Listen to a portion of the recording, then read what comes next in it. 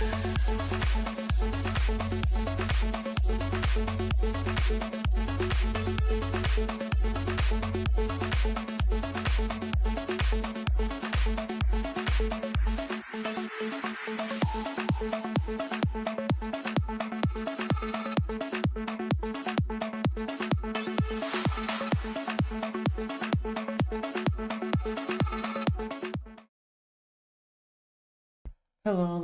welcome.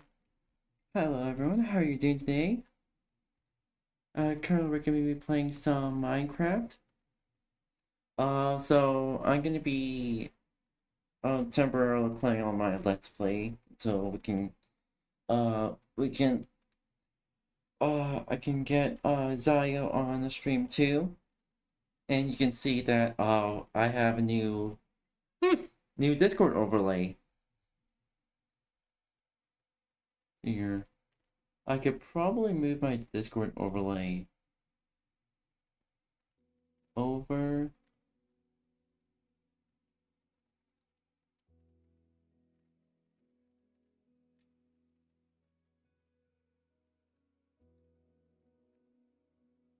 There we go.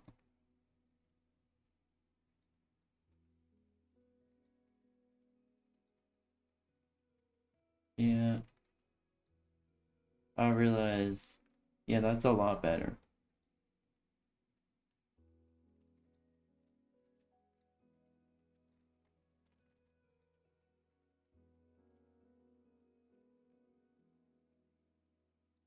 There we go. Anywho.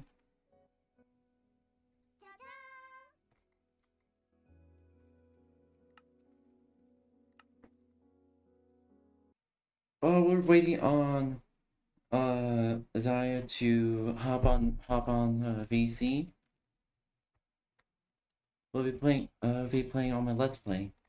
I plan on making a new world just for both of us to have a fresh start.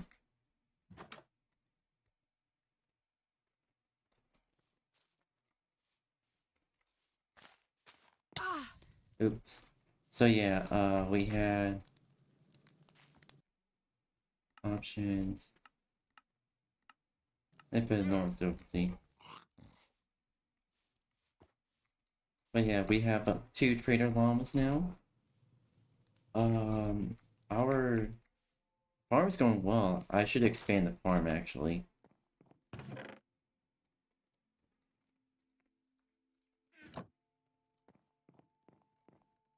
Oh fuck, I need to. Just my. Oh fuck, okay. Mm-hmm.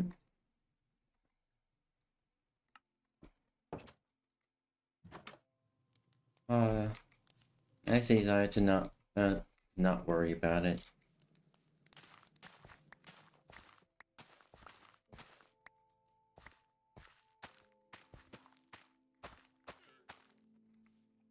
Alright.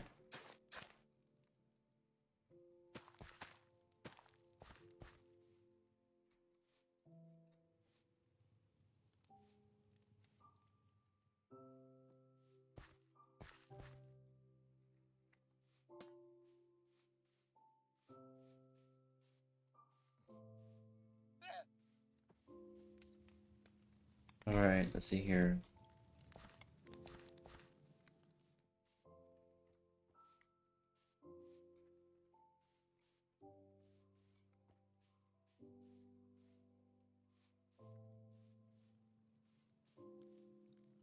Okay, do we just expand over here? Or the little section for the here into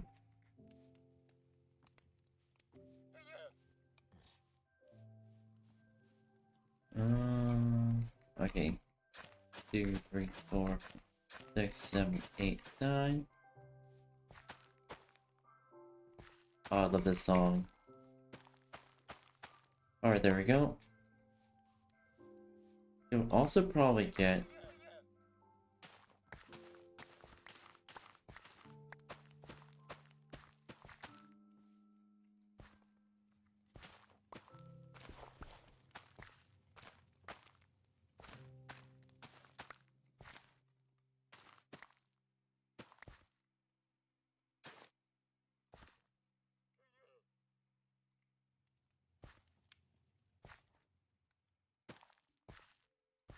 Alright. Got a bunch of carrots.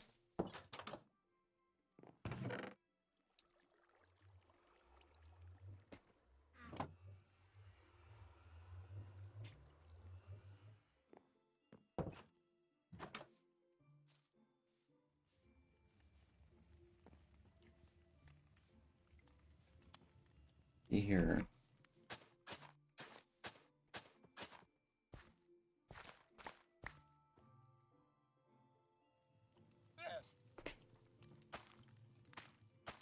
Four, five, six, seven, 8.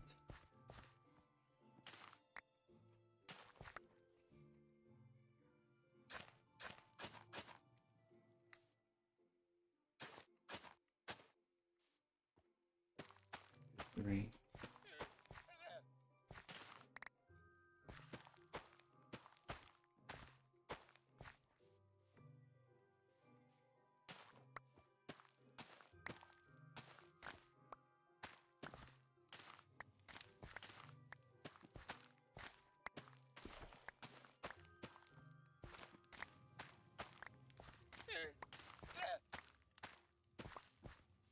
Alright.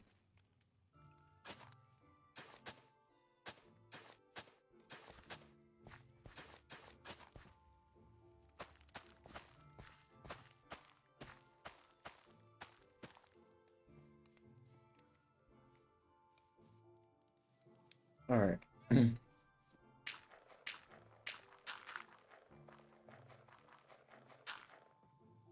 There we go.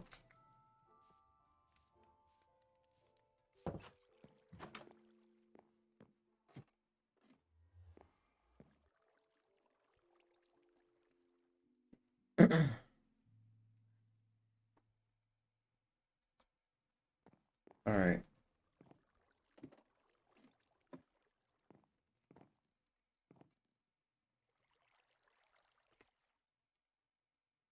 Dude.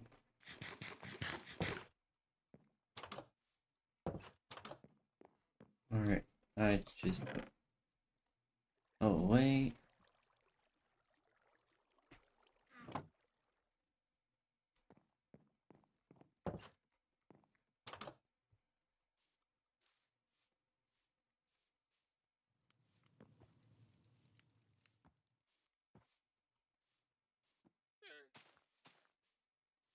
Alright, next thing on our list from what I can remember,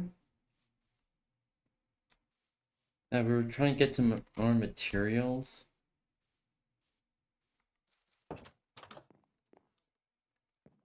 How much money do we have? 18, so it's 7 for 8, 7 and 4, 7 diamonds for 6, no, it's 8 diamonds for the chest, 4 diamonds for the boots, 5 diamonds for the helmet, and 7 diamonds for the pants. We got a lot more diamonds to get.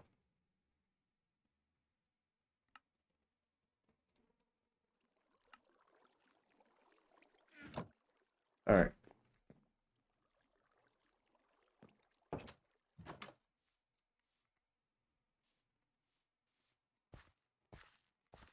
So probably I'm gonna go down this way now. Hopefully you can find something.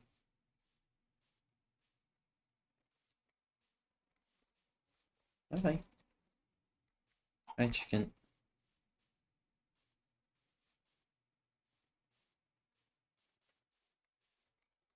Oh.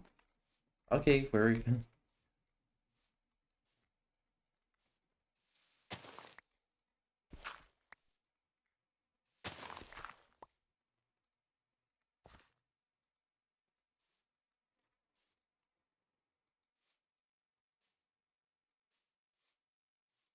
Okay.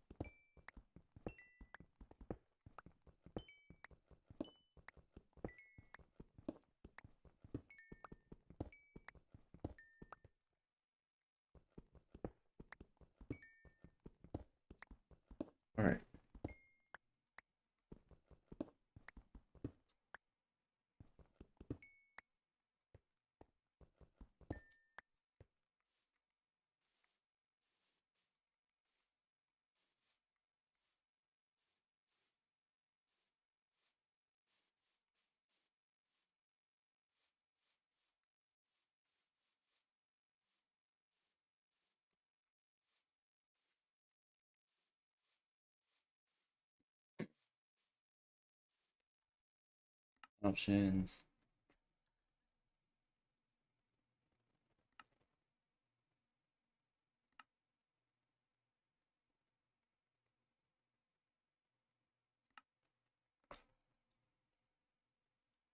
Alright.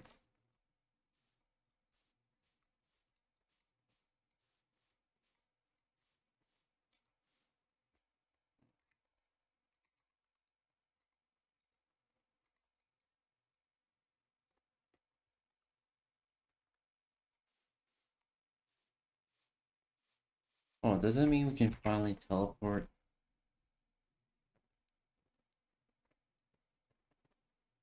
Delete. Delete. Ravine Plains.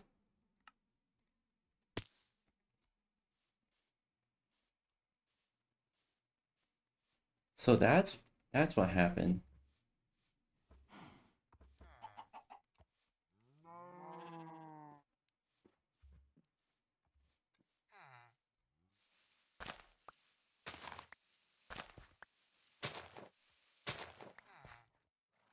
Okay.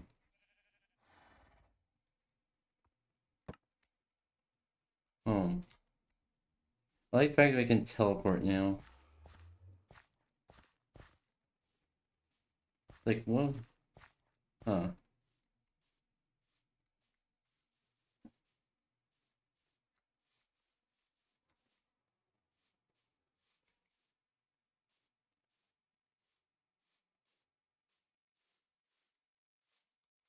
Alright. Does this open up even further, or... No, it's at both of them are dead ends.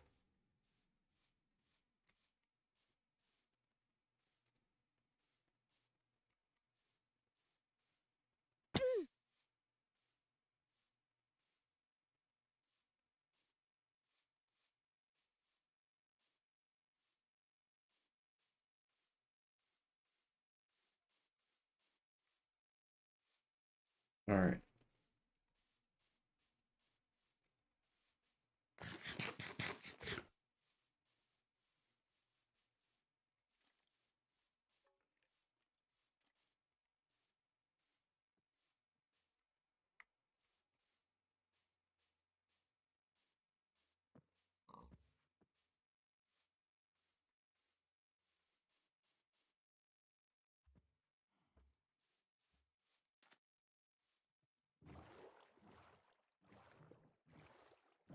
Oh.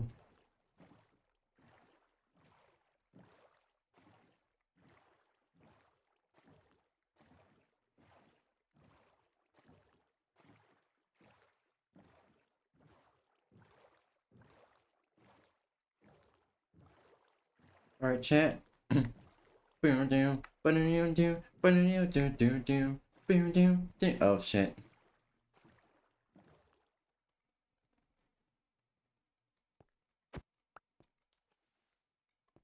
Well, that's easy.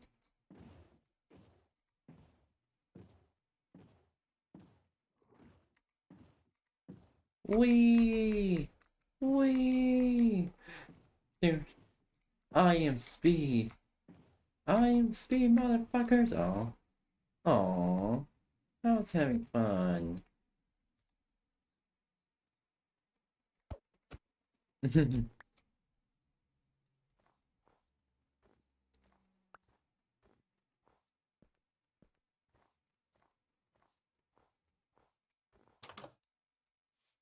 I think I already lose this village already.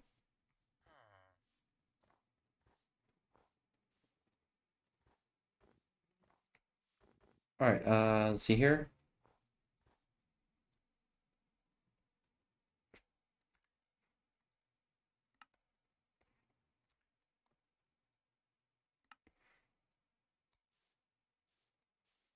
This is Black Disappointment Village.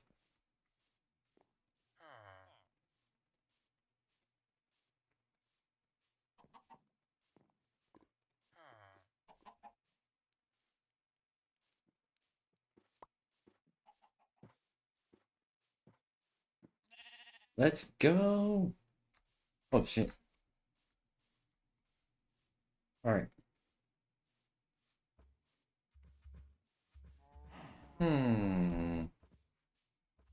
This looks suspicious. Using each planes.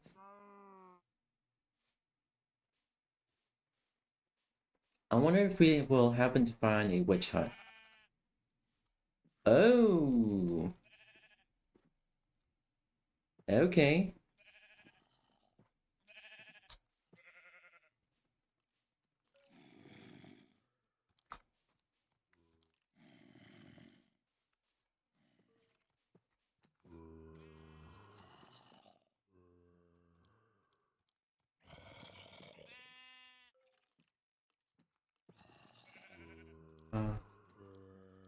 Sure. Pillager outpost confirmed.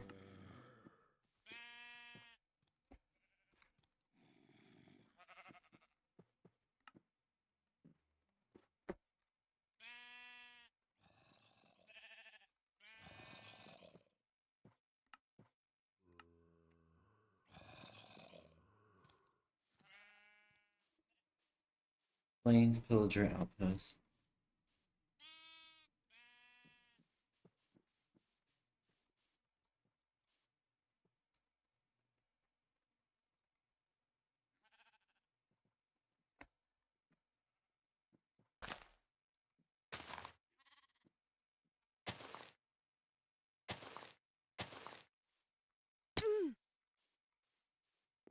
Yes, thank you for that.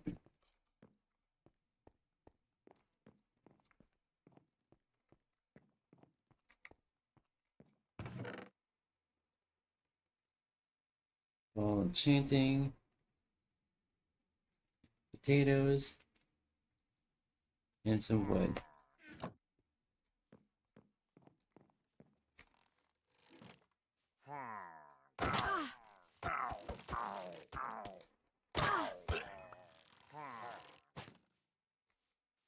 Okay.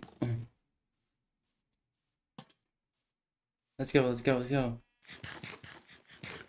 And you see now, chat, why I put the buttons on the jumping and sprint buttons on the side of my mouse, the side buttons of my mouse. Okay. Let's go home.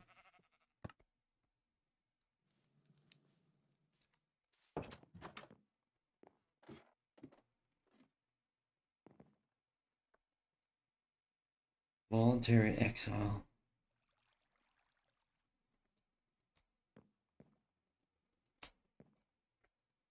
Alright, there it is. Was it kill a captain, maybe? Consider staying away from the villages for the time being. Yep.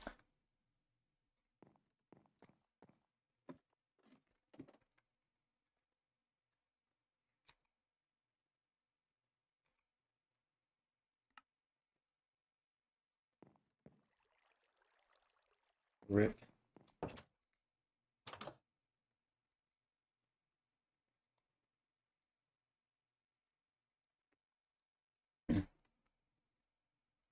Well, we got a pillager one.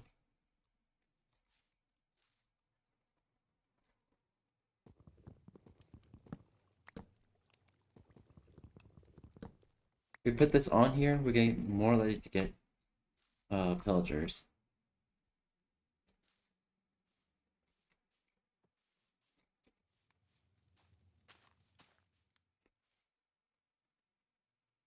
Yeah, we got 2 bottles of enchanting.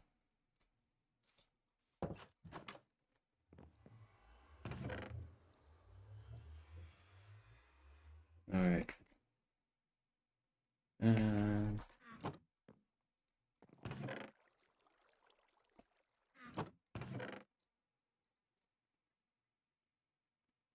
Oh, it's dark oak, okay.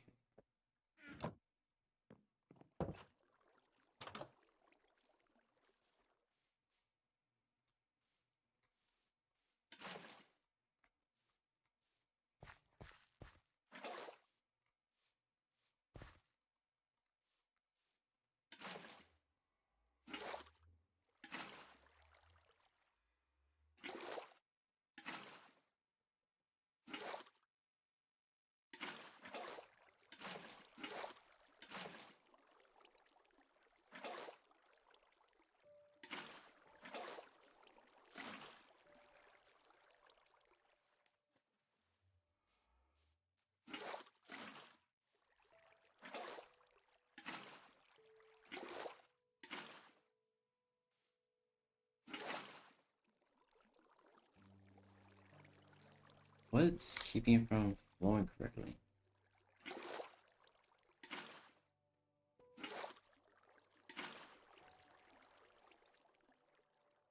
Ah.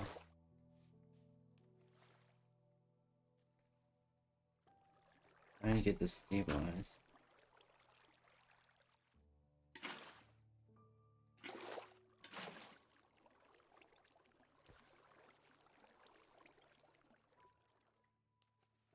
Oh, no.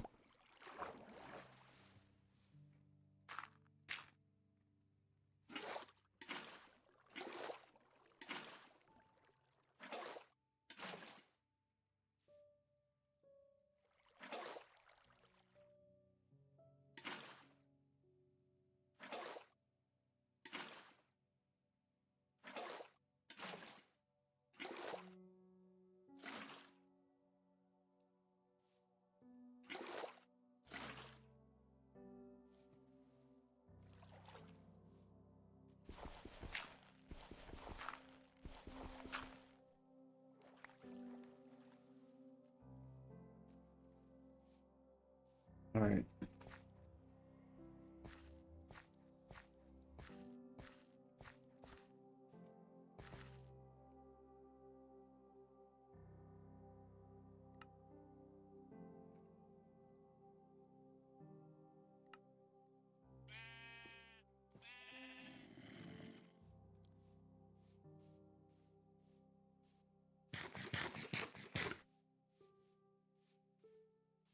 There's cows.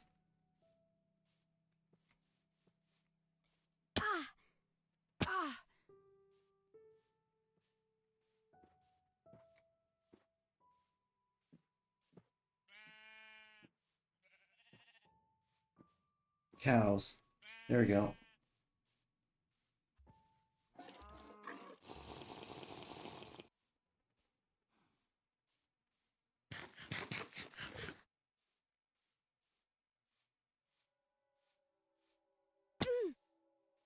Rip. Hold on real quick. Let me see.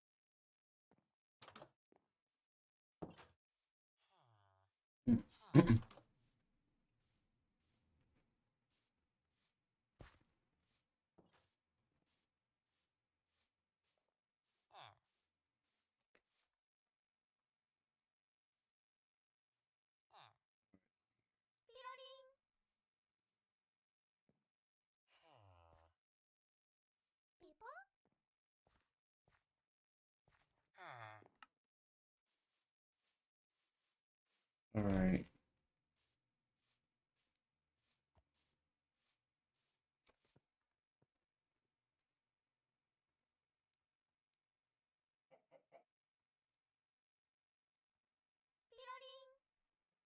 Alright, see here. Oh, I didn't want to drop it.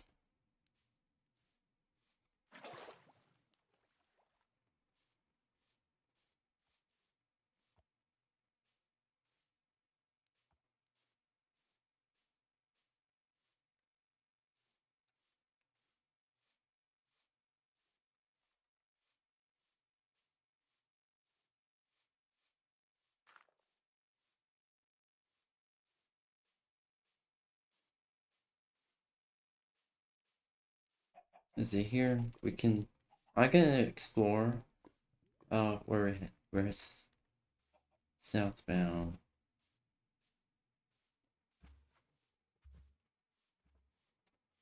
explore this here, see what we can find.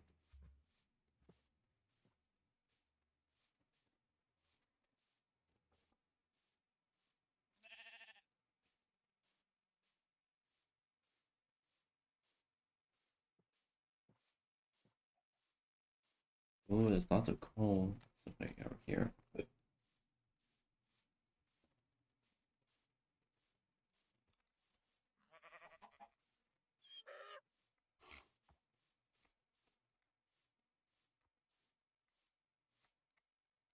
Here you go. Oh, she's so pretty. There you go.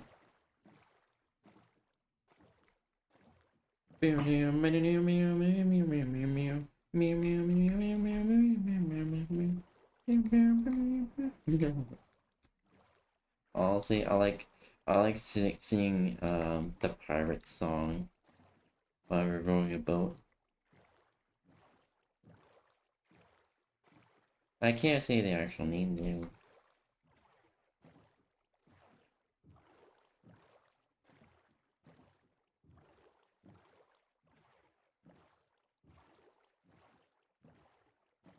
Alright.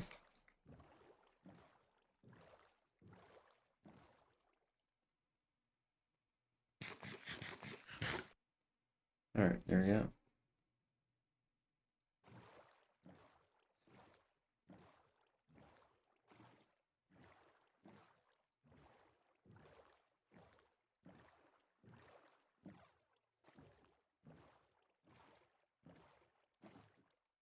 Oh, real quick chat. Let's see here. Let me just.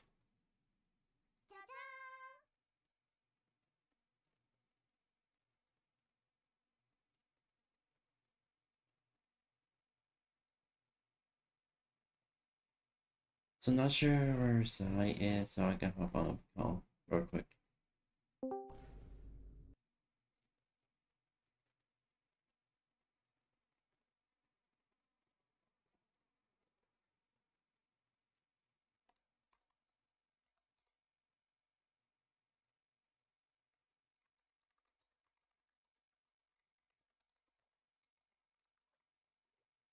Oh,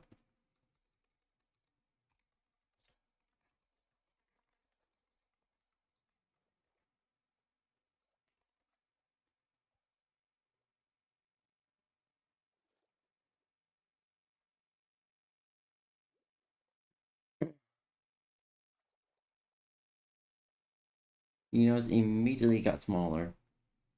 I have different overlays for different VCs, basically.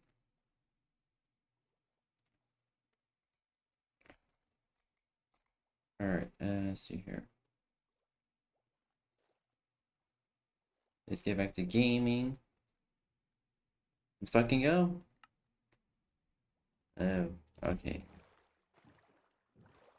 That was nighttime. Not particularly the best.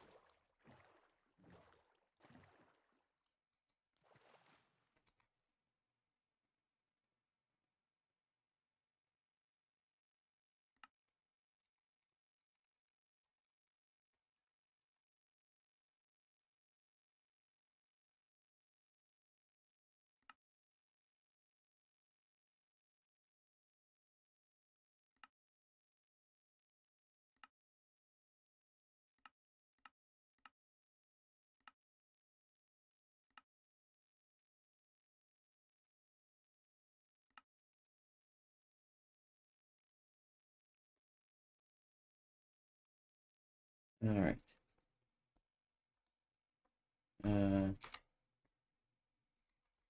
Temp. Confirm.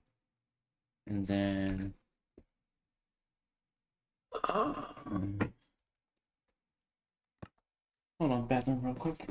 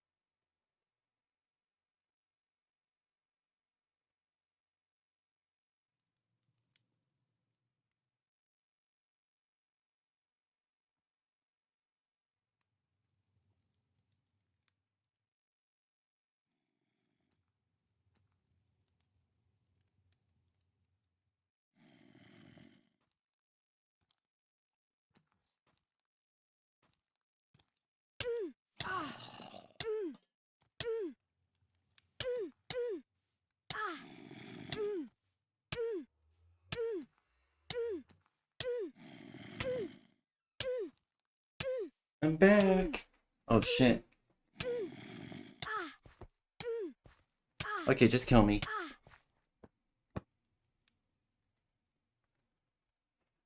Alright there.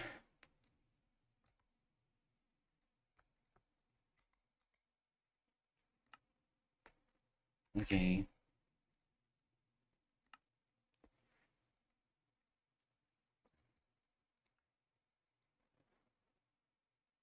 Delete.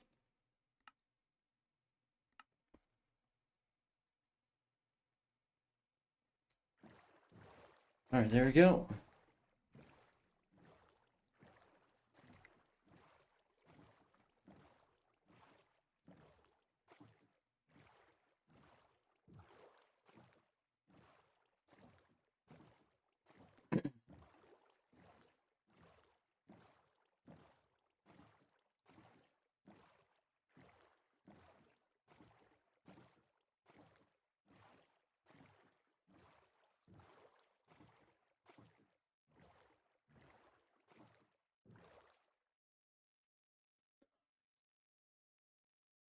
Alright. See here. There we go.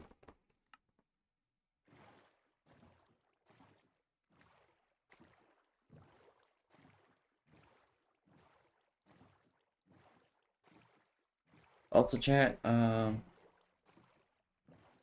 fact, I'm using a sort of like a, I can describe as a Stream Relay plugin for OBS. So it's the stream is first being broadcast to Twitch, then it gets relayed to YouTube and pretty much every other platform I'm streaming on.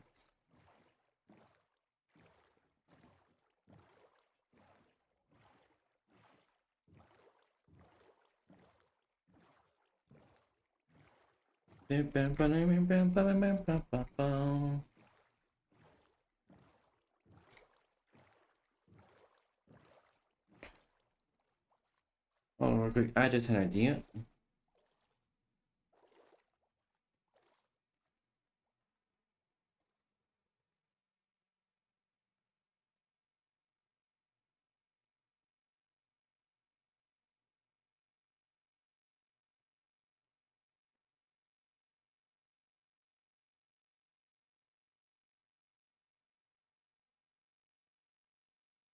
Let's see here.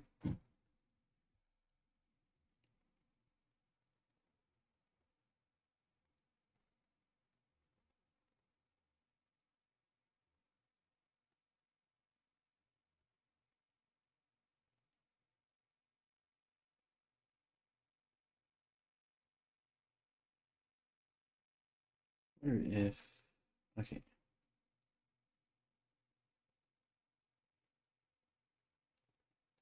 No, I can get some people summed here.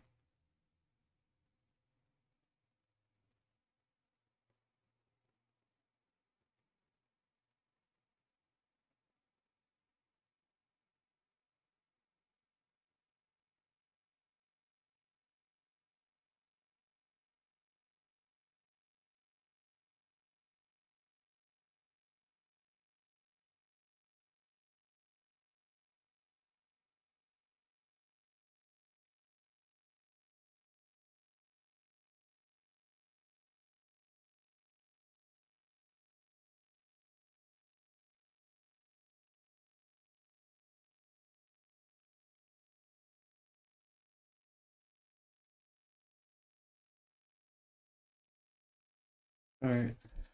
Hopefully, join. And you.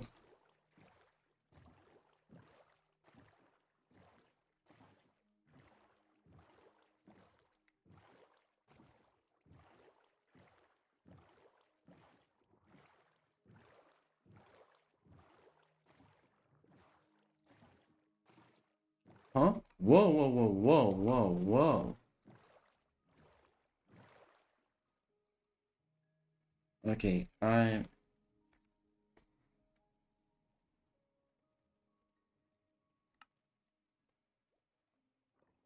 Dark Forest. See?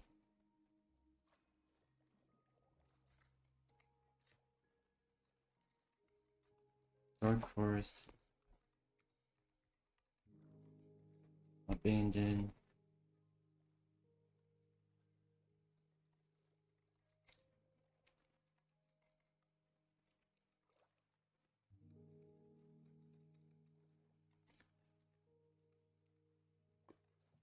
Portal. Oh, come on. Spell this correctly. Portal. Alright.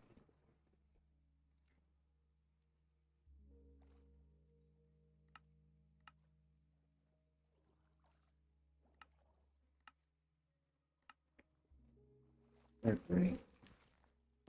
Okay, let's see what's in here. Oh, we got a clock.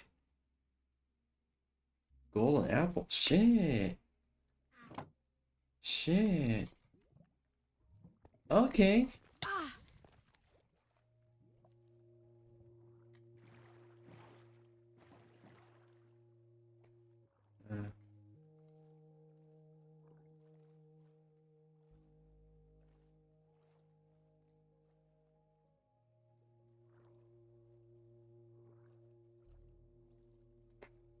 Oh, where did our lamp go?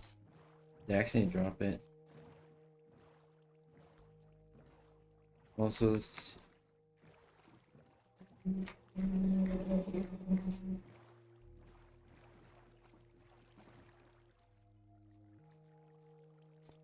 Oh, shit.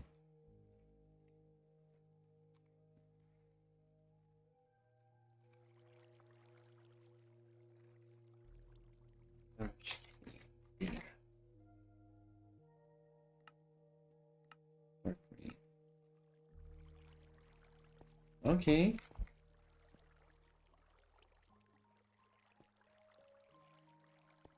Alright, let's see here.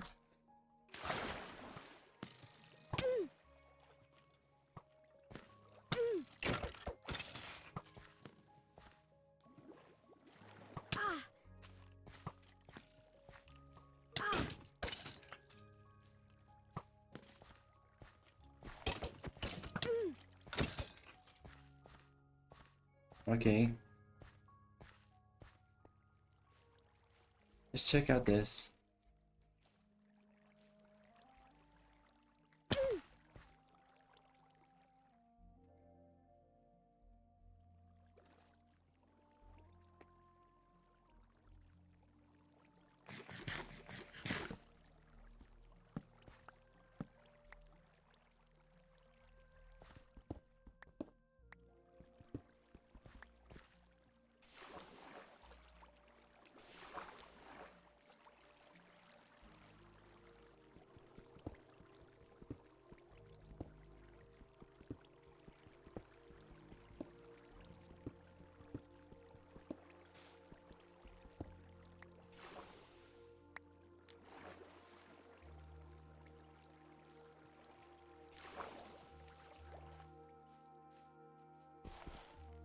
Okay.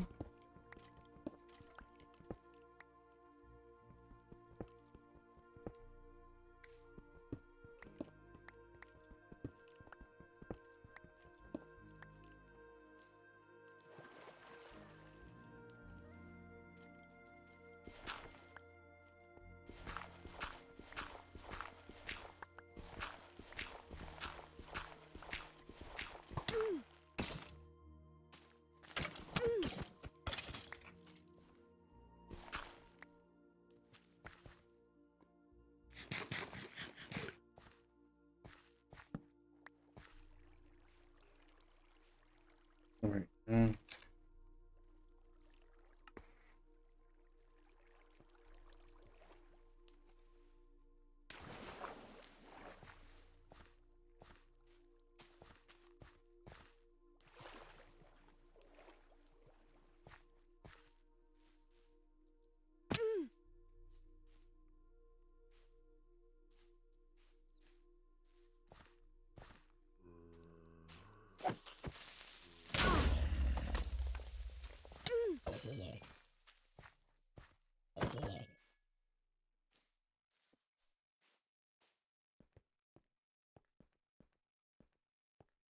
Alright, just exploring this cave right now.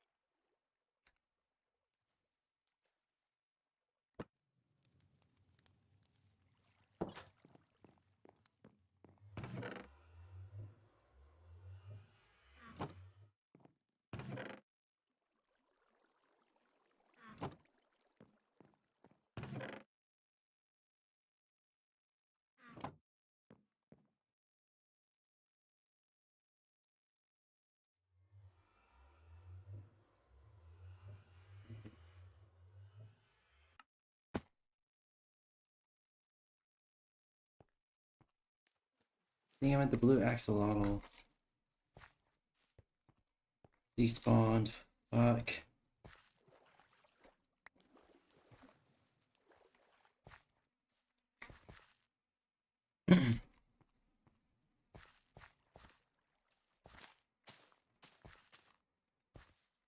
Now we have a bucket just in case.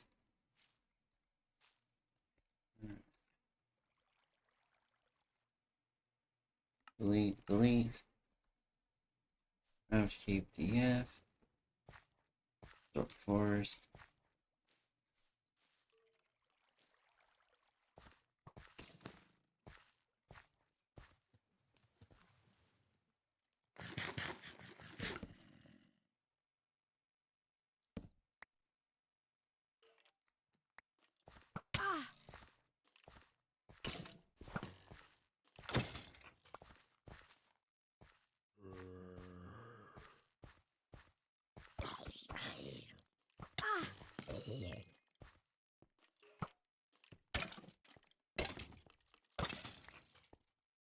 Alright.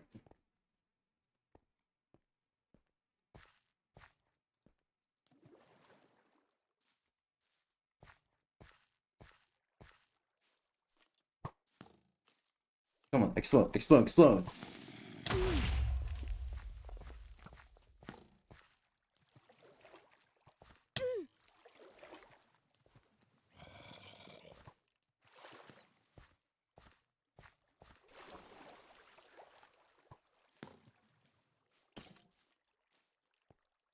Okay, answer, .exe, teleport. Alright.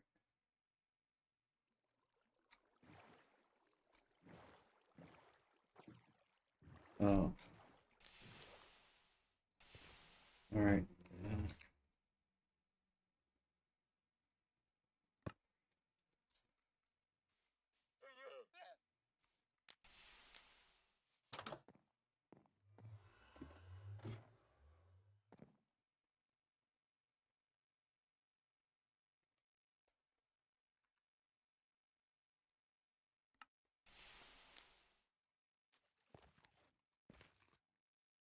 Alright.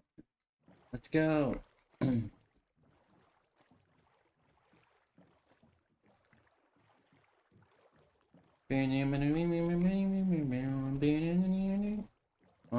Oh, I thought that was a structure.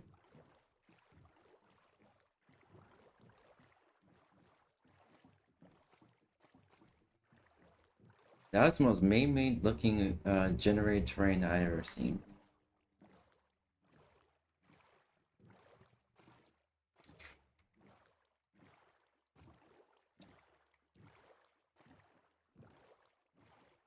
What the fuck? Okay.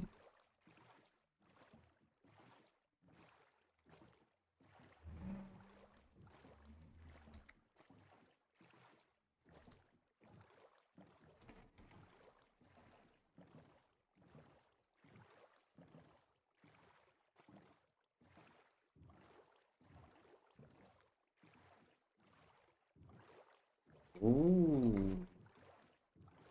Not that that has a cape in it.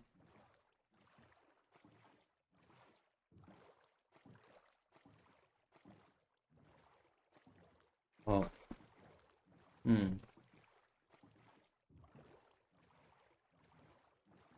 there's not really much to it.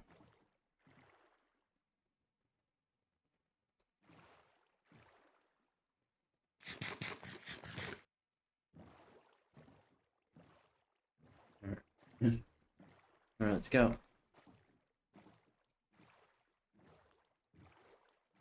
Shipwreck! Shipwreck, let's fucking go!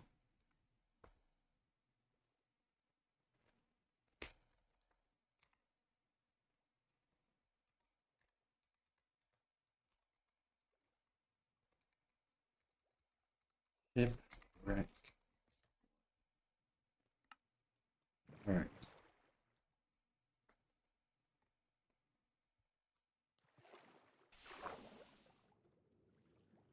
Alright.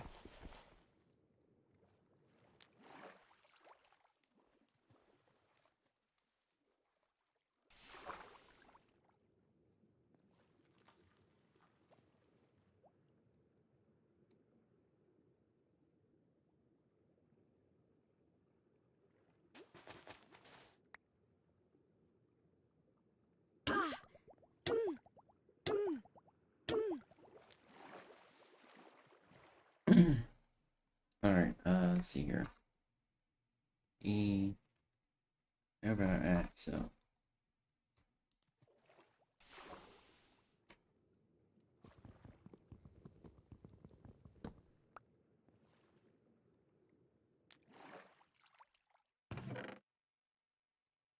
Compass.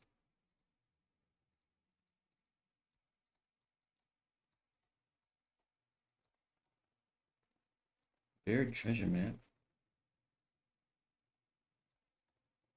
Armor trim.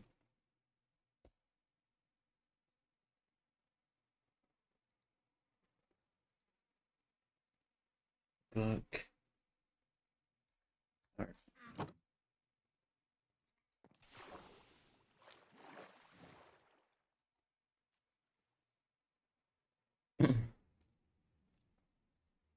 Alright, let's teleport home real quick. Let's send our loot away.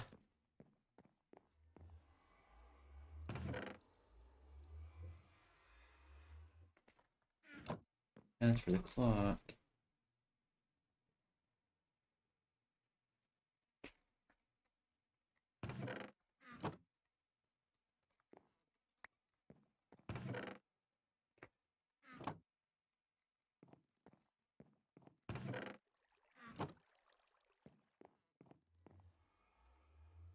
Don't have any.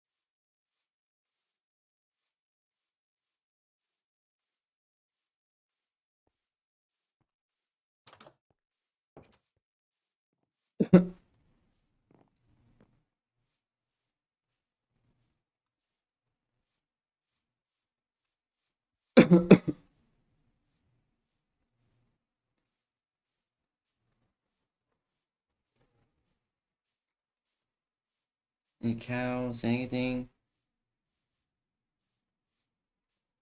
E I. Alright.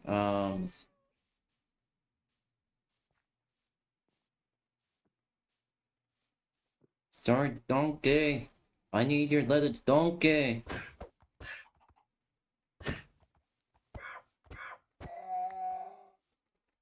Alright. Sorry, kid.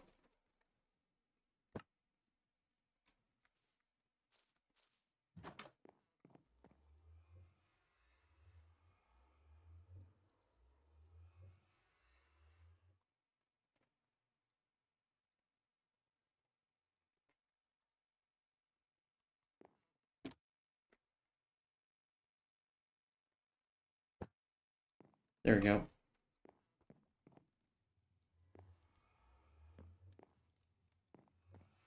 So I kind of want to attempt to get a cat.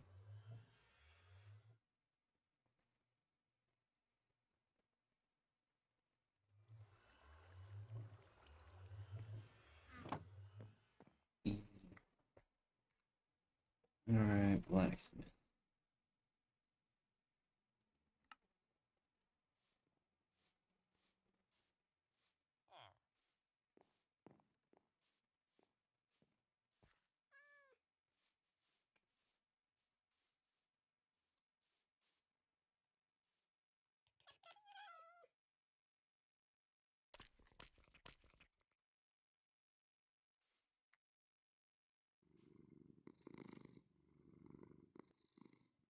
We got a cat. We got a cat.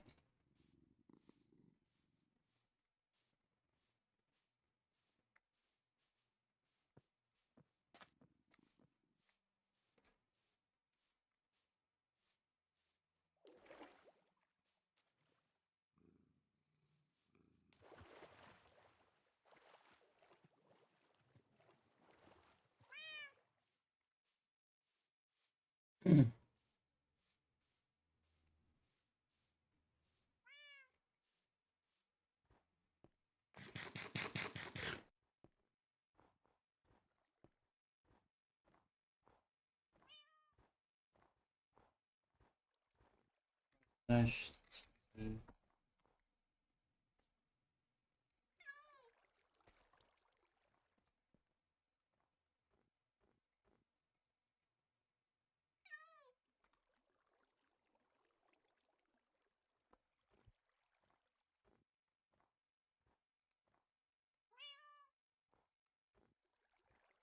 TP.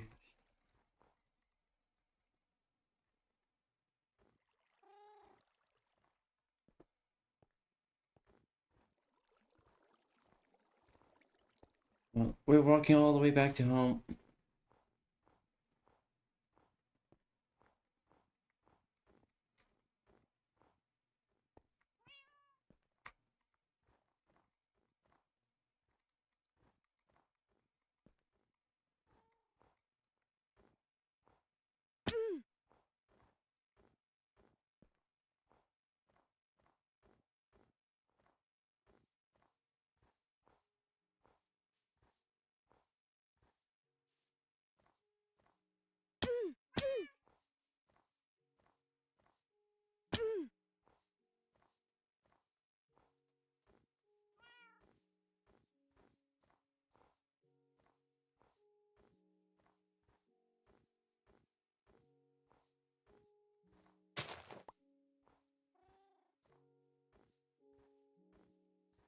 Alright.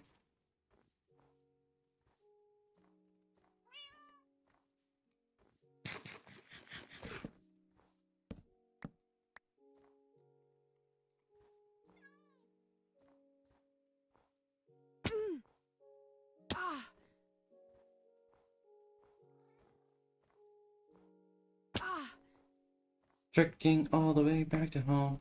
Cause teleporting actually breaks the cat's ability to teleport.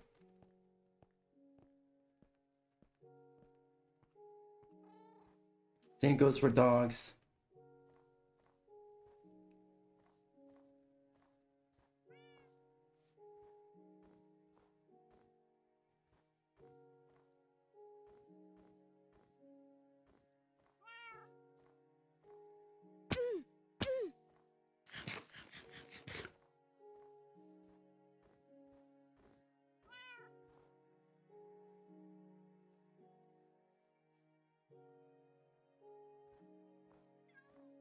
I had to.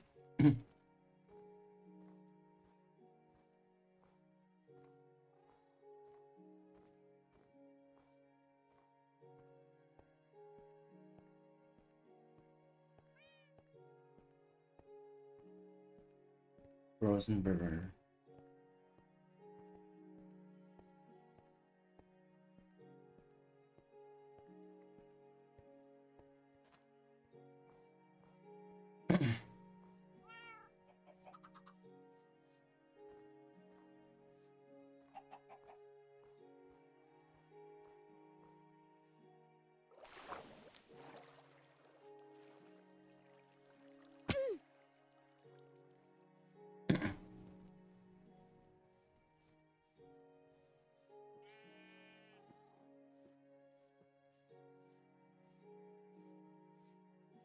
Alright, let's fucking go.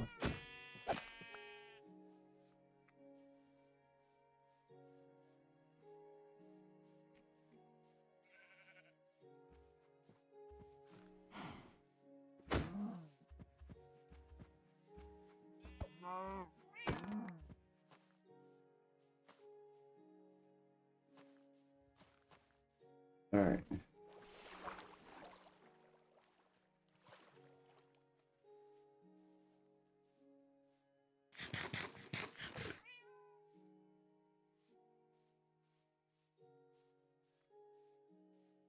Alright, let's do this.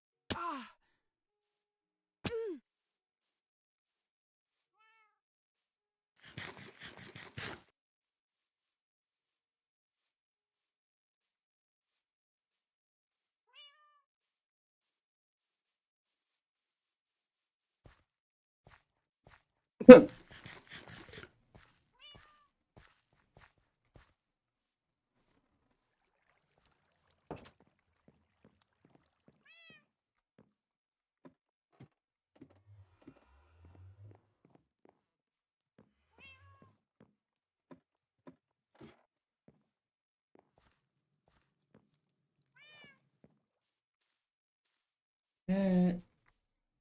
Hi. Go.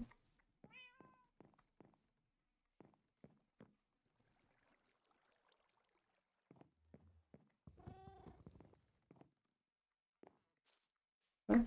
Go.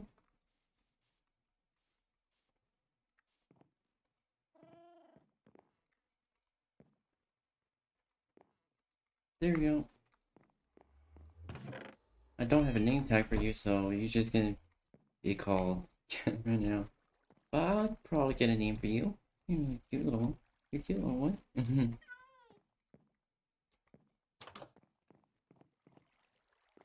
Finally got a cat.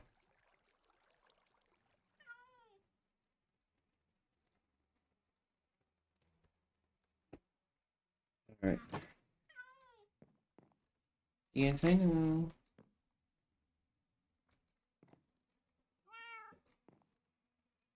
Alright, let's see here.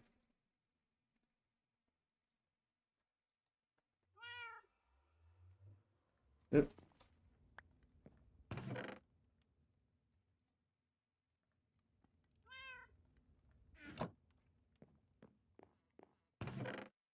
Here, just in case.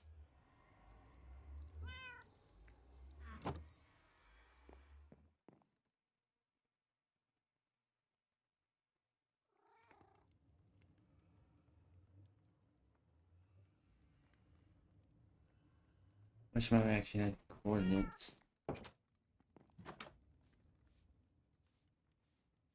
Alright.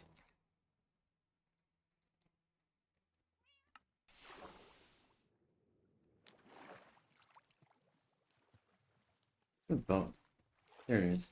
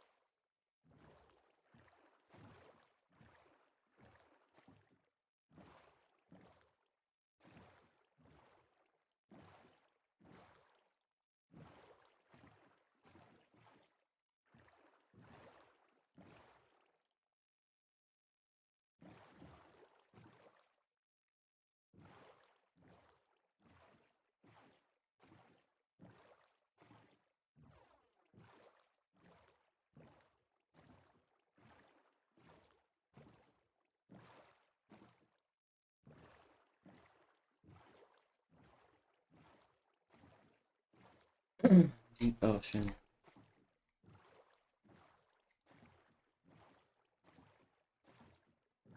Alright, let's try and find some treasure.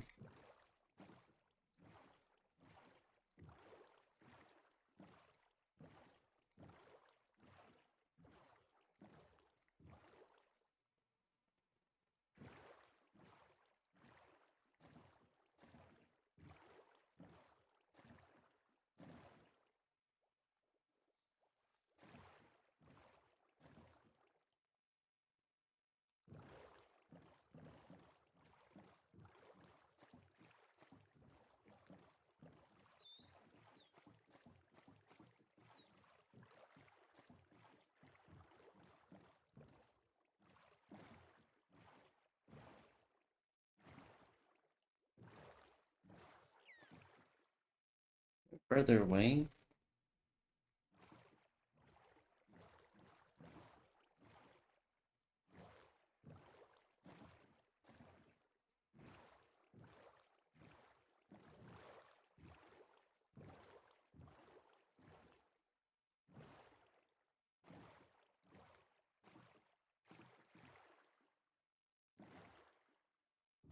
I'm not sure. But we're gonna keep exploring. One of my other goals is to find a... What's again? A,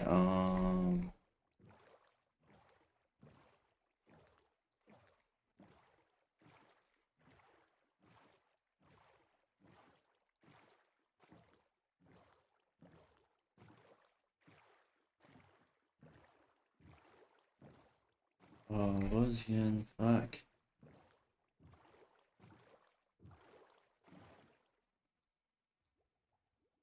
Oh, shit. Through deep ocean portal.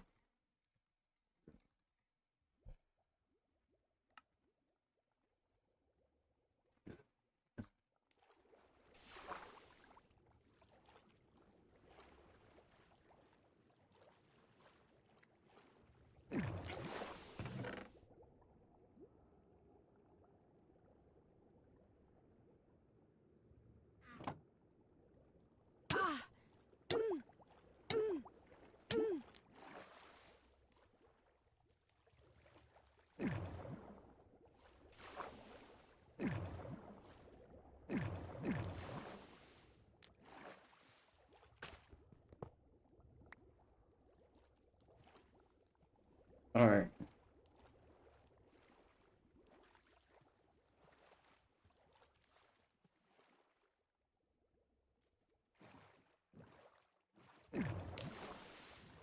Shit.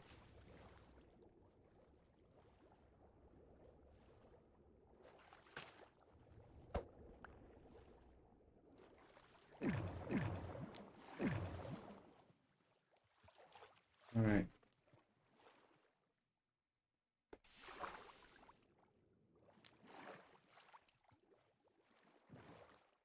Alright. Slash.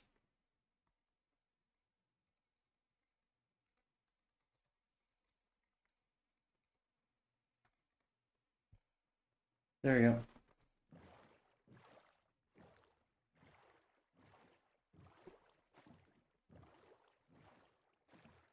Ay, ay.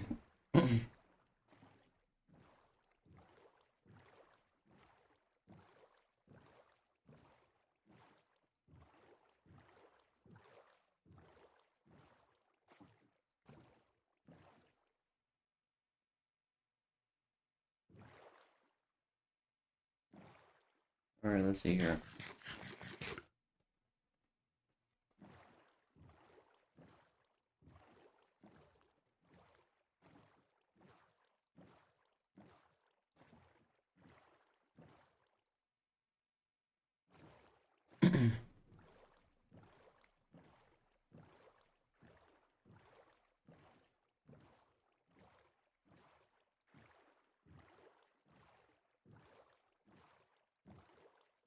What the fuck? Oh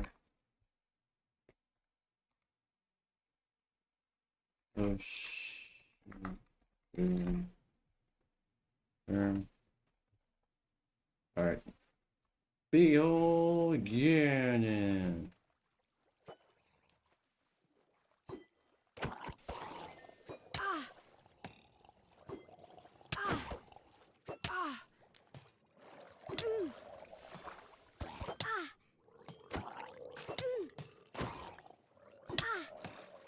Respond.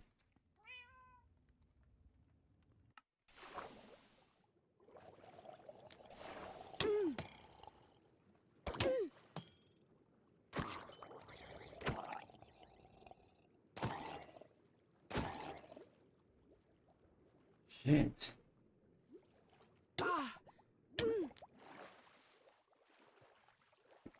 What's under here?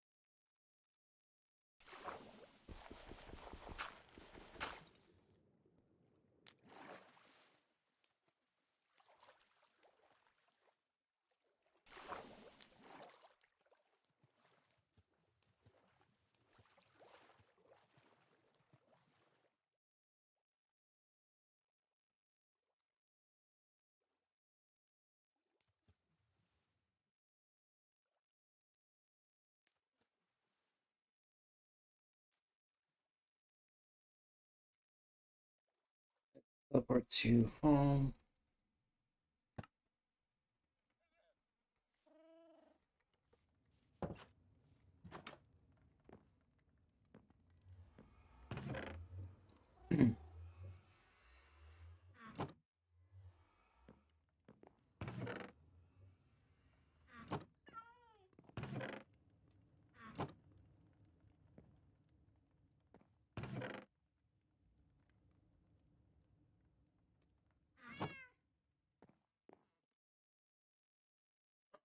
Oh fuck. Okay. There we go.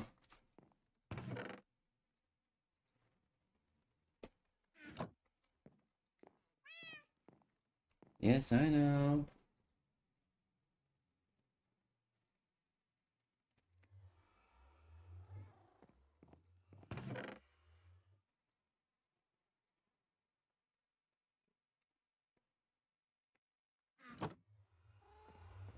Alright.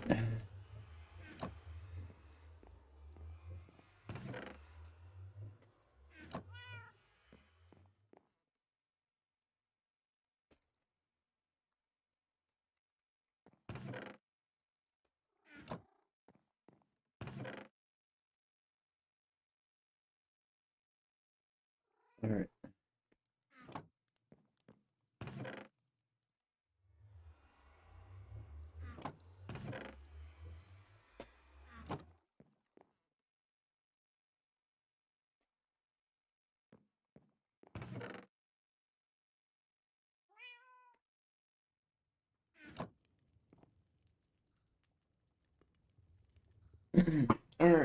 Oh.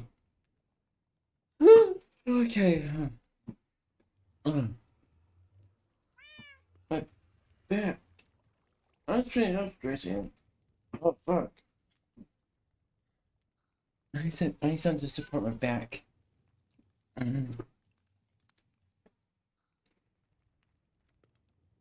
Oh fuck. Oh that's. Oh god, the back support is so good now. Oh.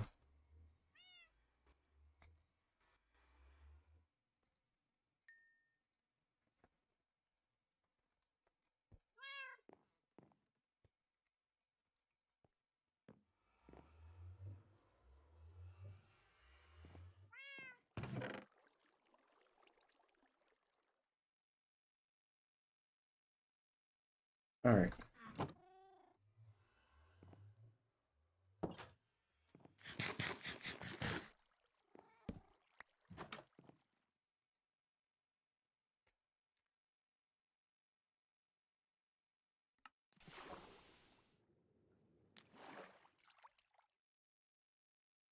Let's continue.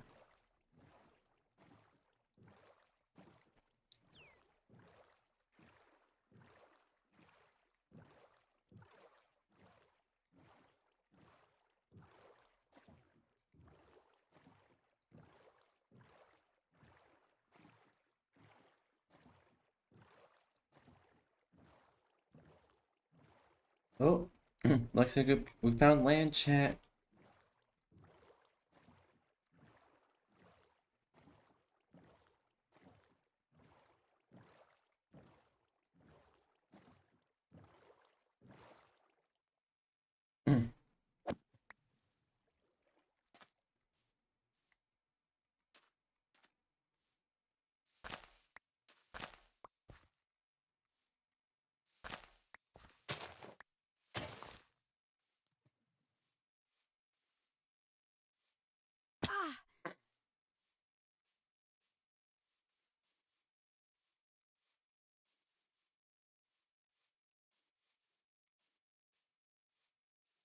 Alright, let's go, let's go.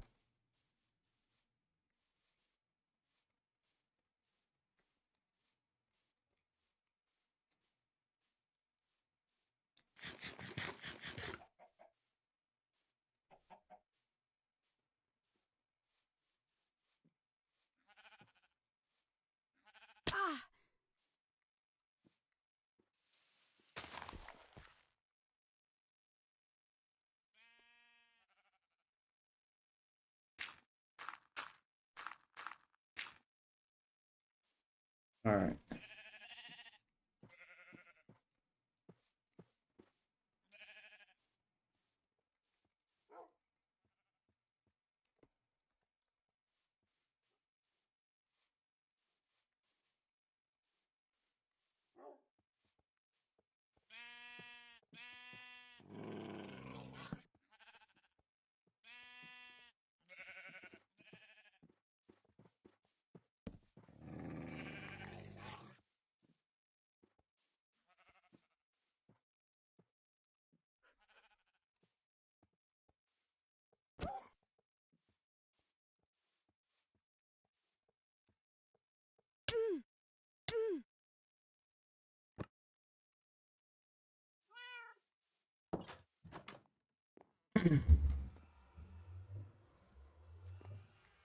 What's our loot?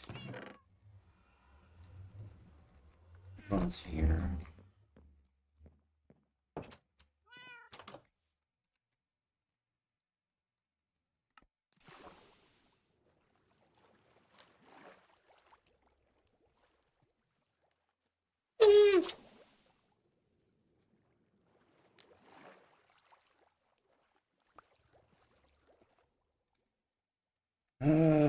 Slash time. Okay.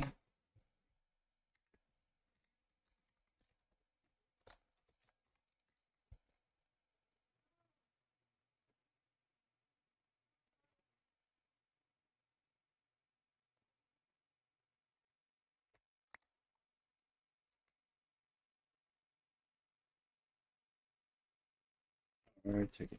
I thought I lost it.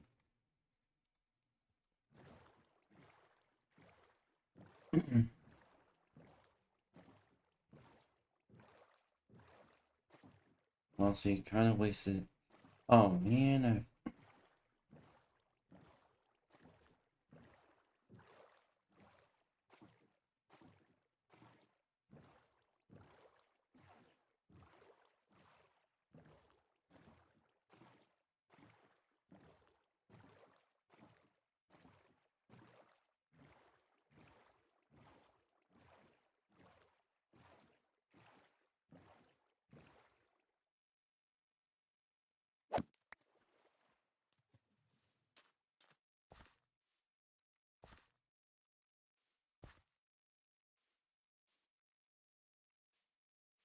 Is the wolf still here, or did it despawn? Probably everything despawned.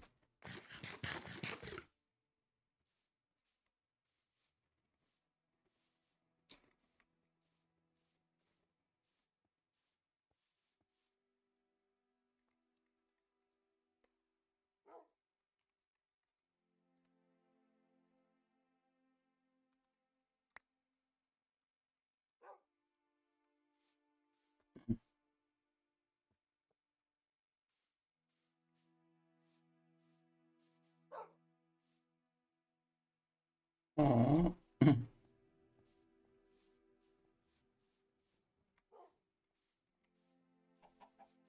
Now we got a dog.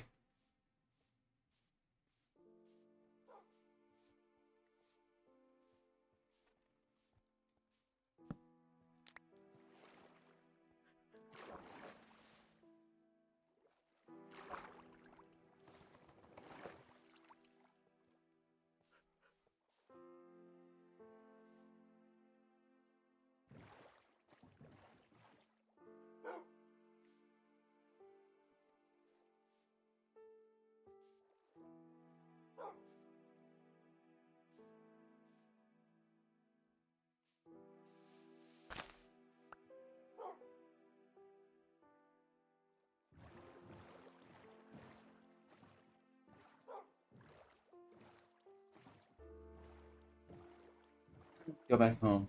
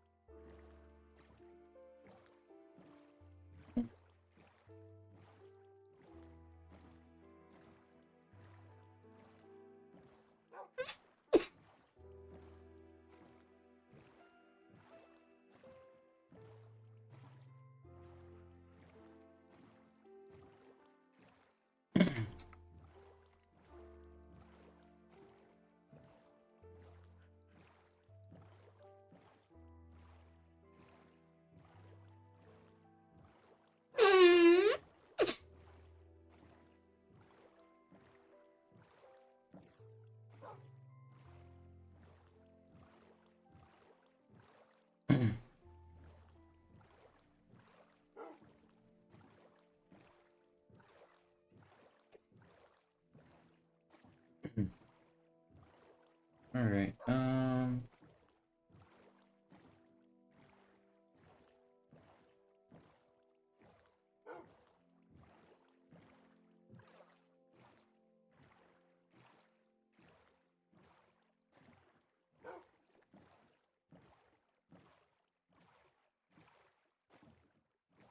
Portal ruin. All right. At least we got a dog. We got a dog. We got a dog. We got a cat and a dog. Somebody once told me the world's gonna ruin me. I ain't the sharpest tool in the shed. Okay, so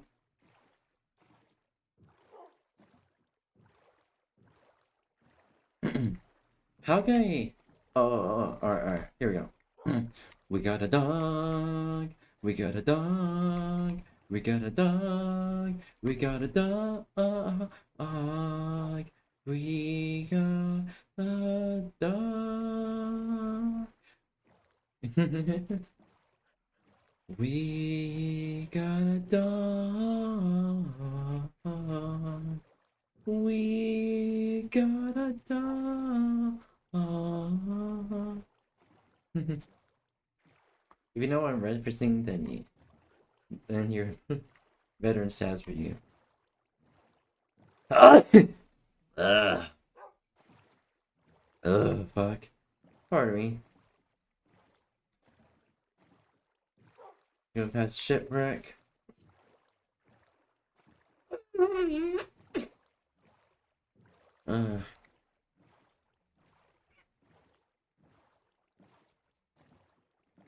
Alright.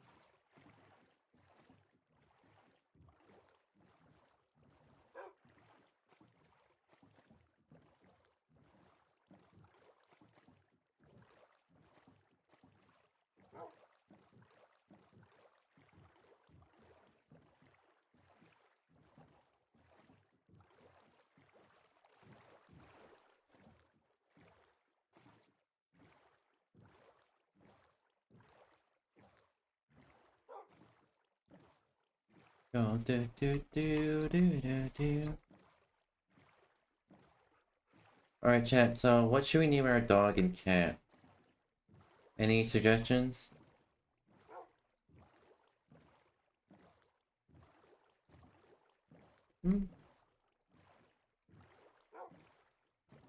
I don't necessarily think Marvin was a name that I would think for a dog.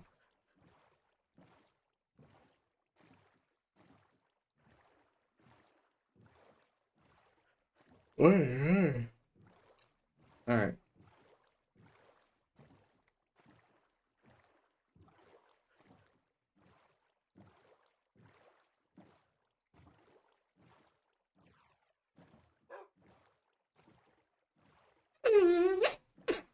Alright. Alright.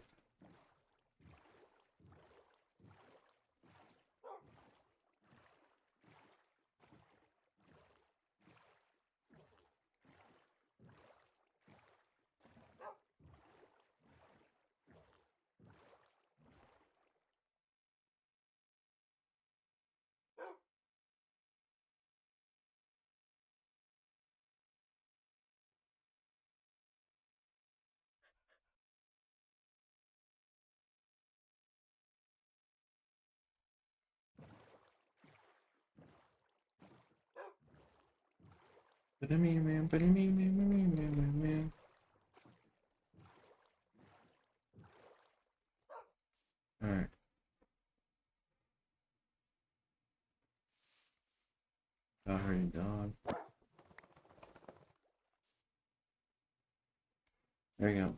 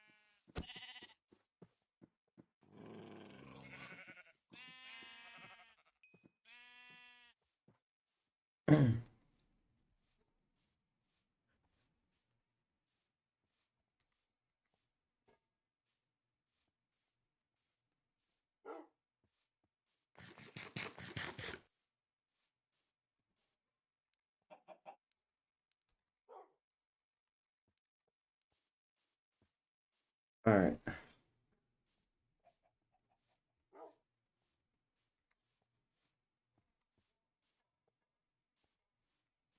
I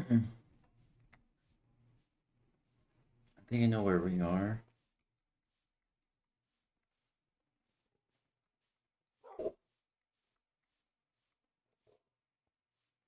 Okay, so we probably have to.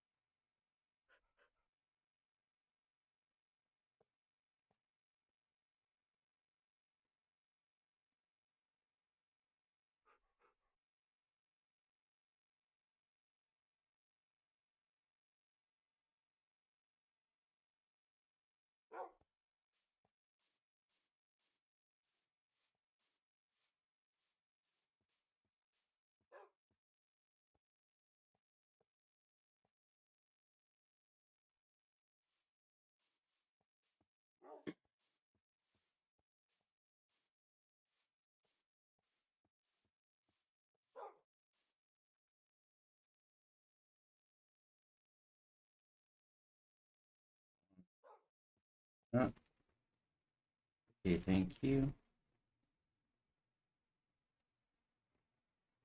All right.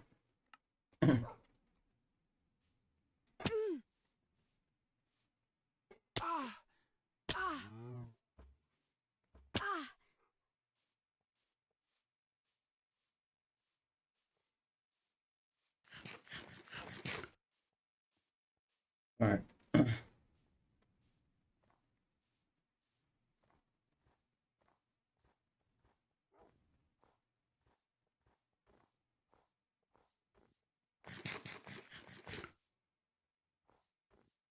All right.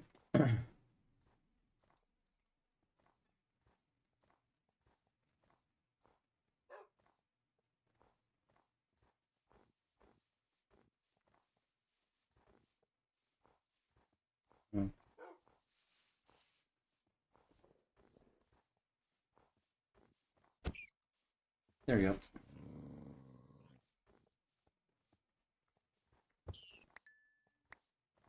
Thank you.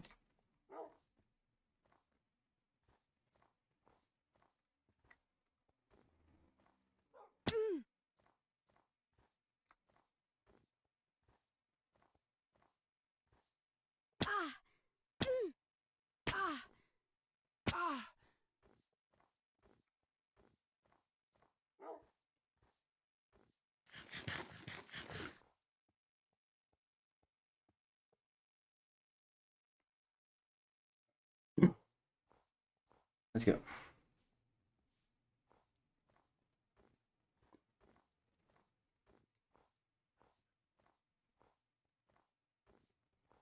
Far away. I'm far from home.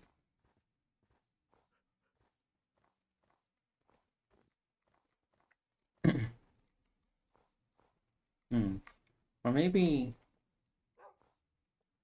that's just an idea. Maybe I just name the dog Tracy, like I always do in every world.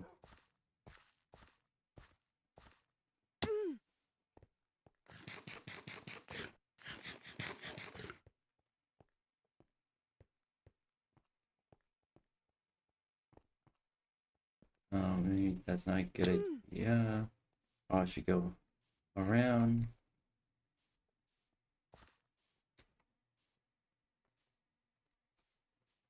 Okay, there we go.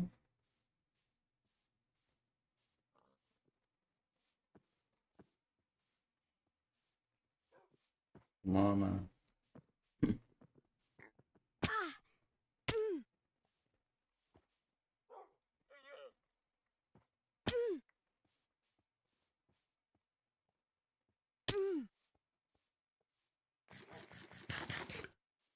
Alright. Let's fucking go. I probably just originally I was gonna do majority Minecraft and then do some art and programming. Originally I was solely instead of making a variety stream, I sold first it was supposed to be a variety stream, then like okay, might as well just make it a Minecraft stream. Because I pretty much ran out of games to play. I was like, Maybe I could get some people to collab with. Ooh, we could get second dog. Second dog, let's fucking go. Got 2 dogs.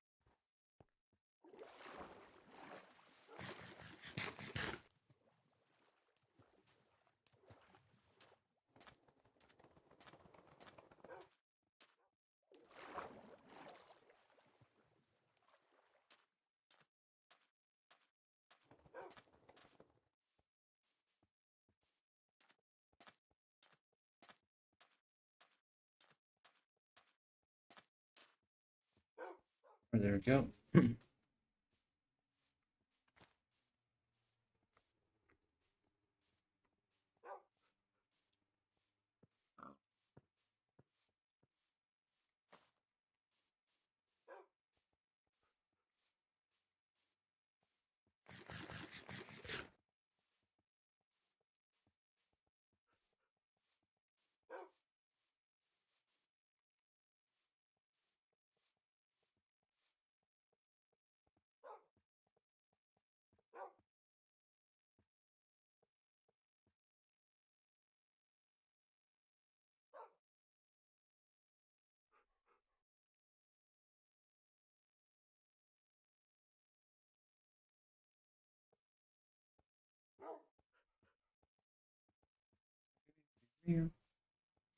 Sorry about that. Had to response on.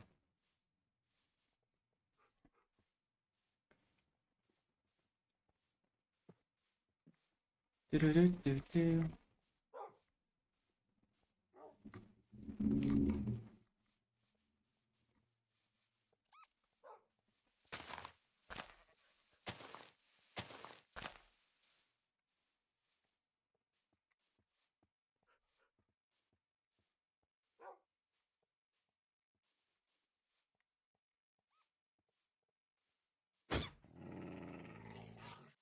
Fucking go!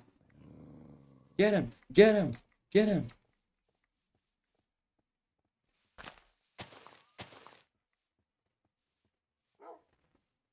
Nice.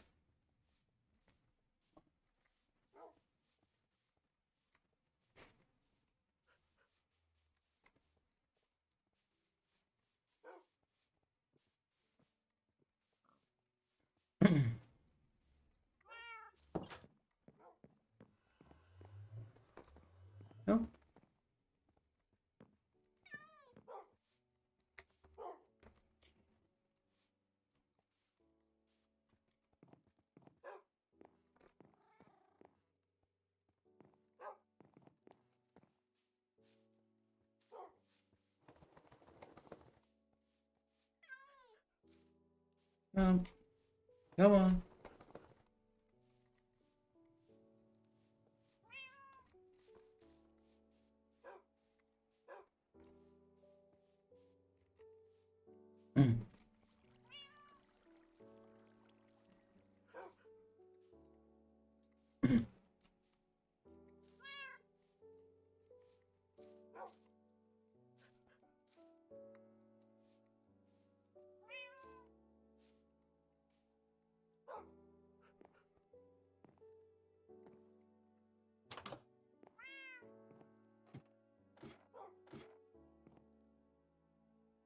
Alright, there we go.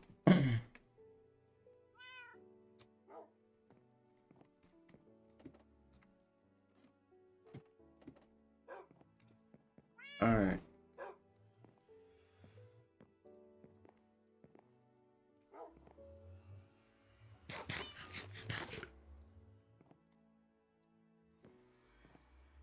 Alright, we got 2 dogs. Some bones left.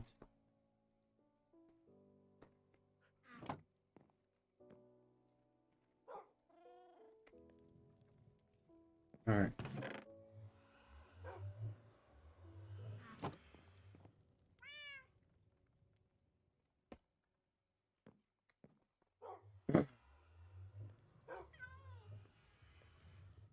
High.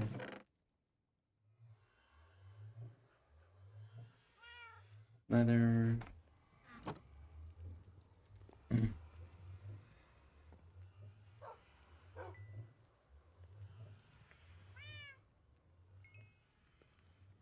Mutton. I forgot I had one more raw chicken.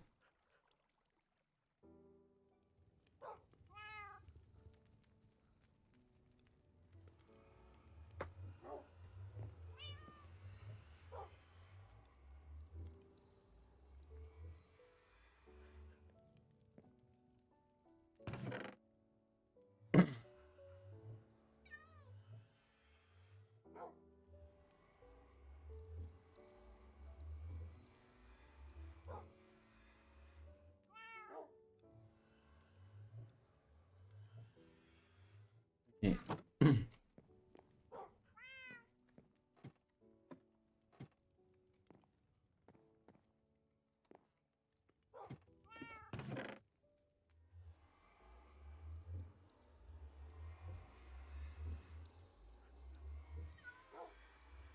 Big drip leaf.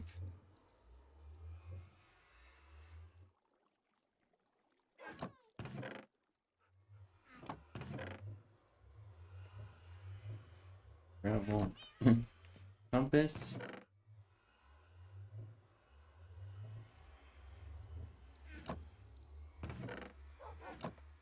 I do this and then yeah, compass actually changes the chest.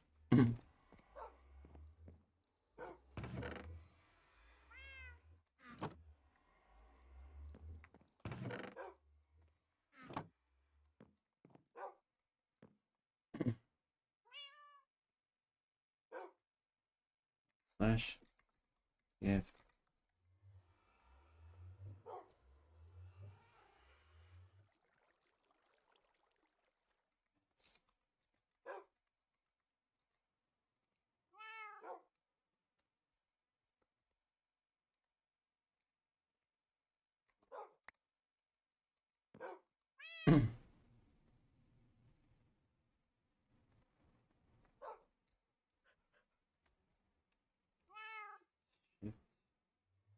I think it was is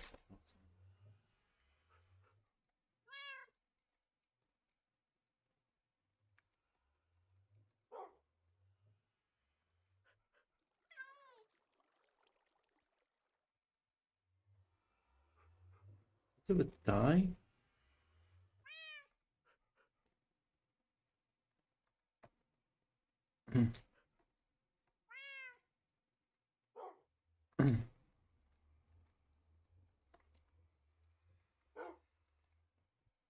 Tracy and then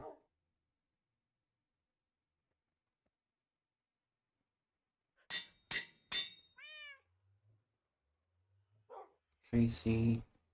Second dog, I don't know what's the name. Fuck it.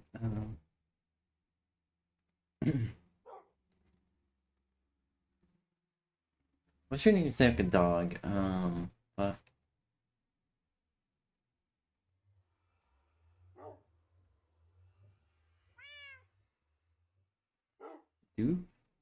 Doofenshmirtz Incorporated.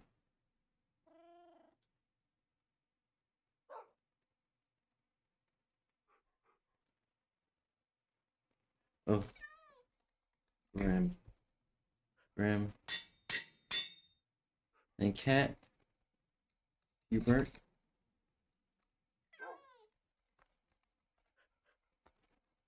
Most cat name. Hubert.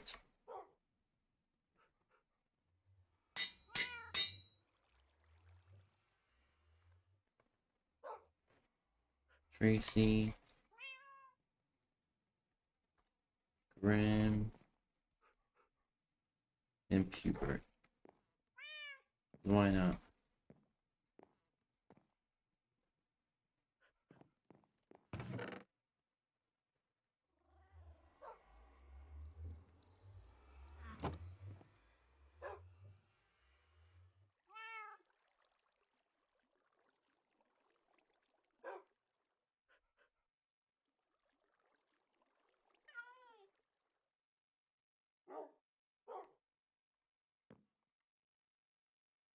I die.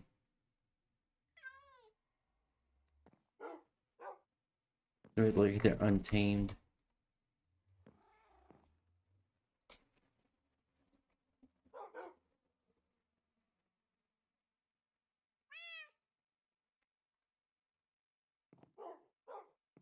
Like they're all untamed.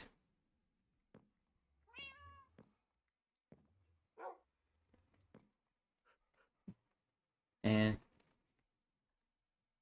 slash. Yeah.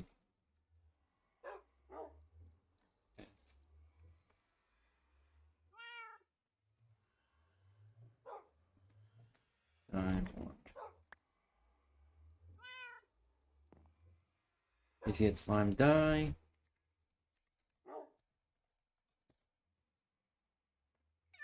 Grim.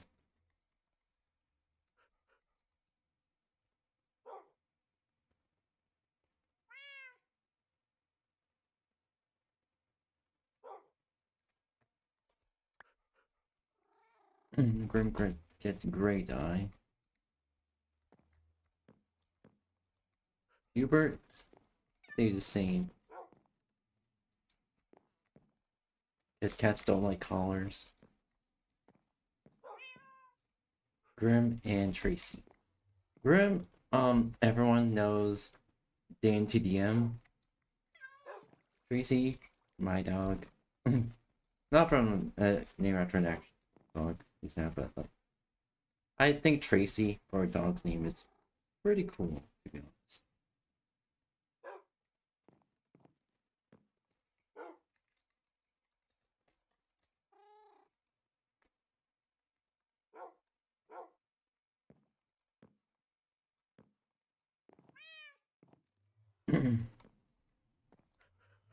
Alright. Tracy, Grim, and Pubert. Alright.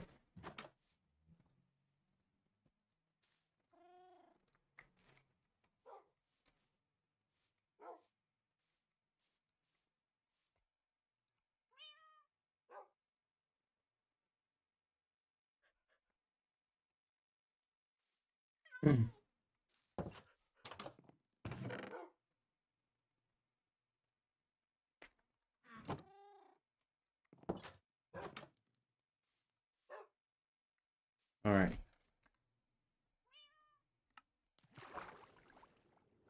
Let's teleport. Honestly, I should start making more waypoints.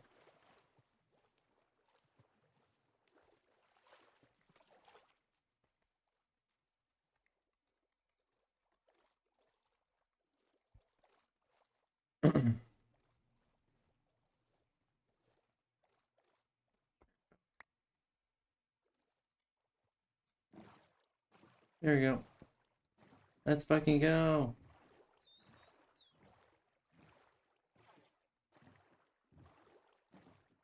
Alright.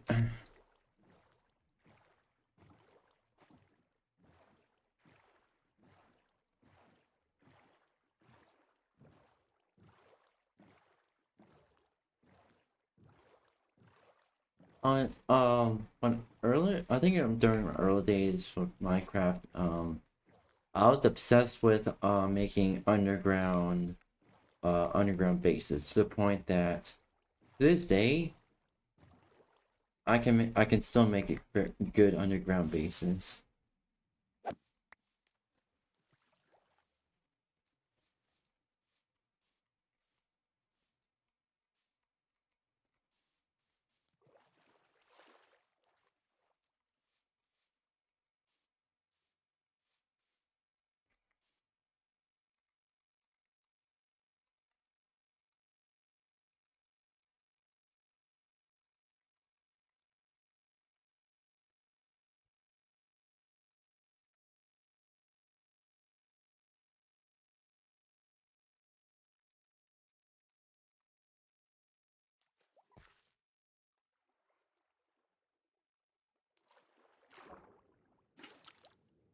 I didn't know a black axolotl existed.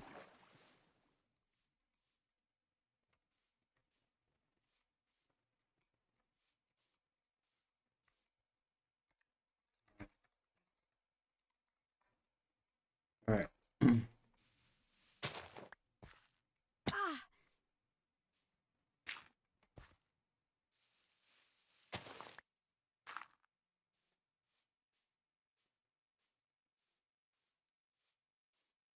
Alright.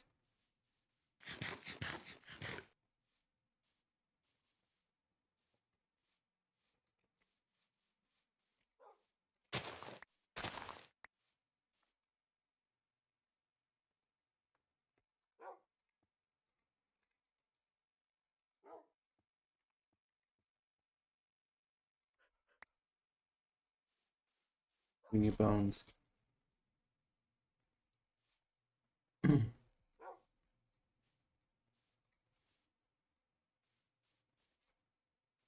Got a third dog. Fourth dog.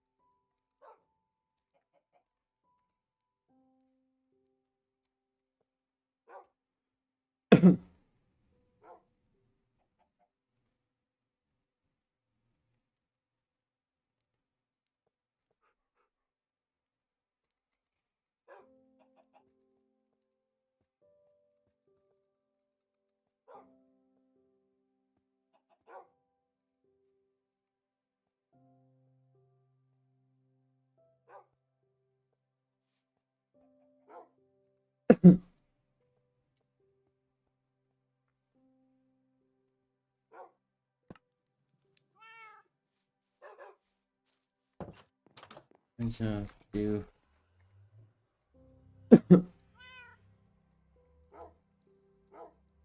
name.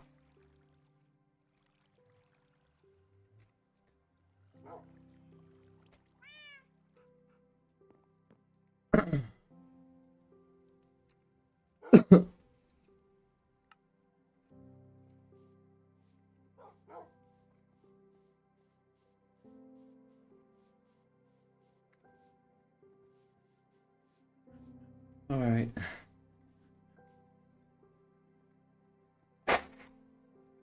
Wolf. Oh. Still named Wolf. Alright.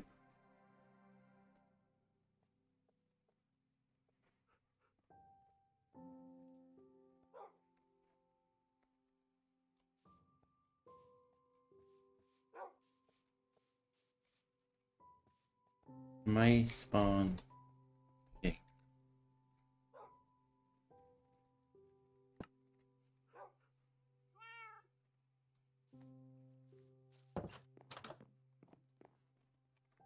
STP.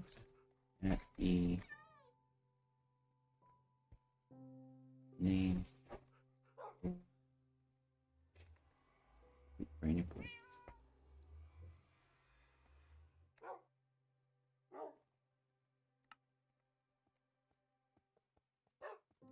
Okay.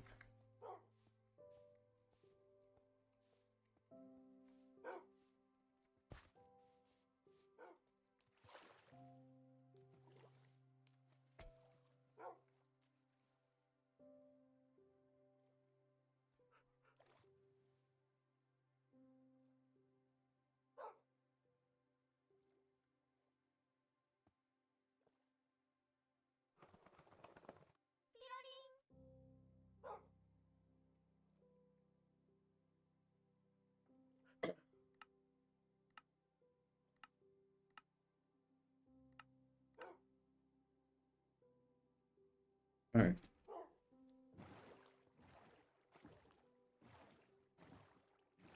Let's go all the way back to home real quick.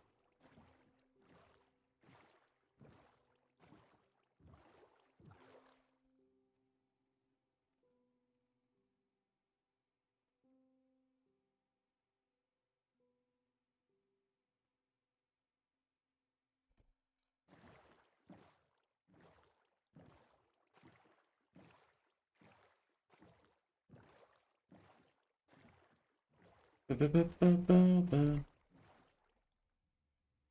Let's see here. All right.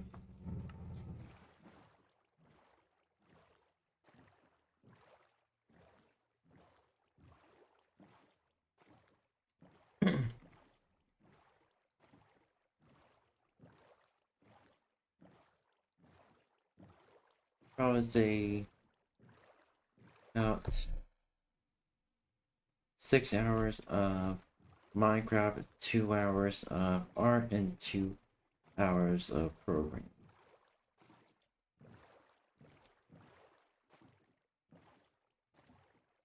Yeah, that's pretty much, yeah. I'm trying to make my streams more structured. It's just pretty much all over the place because it kind of is difficult to play a different game every single time I finish a game. So like sandbox games like Minecraft, it's like a gold mine for me. Pretty much. And it's like equivalent to an endless runner, but without all the mobile bullshit.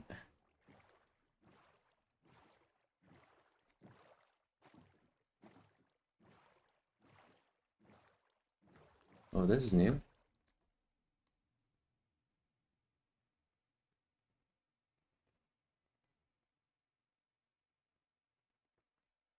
Oh, where is my...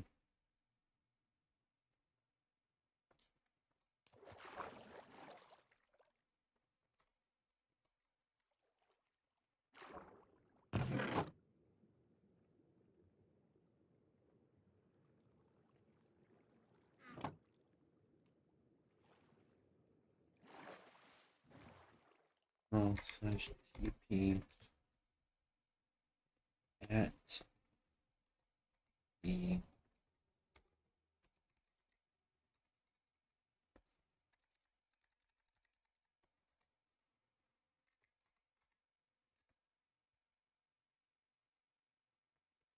TP name.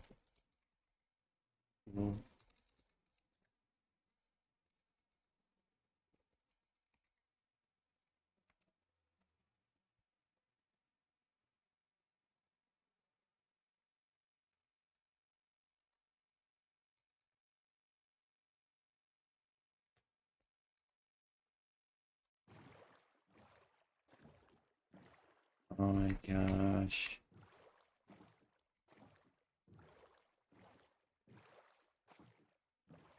What?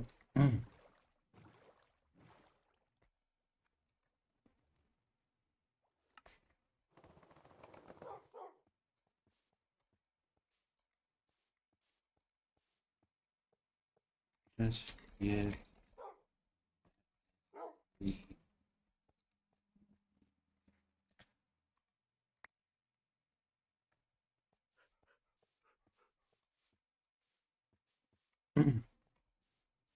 Buddy, come on. Here you go.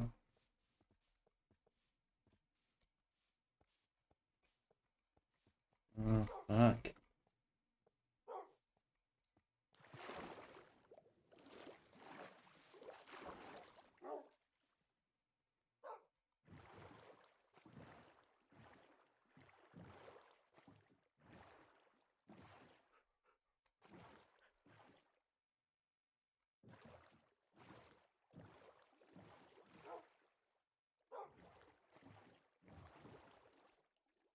Alright.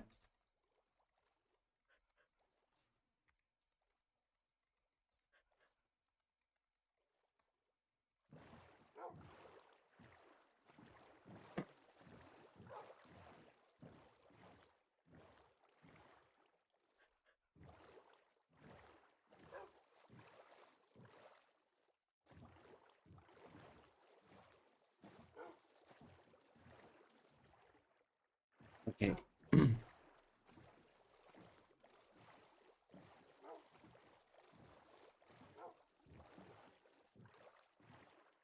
Alright.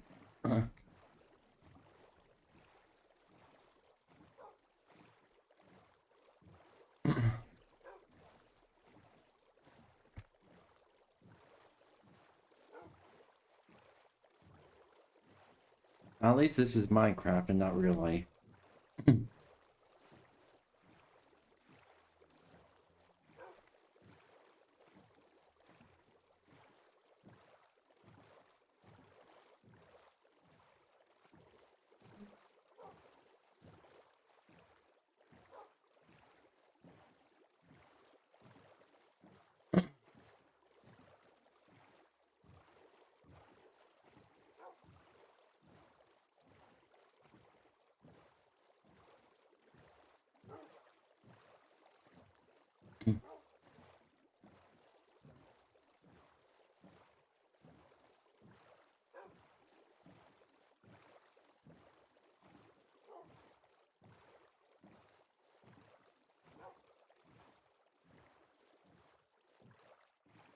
Alright, still there.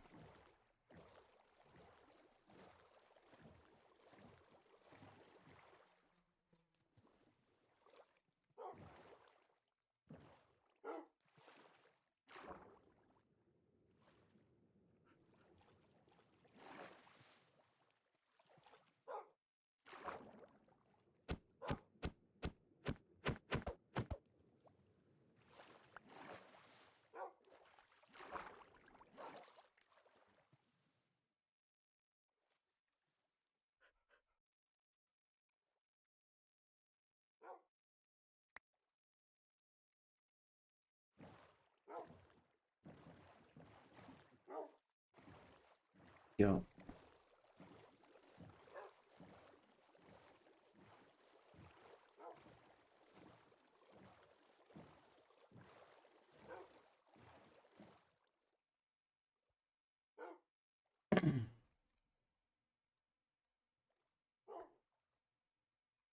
Ocean. Deep ocean. Ship. Right. Deep.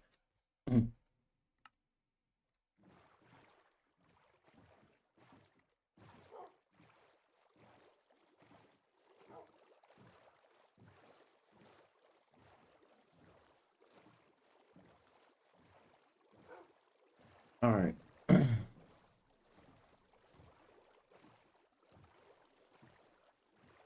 Let's go. Also, I didn't expect to find this many.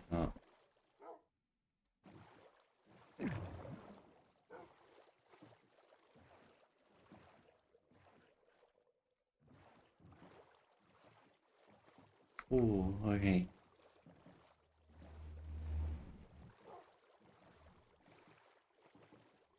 Also, I didn't expect to find 2 wolves.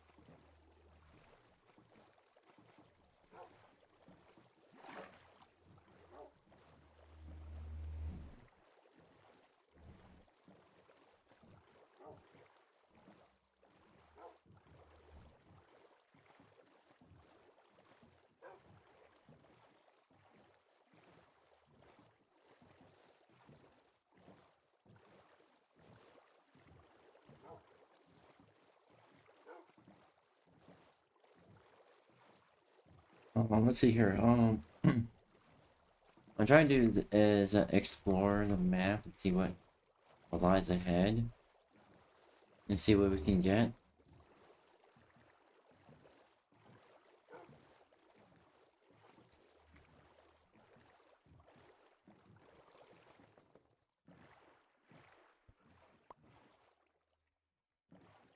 All right, let's go.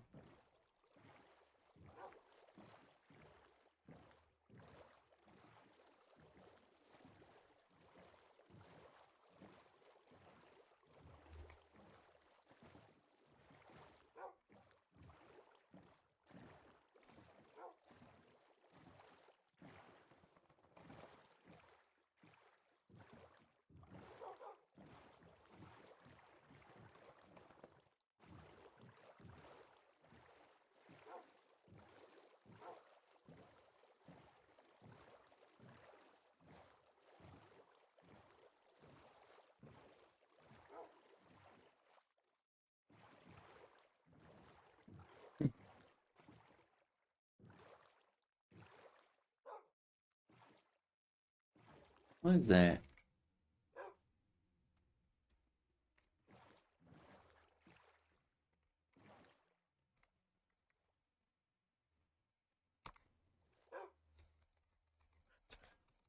Let's say it's a temple. Look further into this.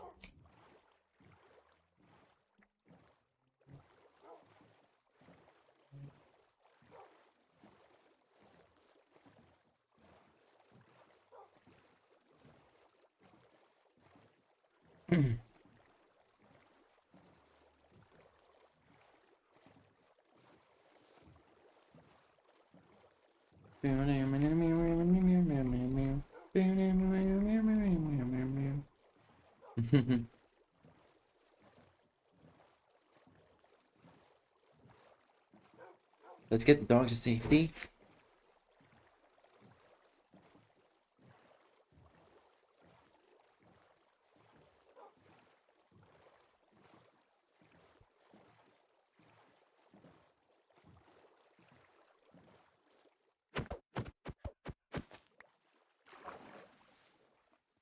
Come on.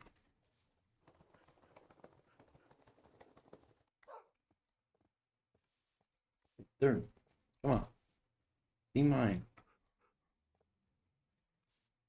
Yeah.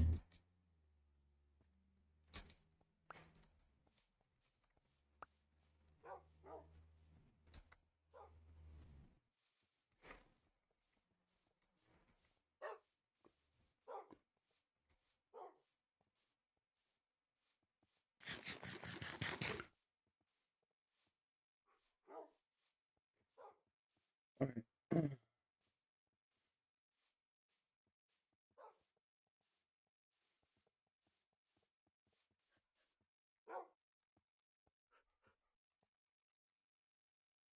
Leave. Alright.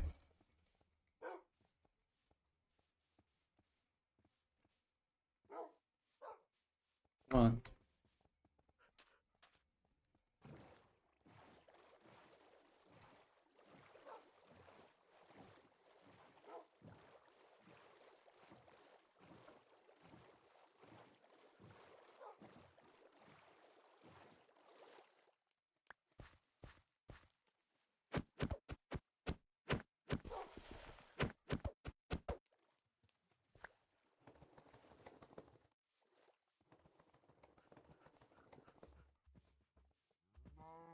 Oh, itch. Oh.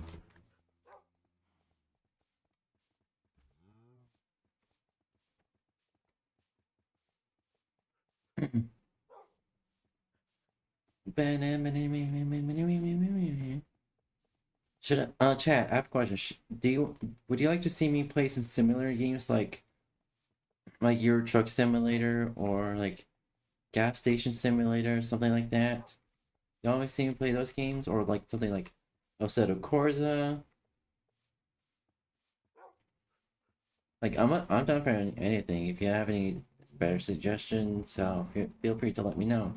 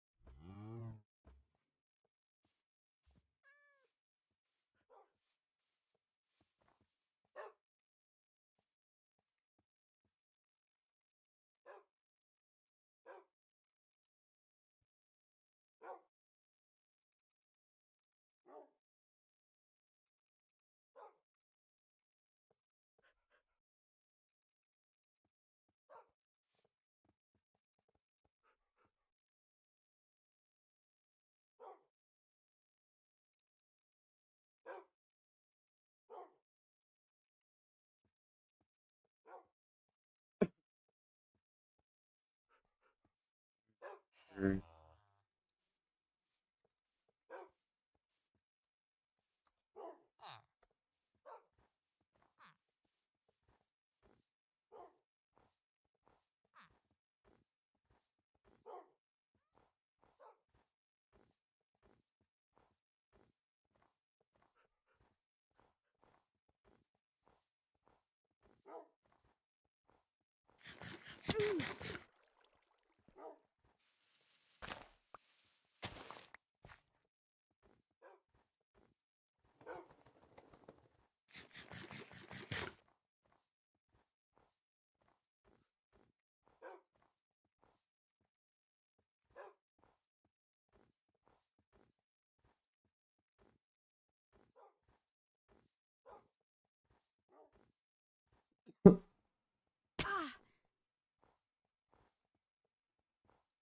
alright. Here we go. Honestly, didn't expect to be a mom of 5 dogs.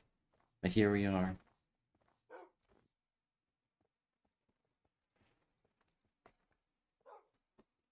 Alright. Oh, alright, whoa, okay.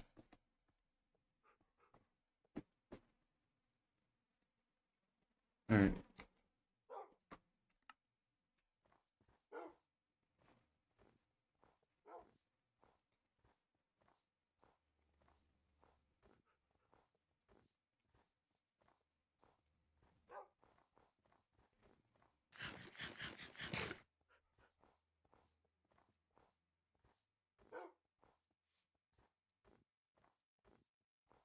I wonder how hold on. Chat. I have a question. How does Minecraft Steve eats meat? Like, does it swallow it whole, or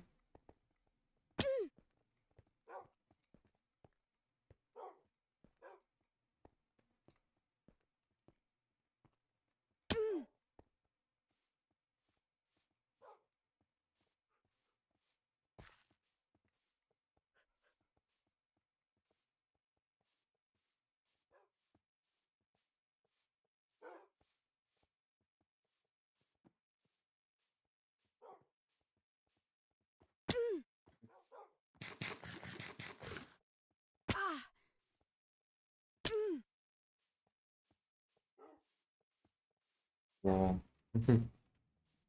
dogs just teleport?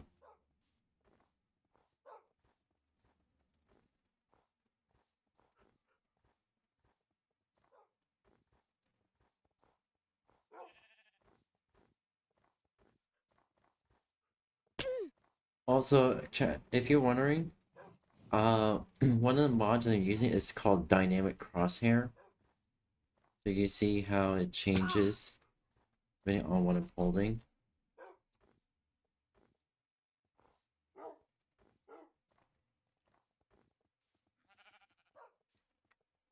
It changes depending on what I'm holding and what I'm looking at.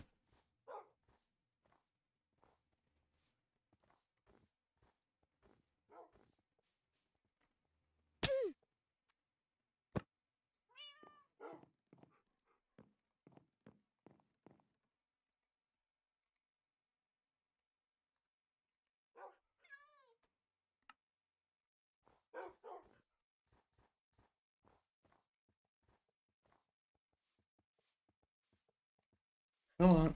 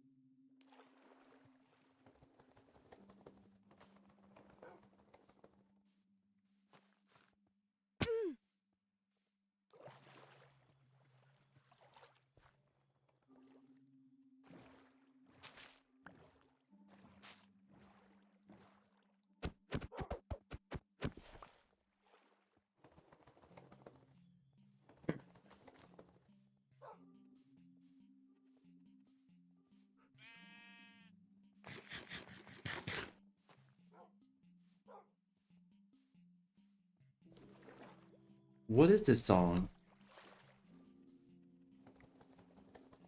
Ooh, calming in a weird way.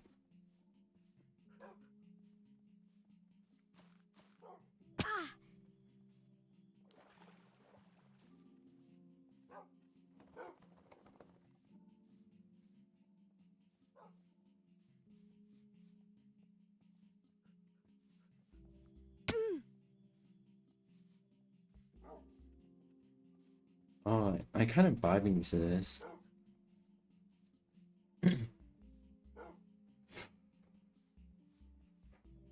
You.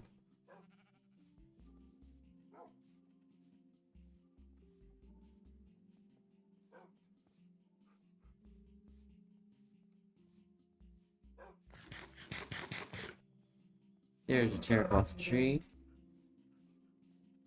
Cherry blossoms.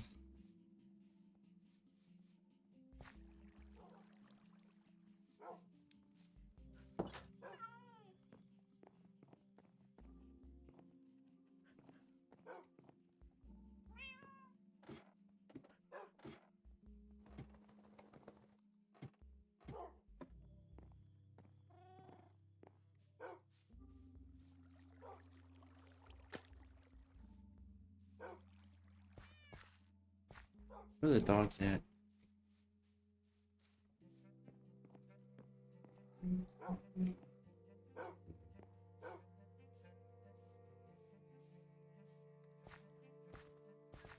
Please don't tell me they went into the portal.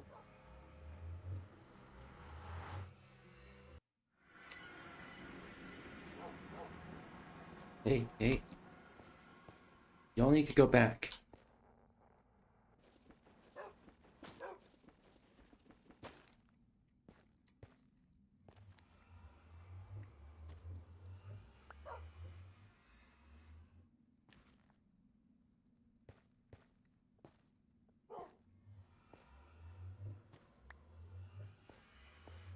Come on.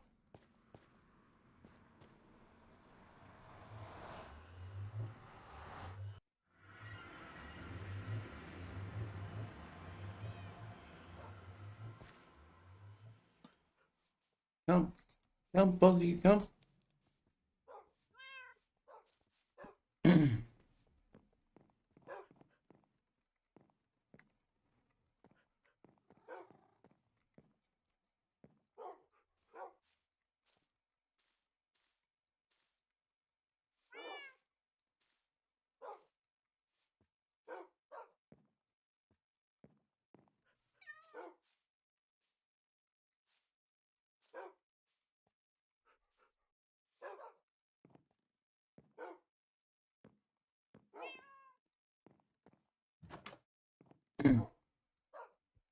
Flash.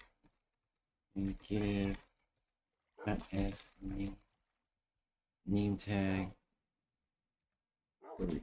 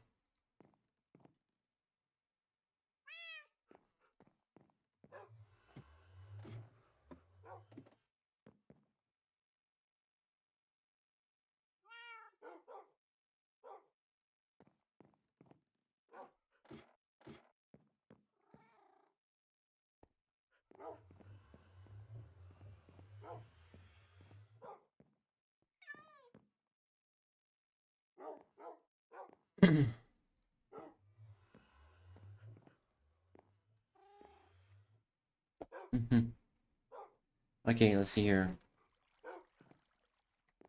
And dies. Flash.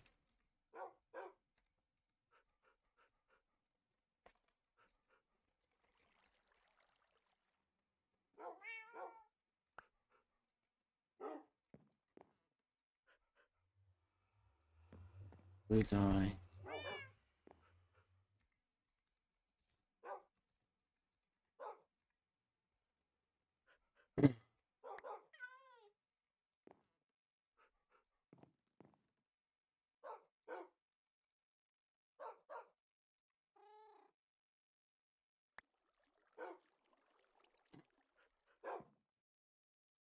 Name tags.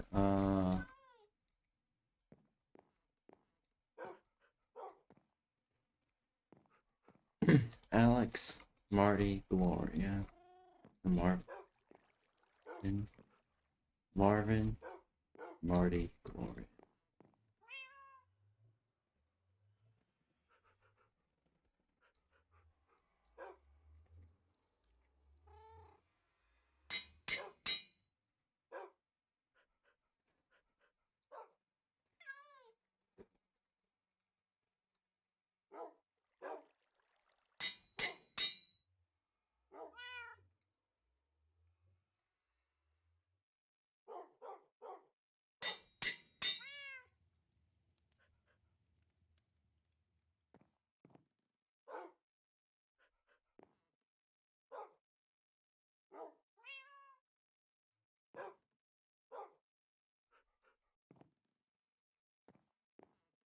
Gracie, Ram, Marvin.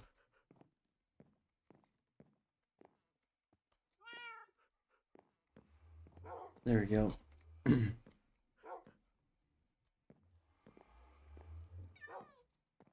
Alright. Hello, hello. How are you? How are you doing today? I see someone on Square Land today. Yep. Yep. I'm on the Square Land today. You can't stop me. Sorry for not responding to your comment. Sorry for not responding to your message. I was a bit distracted.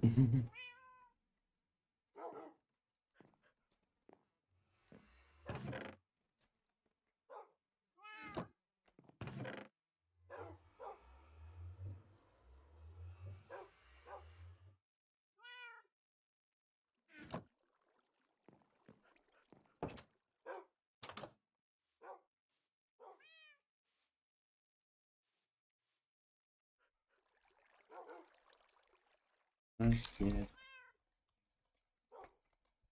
Water bucket.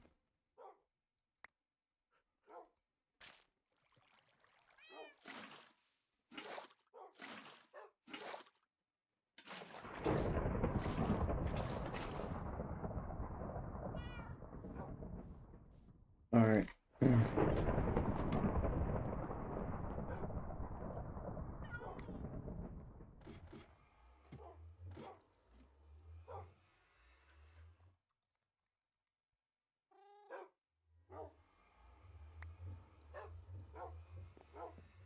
'What if I do this and then...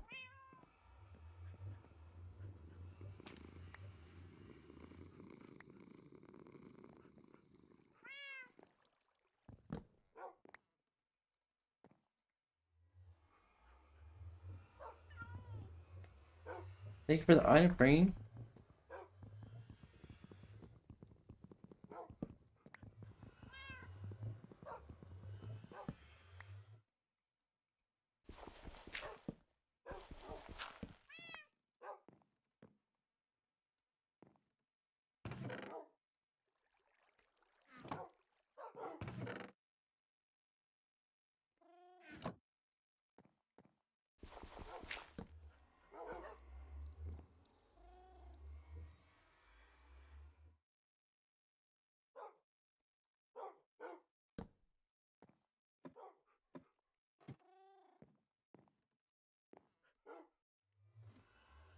On point set.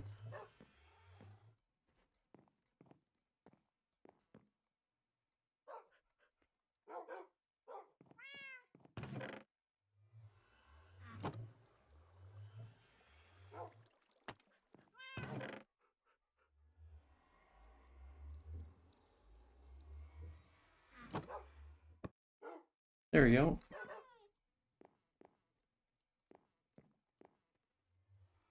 How you been? How's everyone been today? Welcome, welcome. Right now, I'm currently, here, here's farm. Good.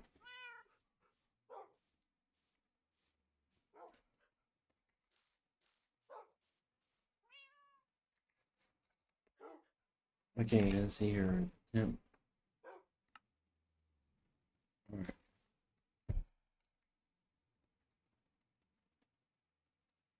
delete, delete.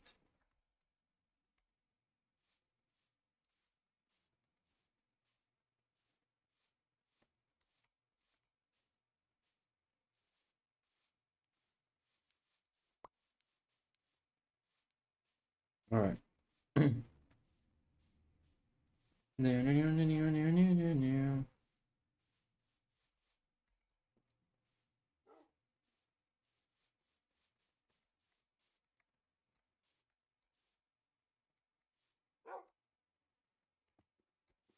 I already have 5 wolves. Hi, wolf.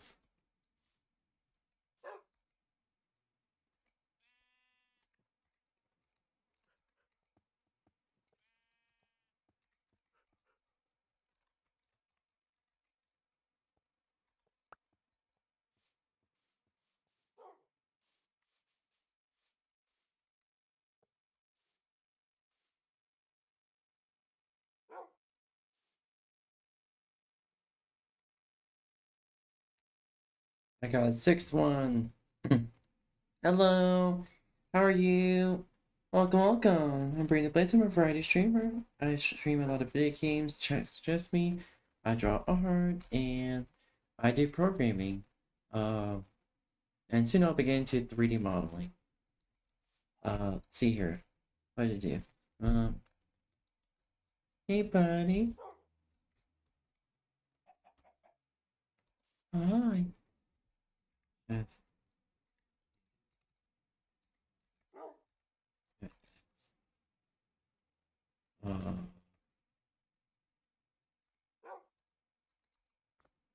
Item frame.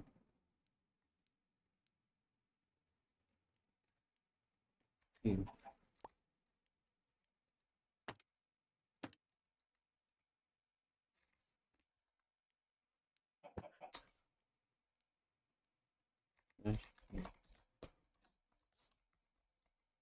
Water bucket.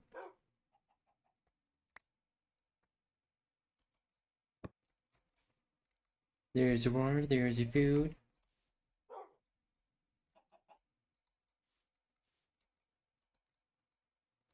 And, buddy, I have 5 wolves in the house, okay? I'm just gonna use it as a landmark. Alright? Don't worry, I'll visit you from time to time, alright, buddy? Alright?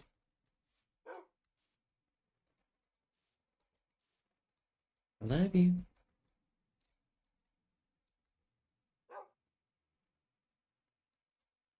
Mwah. Alright? Slash.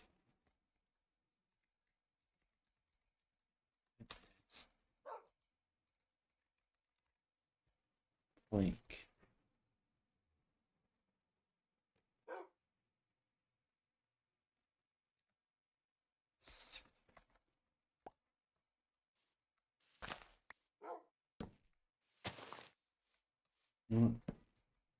I kind of feel bad.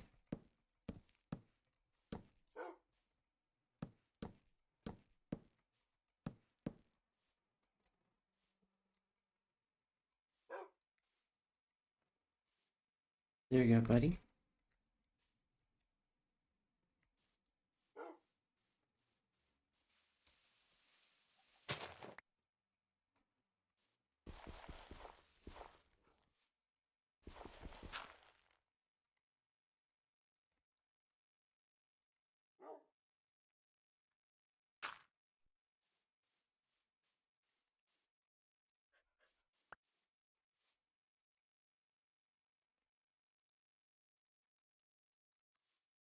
I love you.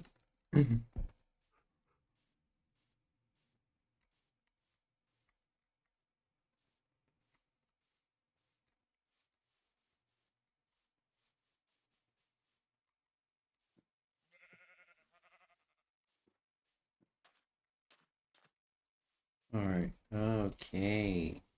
What the fuck? Huh?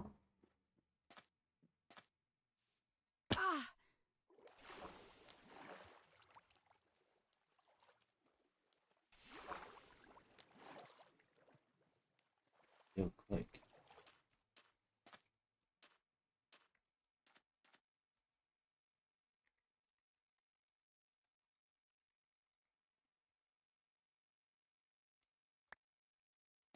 Alright.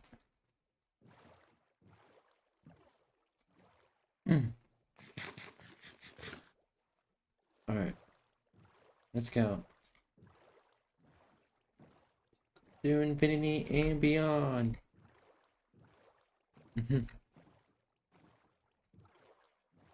How's everyone been? Doing good?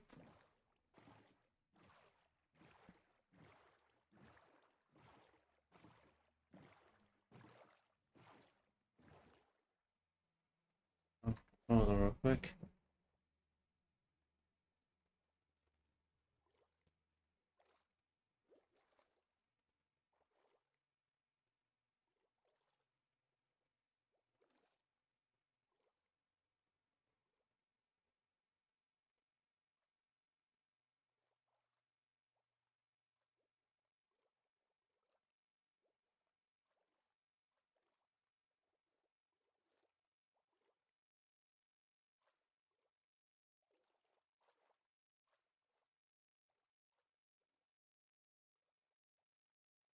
Alright, there we go.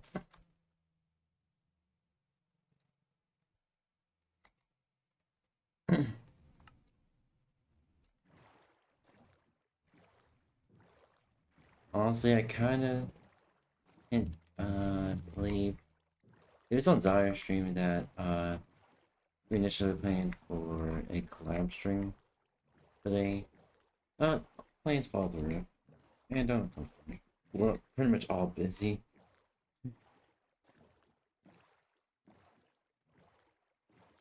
Maybe probably next time if we can.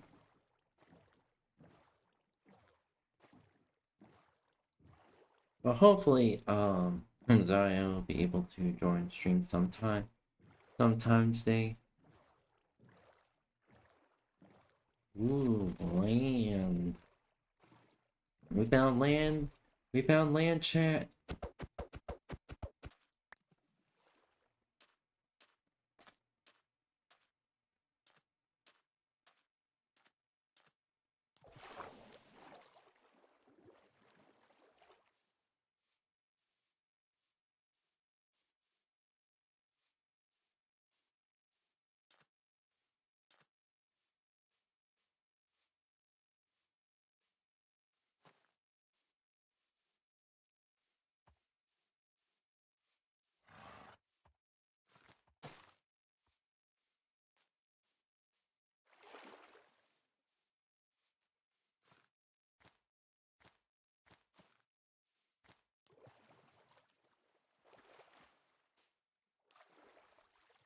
Alright. We're pretty much exploring and seeing if we can find any temples or whatnot.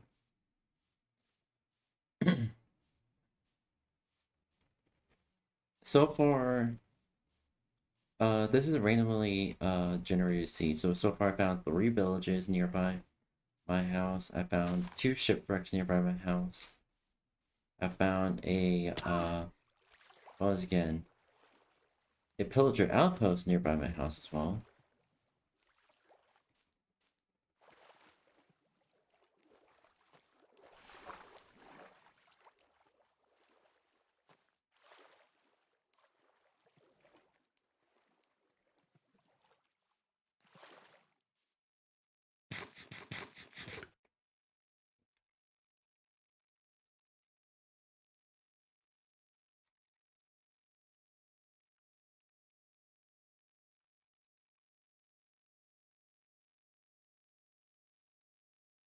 Village.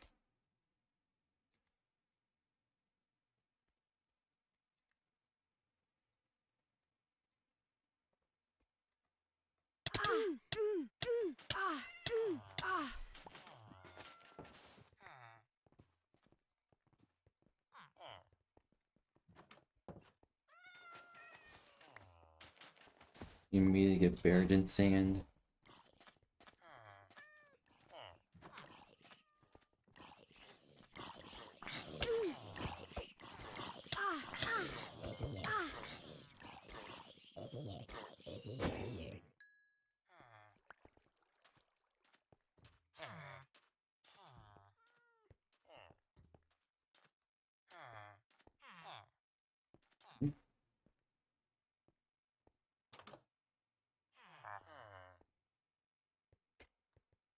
No such dick.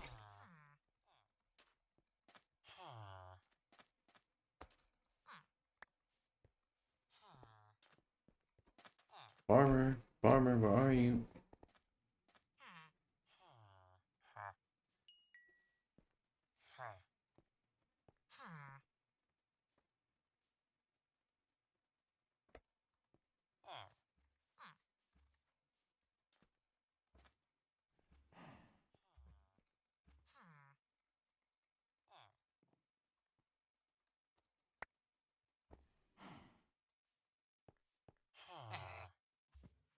Where's the farmer? Where's the farmer at? I need the farmer.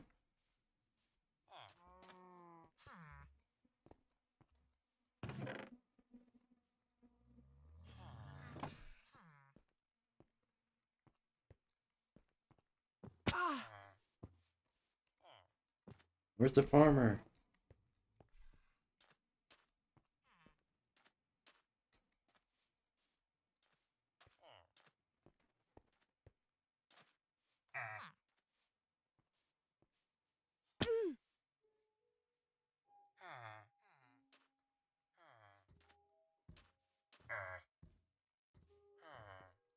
Did I just see the farmer?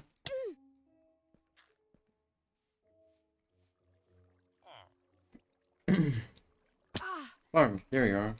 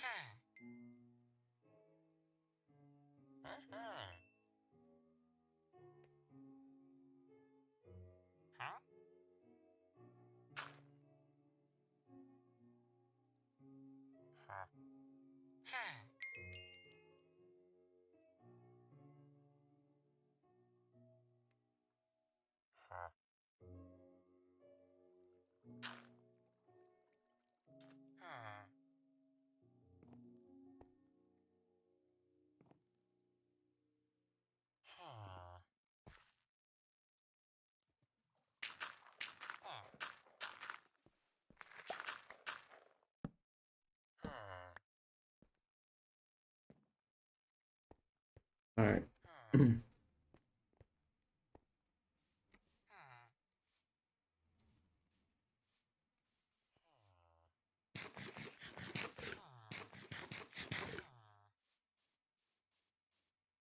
Alright.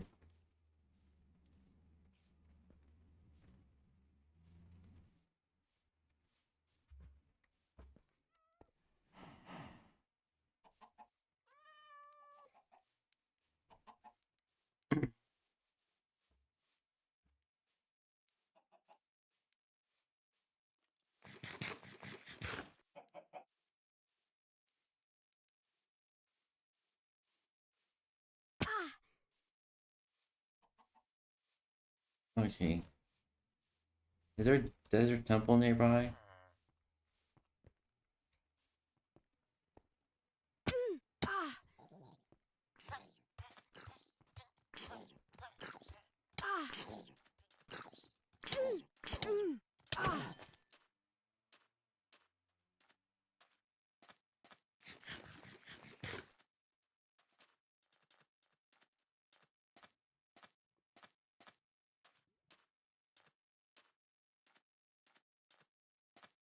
Doesn't look like a big desert.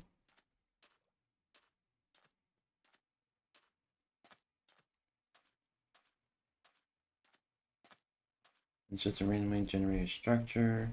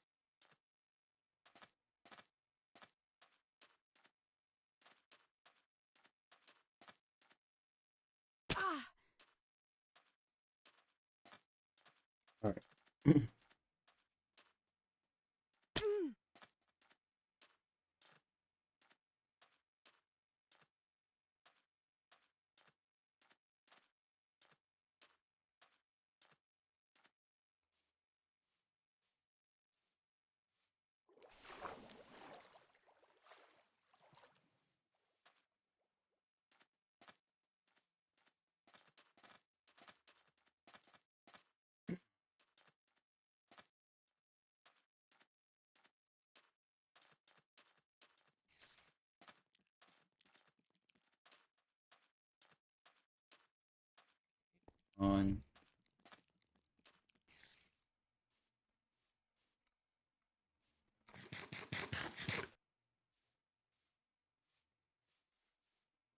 Alright, let's see here. Dude, even going miles and miles, still haven't struck like true gold.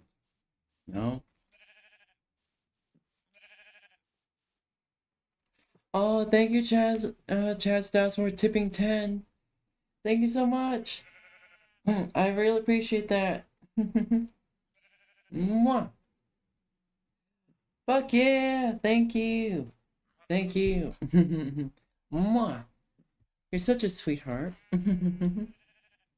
Yeah, have some head pats. There we go. You're a good creature. How you been? Ooh, open waters. We gotta sing it. We gotta sing it.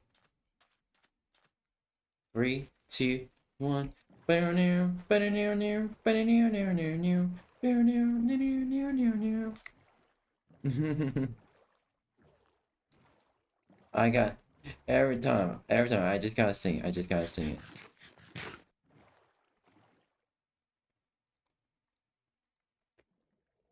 it. My leg just electrocuted me. Yeah, I thought. Oh, thank you. Yeah. Surprisingly, uh,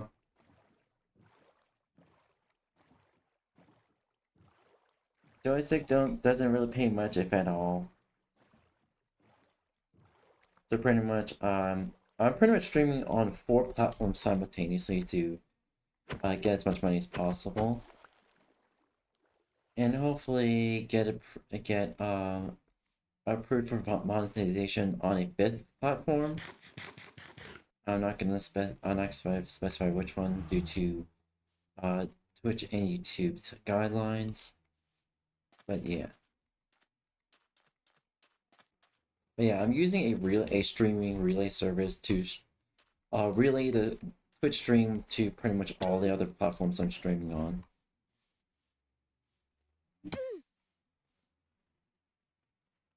Yeah, pretty much. That's pretty much what I have to do.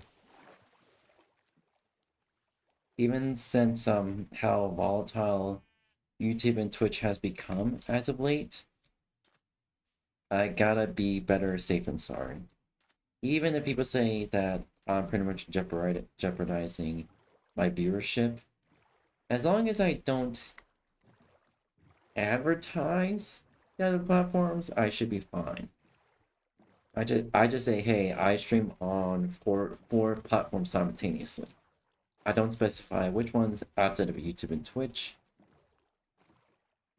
I just stream on many platforms. And speaking of spreading things out, wink wink.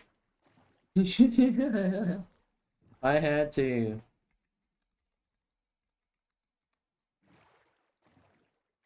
So you can classify yourself bimbo. Doesn't know it's the. Yeah. Yeah. Also, don't mind the Minecraft skin. I'm playing on Essential, so I have additional customization perks. Outside of that, yeah.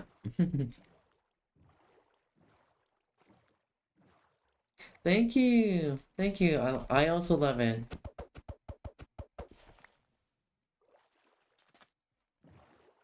I'm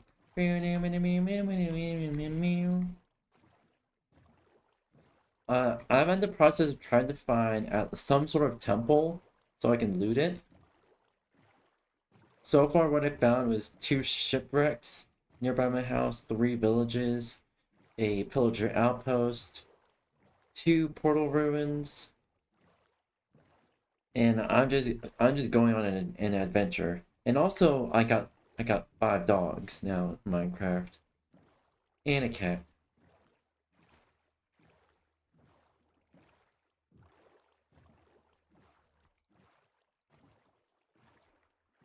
Let's see. There's gotta be something somewhere. Also, you can tell I'm playing I'm playing a little bit modded. It's just UI and FPS mods, as well as a couple of quality of life mods, such as the torch lighting mod, which basically illuminates blocks around you, so you want to use up torches to light up a cave.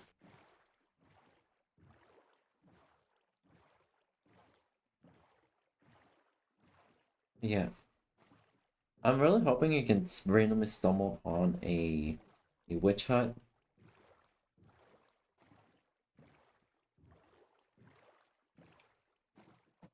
I'm sailing the open waters, sailing the open waters.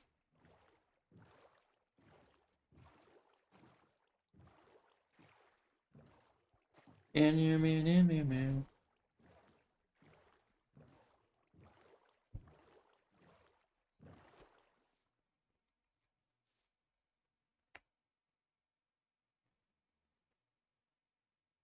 You know what I should have done?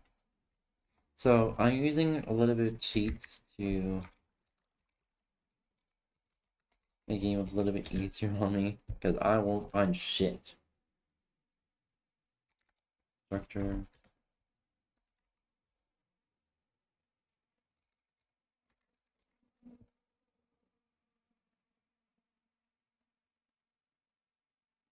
Room portal.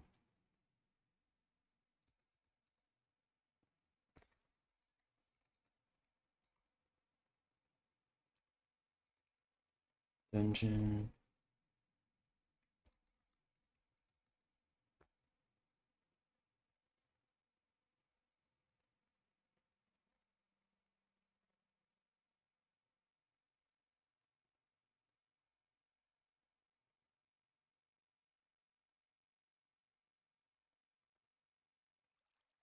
Room portal.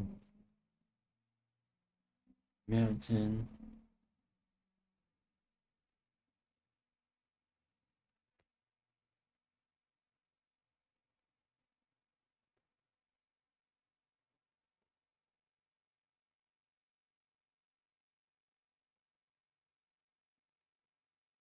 Wait a minute. Huh? Cats want. What the fuck are these two? Okay, I'm not gonna mess with that. So I see you really.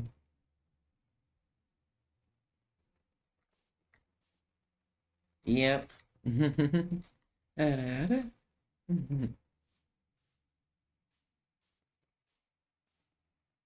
I also have a custom rewards, different custom rewards for each platform.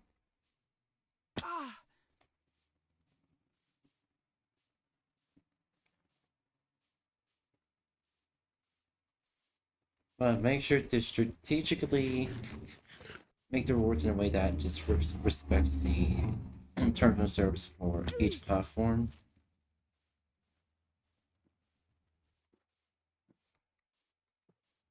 So there's gotta be some sort of compromise.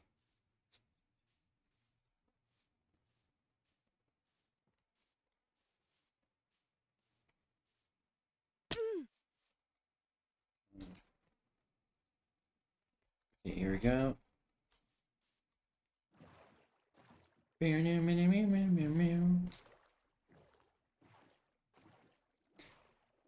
Yeah.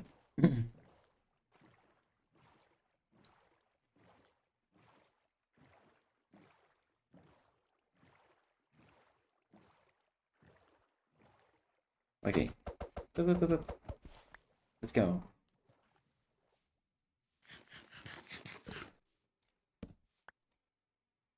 Shit. Here we go.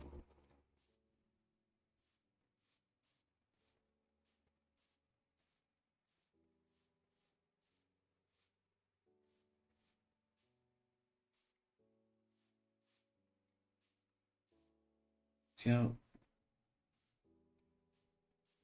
Ah, neck crack. Emerald! Let's fucking go! Let's fucking go! I am happy. Let's see. What's a vantage point here?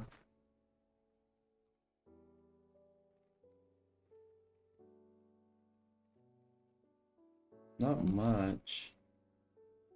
Waffle there might be a good vantage point for a... Oh, there's a cave right there. Check that out.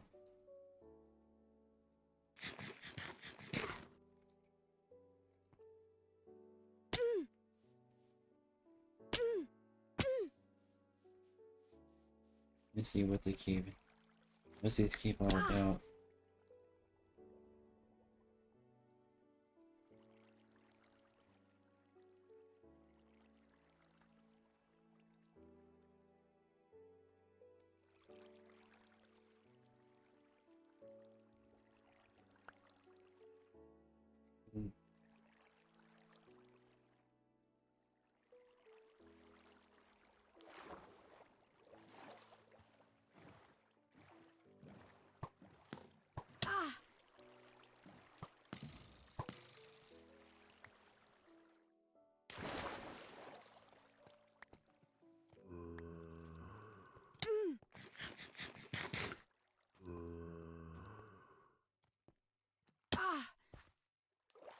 Ideal, not ideal.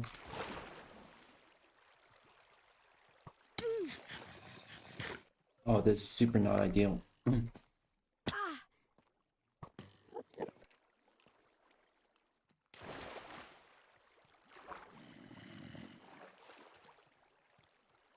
I decided to go here.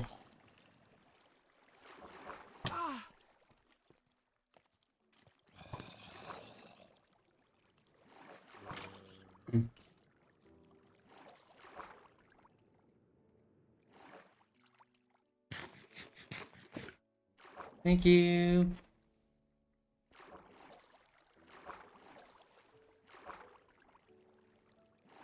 Hope you have a good day.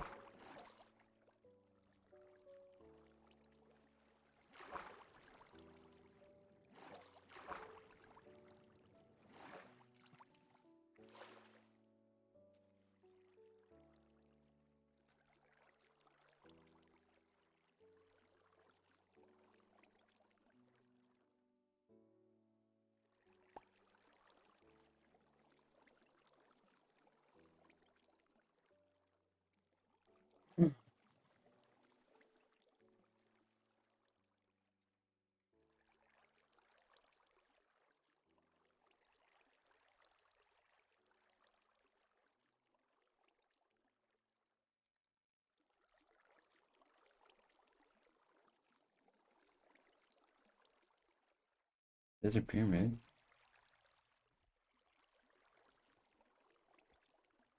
Okay.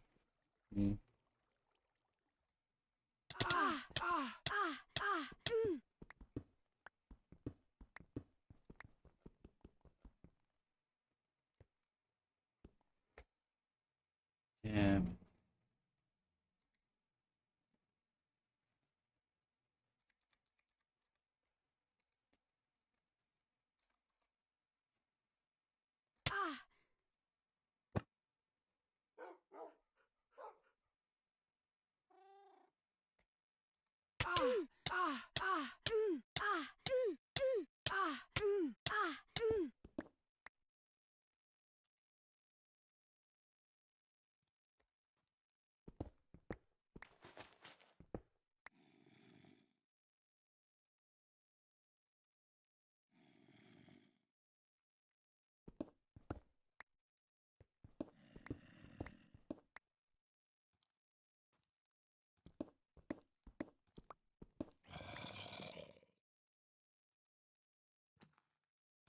Fuck you.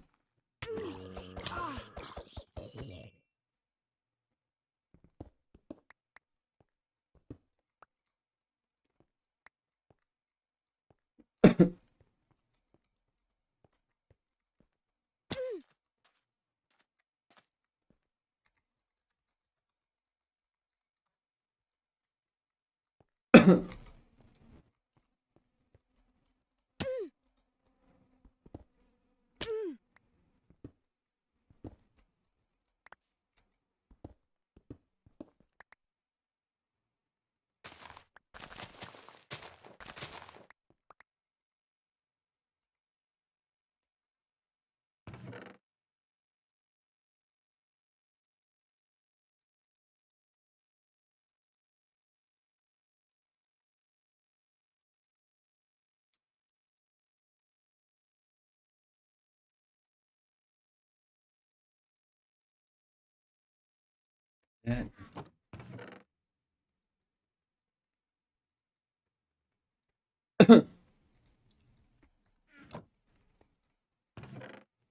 Alright, let's see here. Loyalty. Ooh, fuck yeah.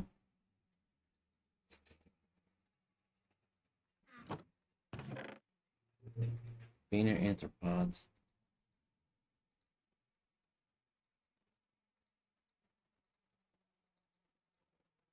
Alright, I need you to rest real quick.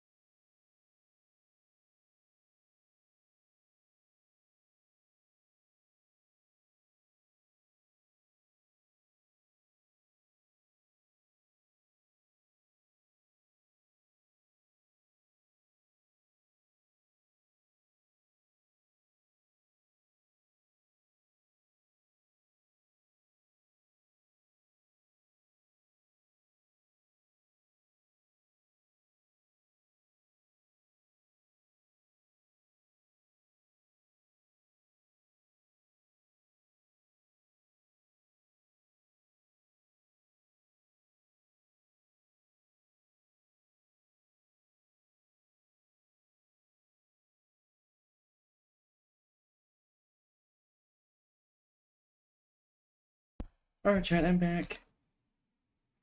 Oh, fuck. Ooh. Hey, gunpowder.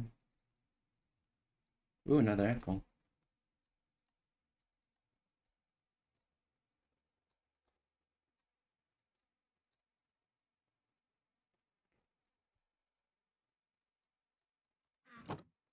Alright. Alright.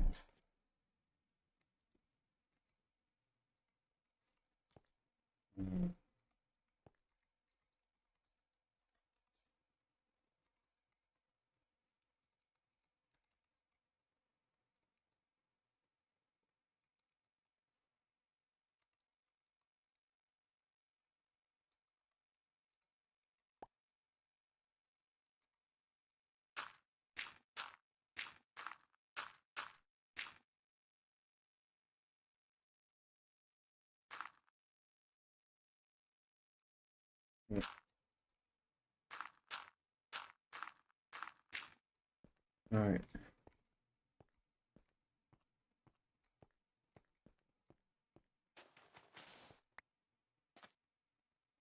Ooh, Mesa. Let's go.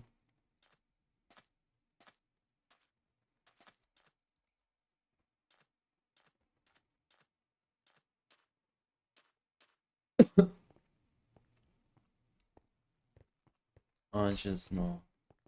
Eroded Badlands. Right then.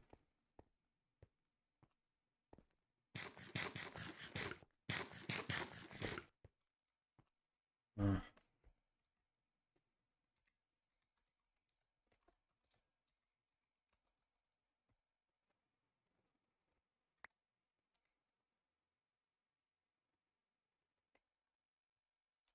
Alright.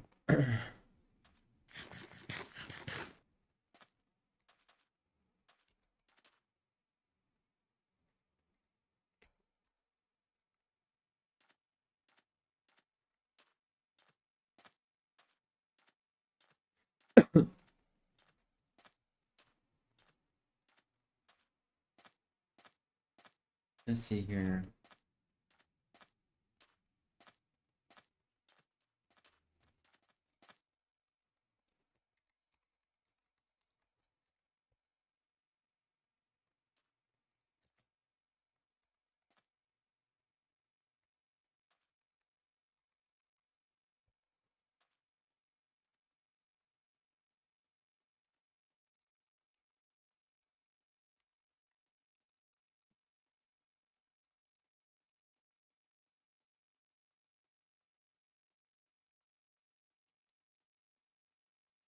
Real runes? What's that? Okay.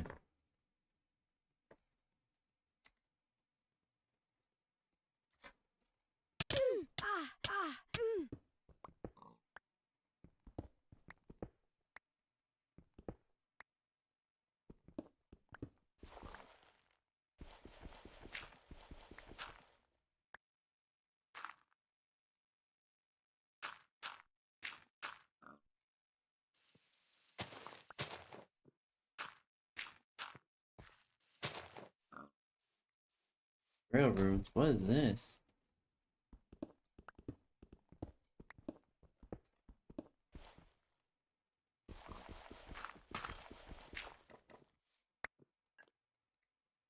Trial runes. Oh.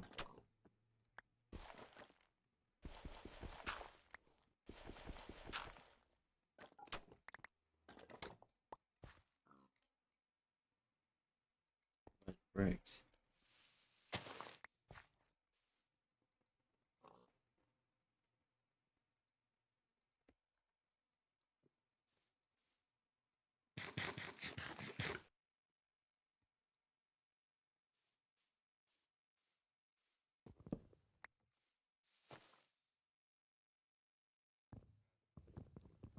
Yeah, why not?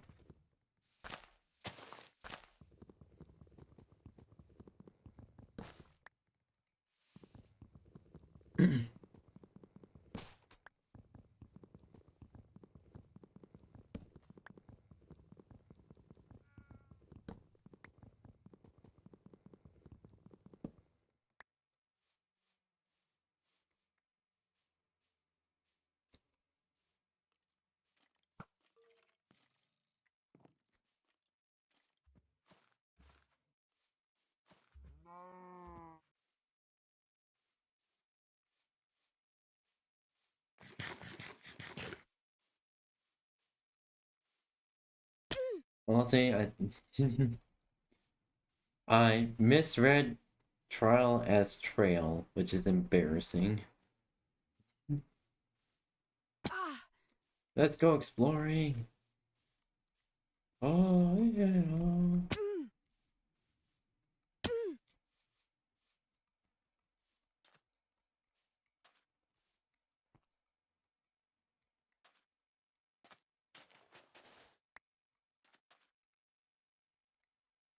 Okay, yeah, that's a glitch. I was like, that was very unsettled. Like, what the fuck?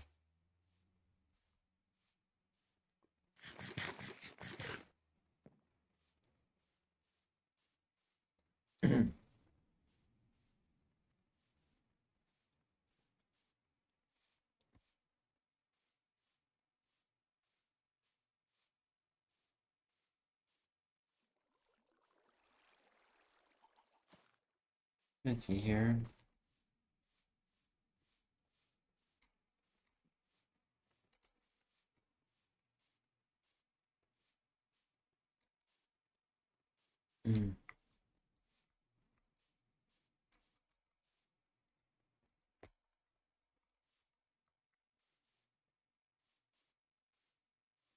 Alright. Hopefully we can find something good.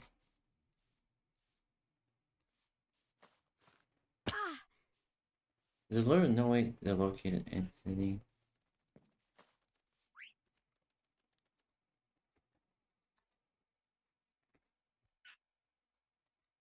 Honestly, maybe wait to get home.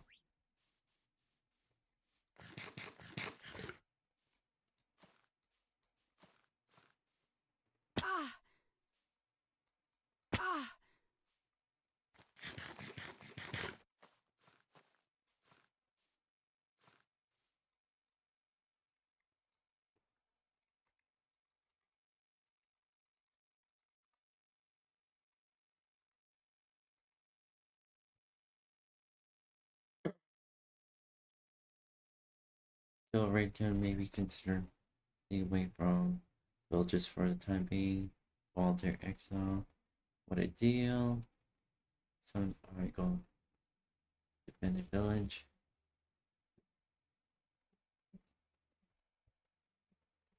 Fire and help.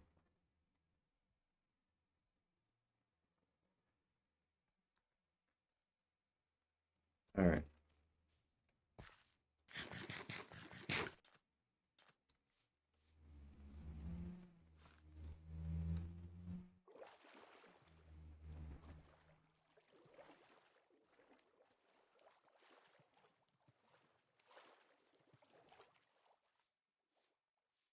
Alright. Here we go. A spider.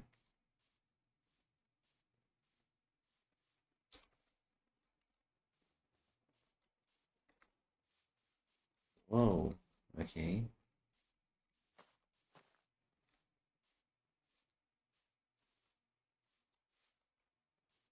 Alright.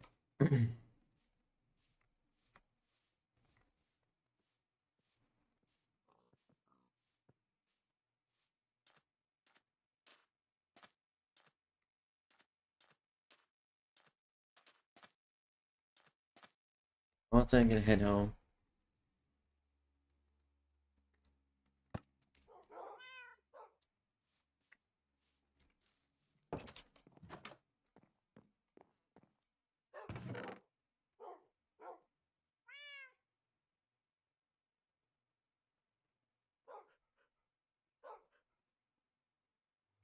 Loyalty 3.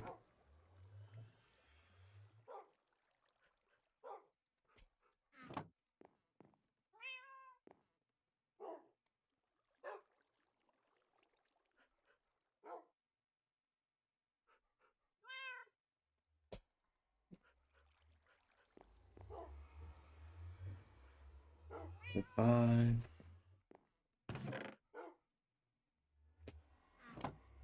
I've been on my axe.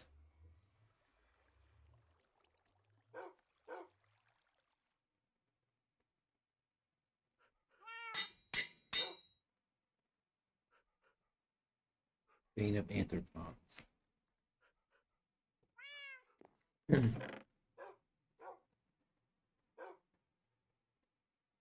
And loyalty 3 book. That's over there. Oh, more apples.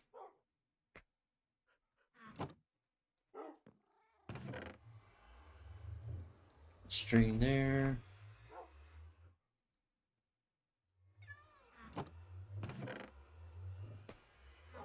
Gravel. We got some iron, diamonds. Loot. We also got cat.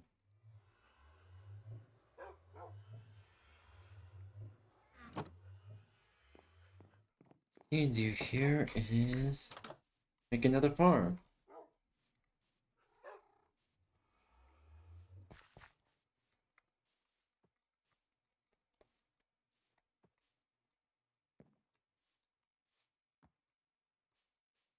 Yeah, see here.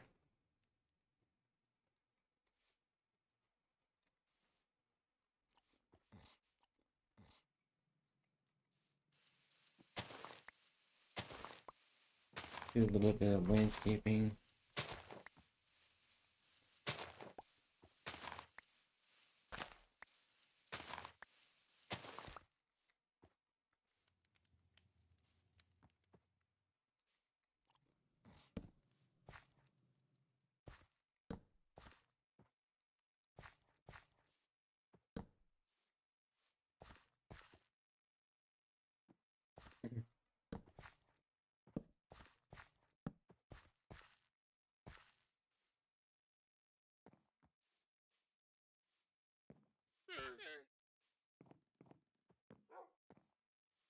Alright.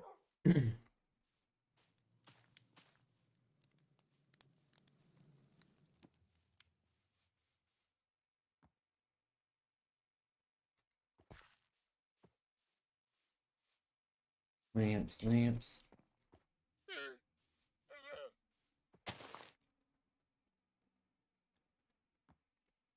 Gosh. Yeah.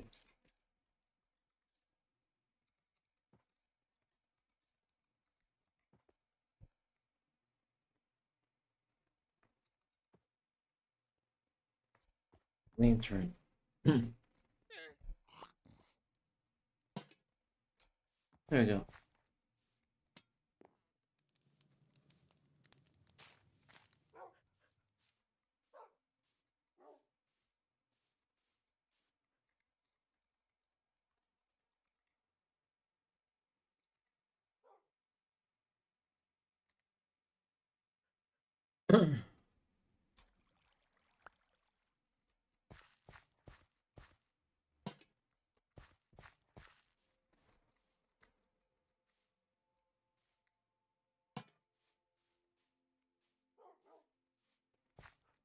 There we go. What if I grew this way?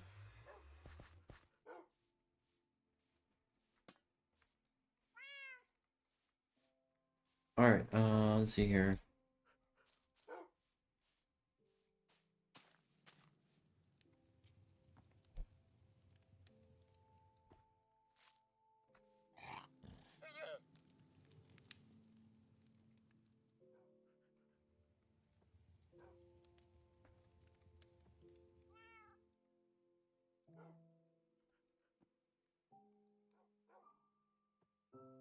Savannah, taiga, snowy.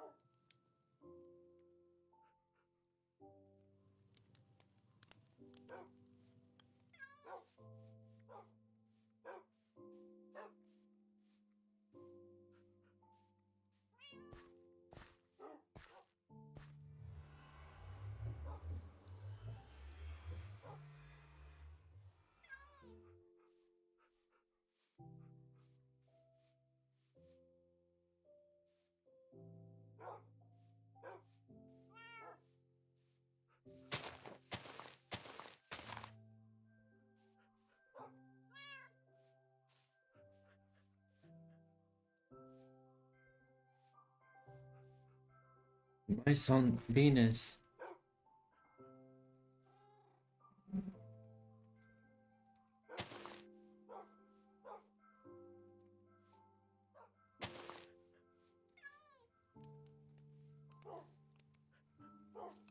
I like this pretty little garden. Very neat.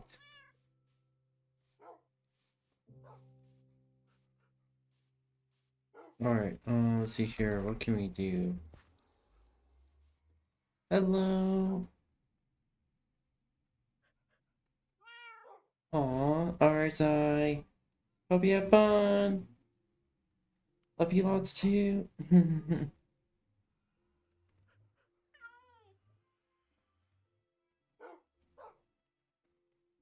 Alright, so I think officially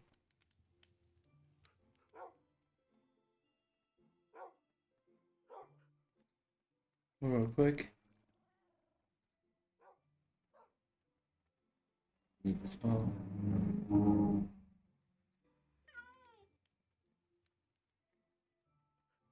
Alright.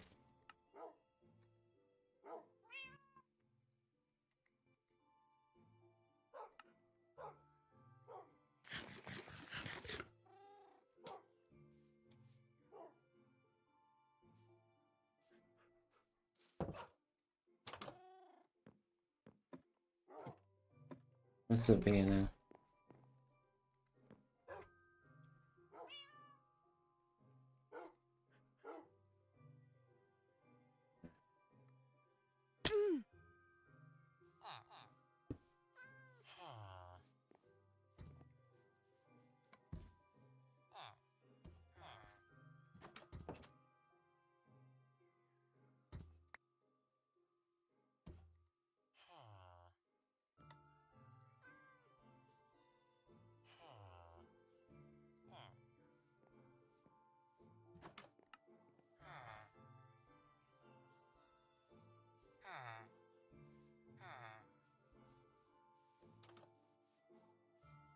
Good morning, everyone.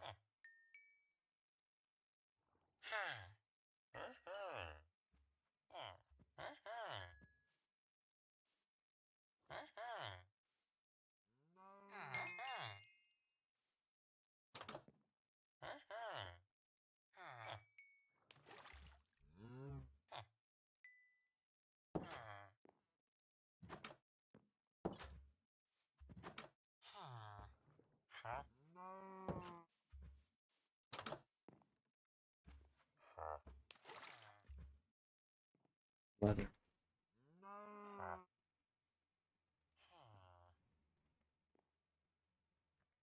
Yeah.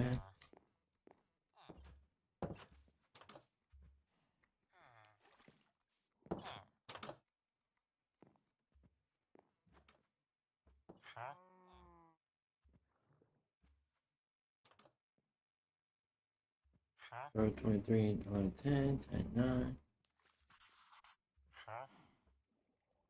Ocean Explorer map. Shit.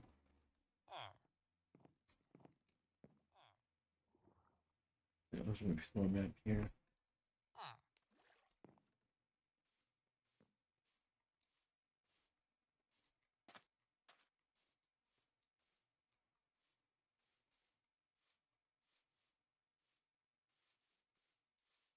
Alright.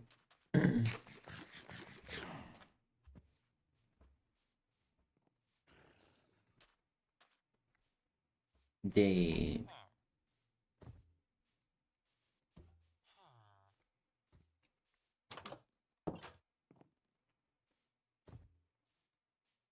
Explore this village, see what it has.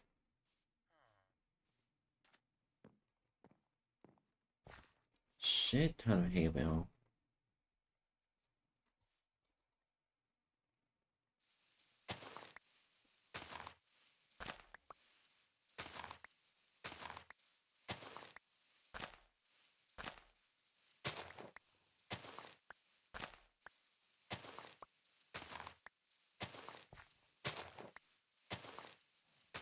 Yeah, I'm taking everything.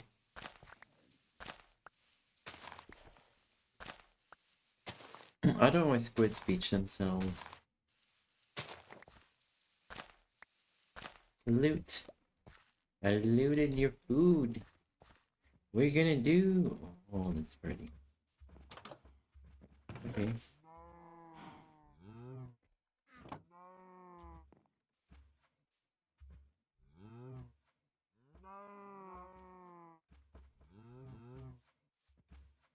Mm.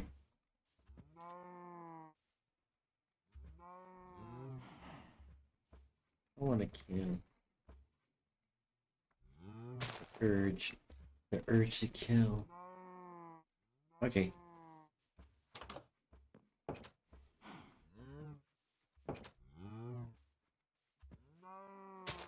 Alright, let's go. Let's see. Let's see what this village. What else this village has. You know, villagers, you should really stop leaving tables just outside.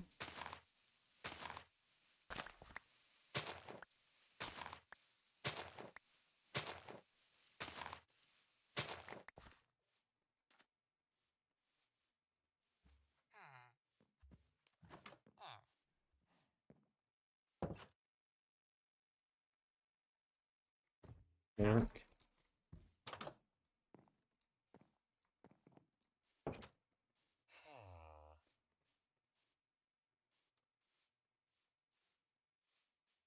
Alright.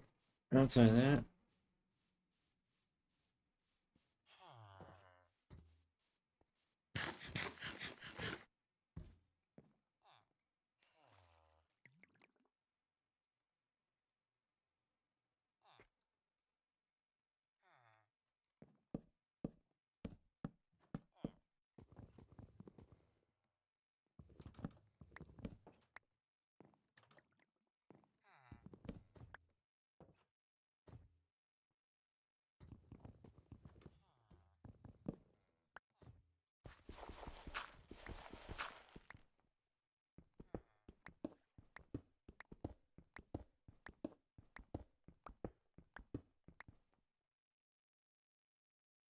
There's no. Alright. See. Let's go home.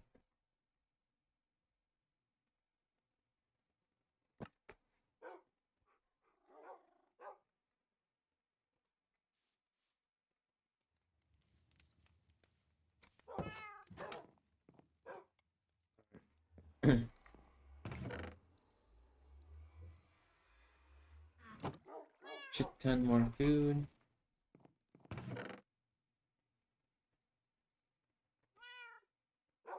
Okay, so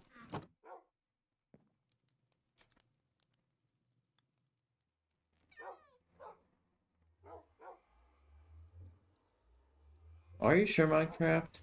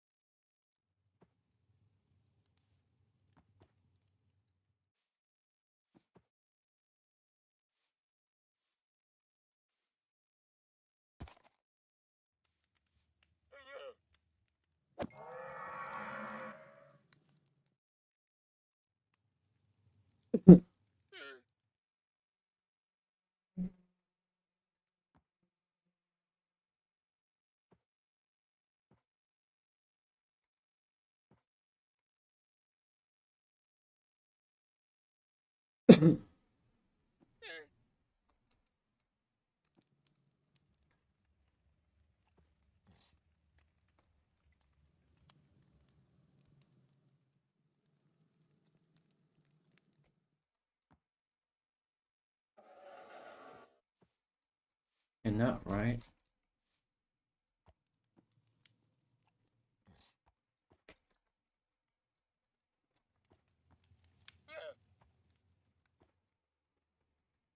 Really? Really, I can't just ride? Or is...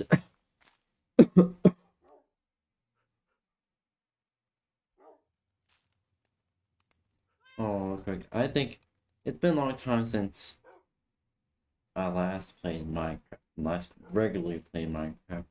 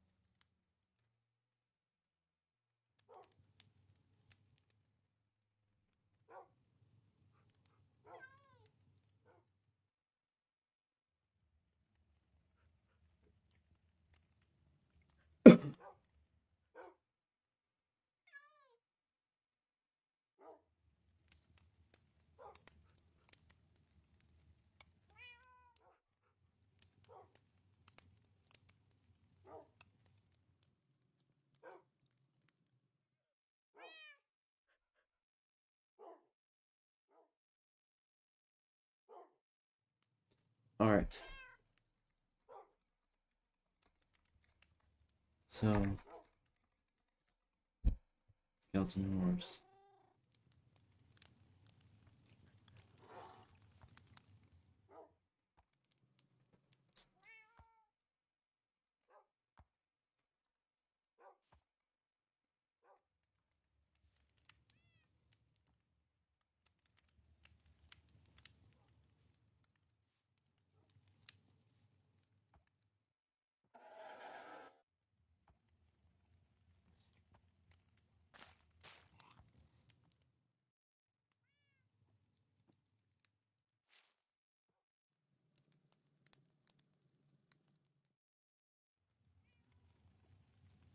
I'm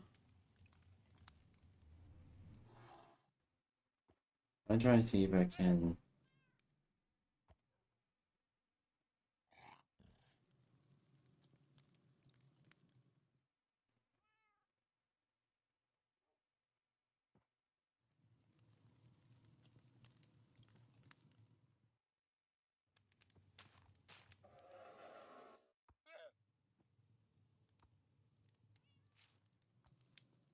Skeleton horses.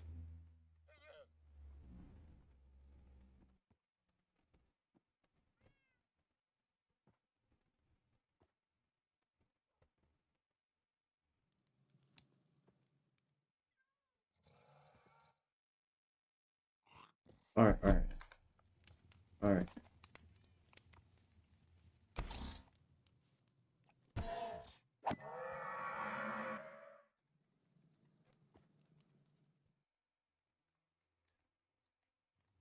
Alright, squiggle, squiggle, squiggle.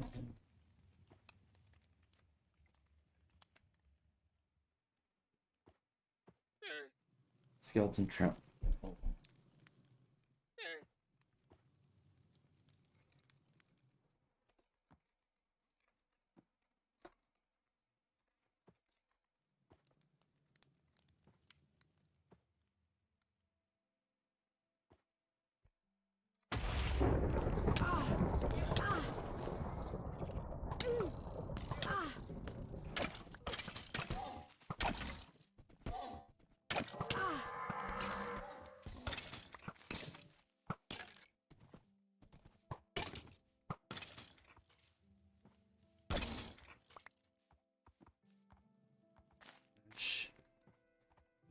Give this the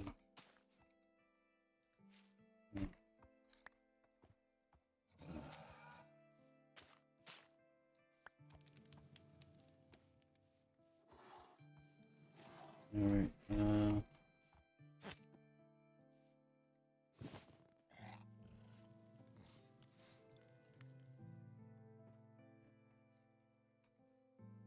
active saddle.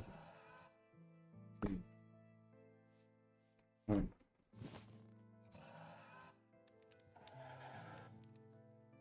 Okay, got. Now we have 3 skeleton horses.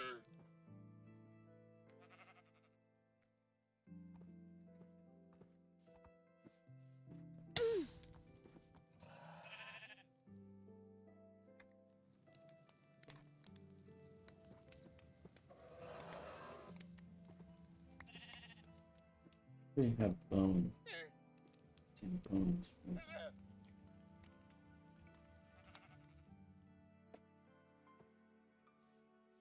5, 14, 15.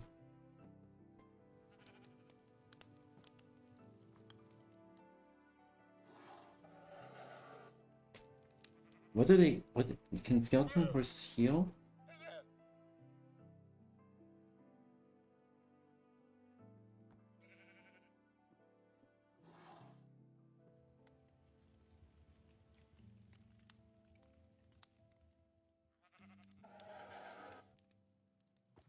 I'm still learning about skeleton horses though. Loot, loot. Hey, loot, loot. How are you? Welcome, welcome. I'm learning about skeleton horses and see what I can do. But it's been a long time since I regularly played Minecraft.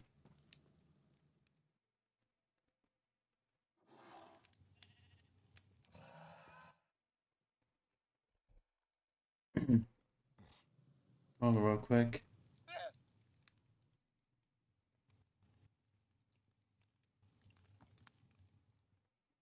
I'm gonna join a VC.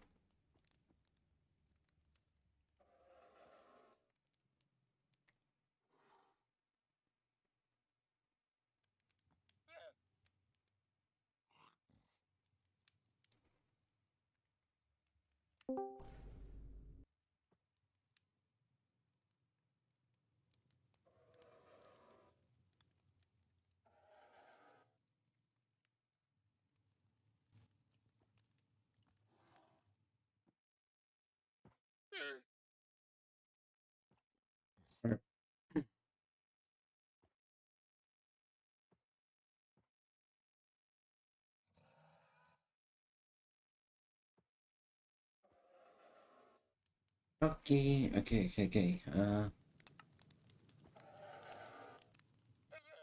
Chat, is there any way to heal a skeleton horse?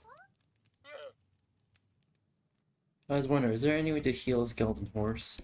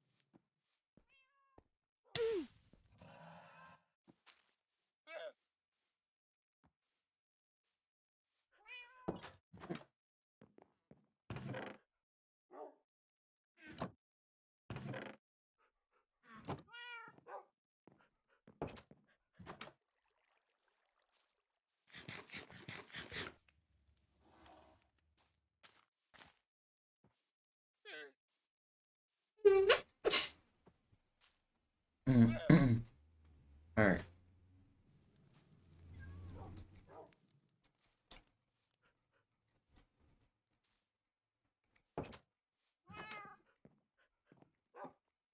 I never noticed that. What?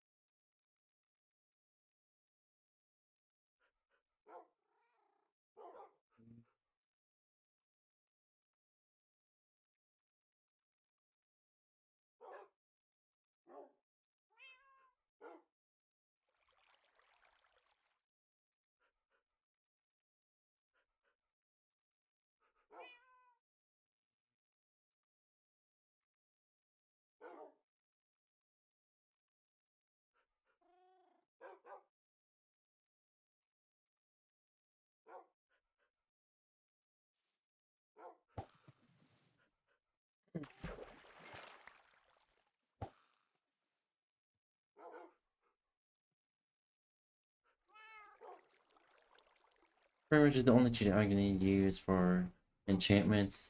As for the actual enchantments for the weapons and armor stuff, I want to do that legitimately.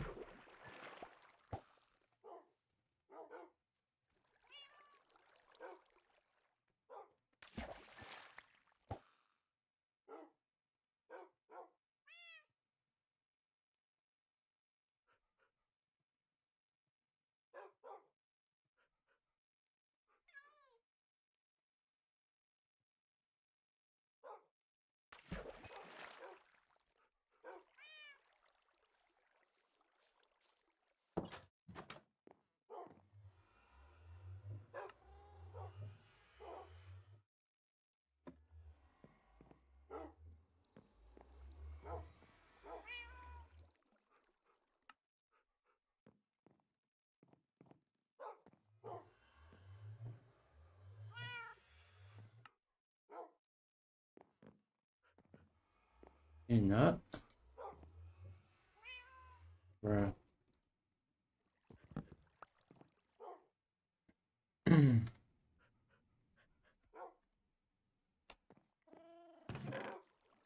Okay, I get it.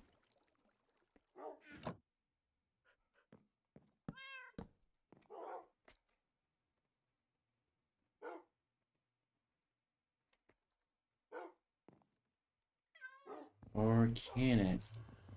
I probably just need to do a little bit of tomfoolery.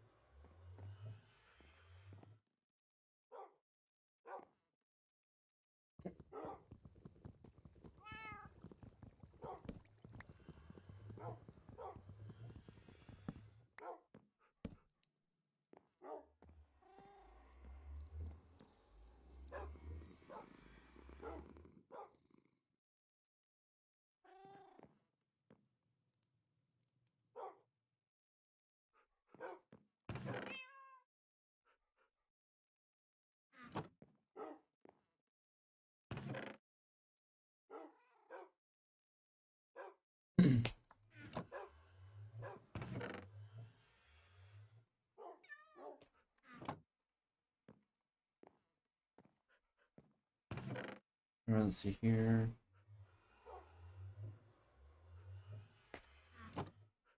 And loot.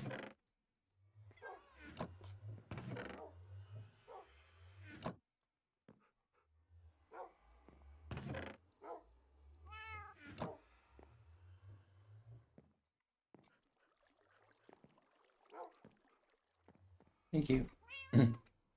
Thank you, Pubert.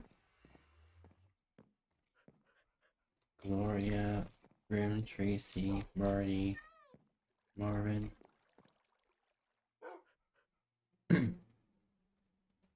Anywho, okay, let's see here.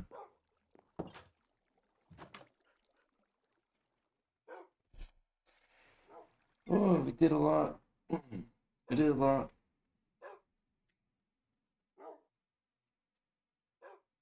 We'll see who.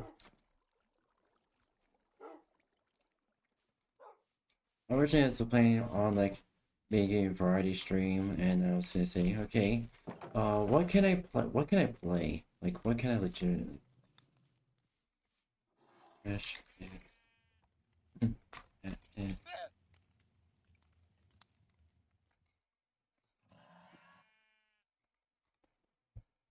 Carpet. Two.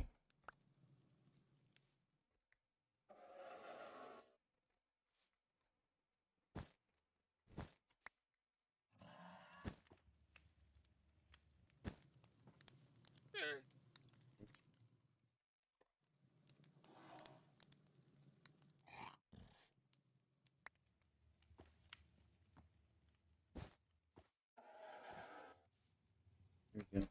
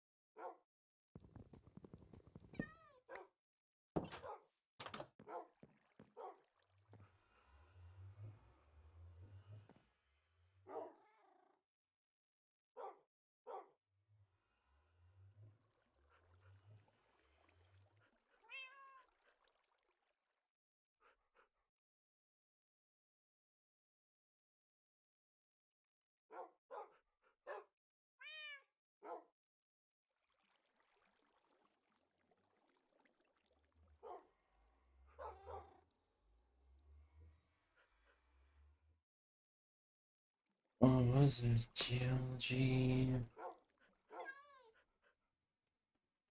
Fletcher?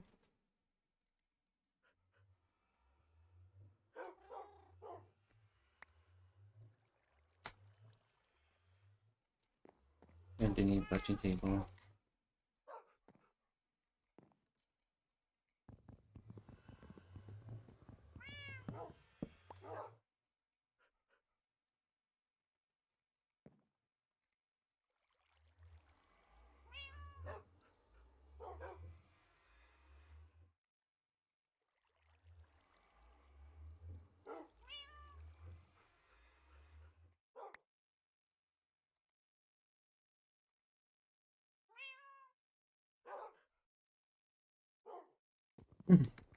Cartography table.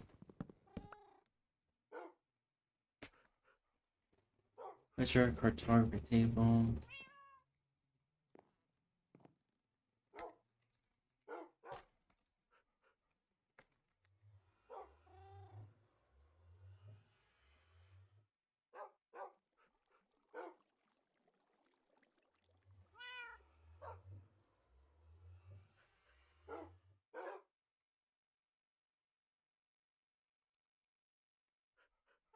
Cartography table. What else? What else was it?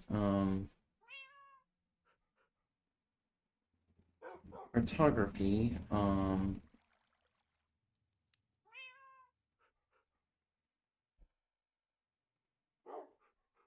My brain is stumped.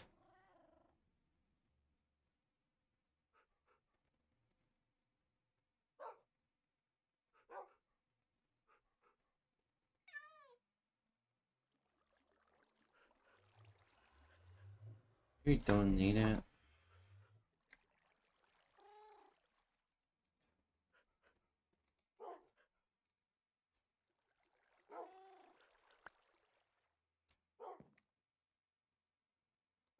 This.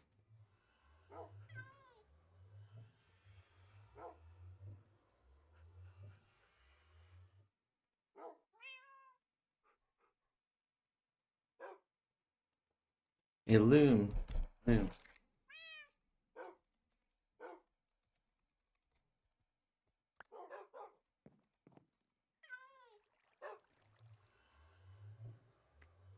We need a loom to illuminate. We need a loom to illuminate.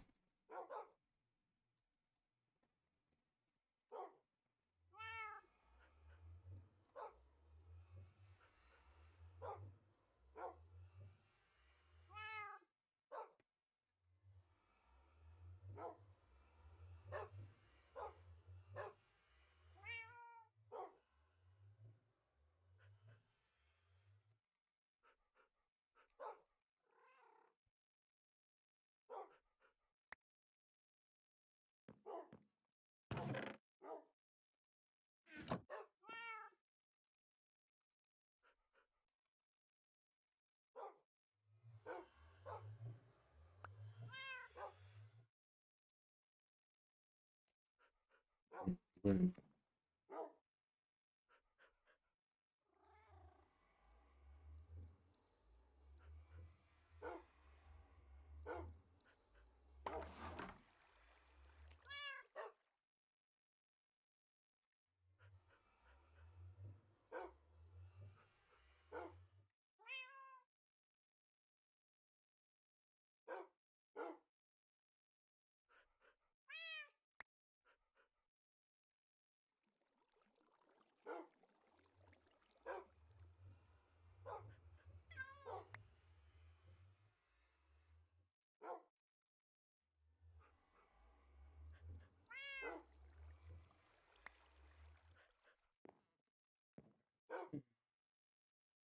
Banner. Black tie.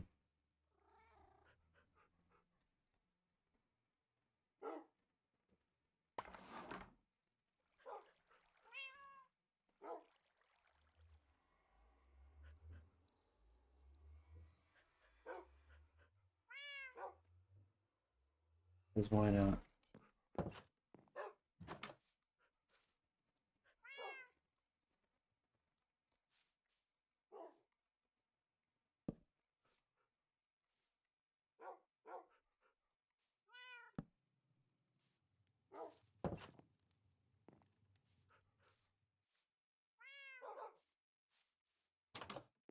I'm gonna do.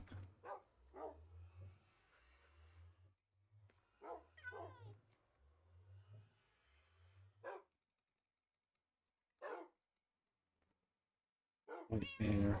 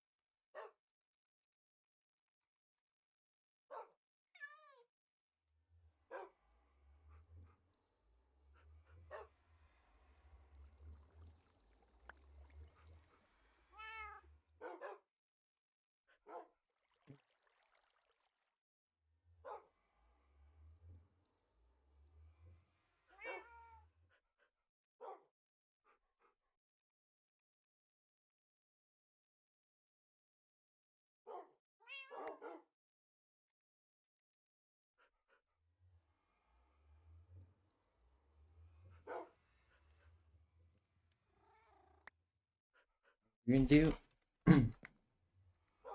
William.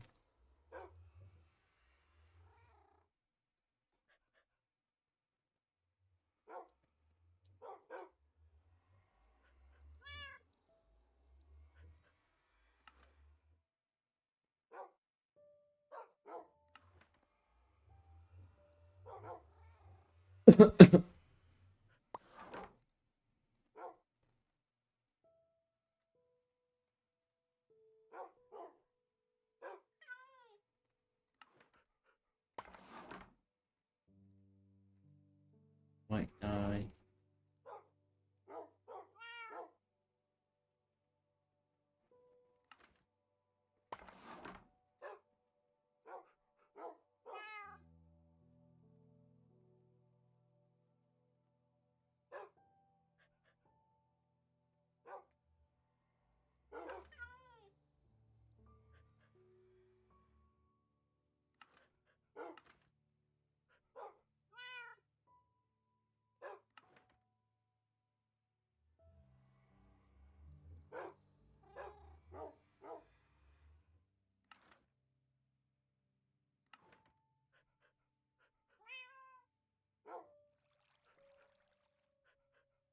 Hmm.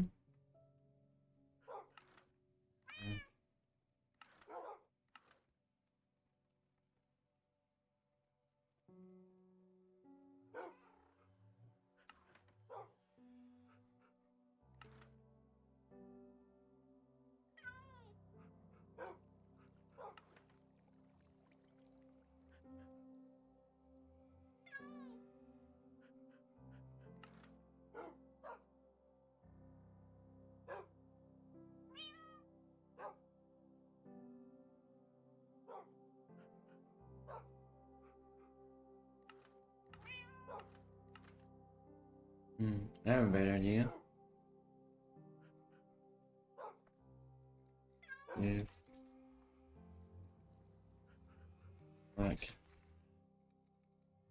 black banner.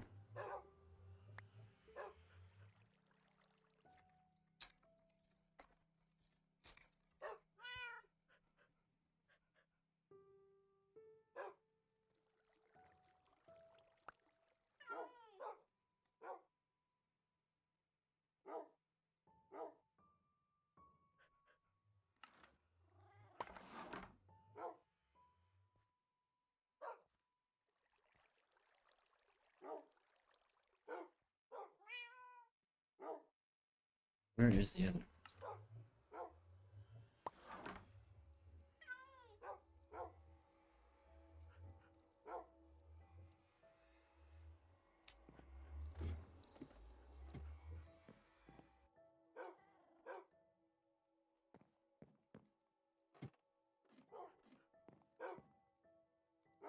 What are you gonna give me tonight?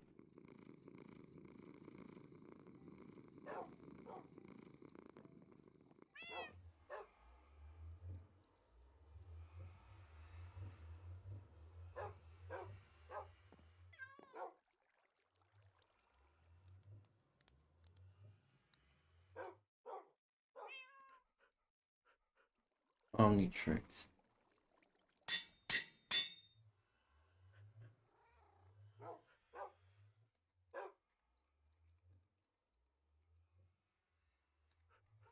In Philippines. I tried to make the Philippine a banner. I just don't know what's gonna fit though.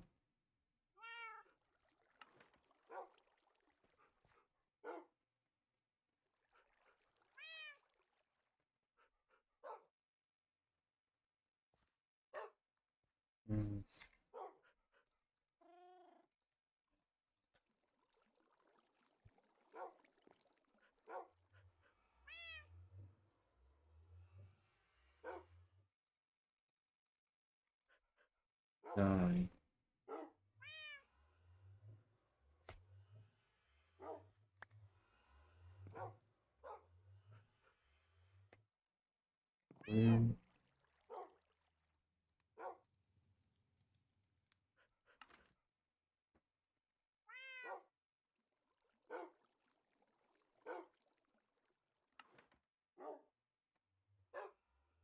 I have an inverted one.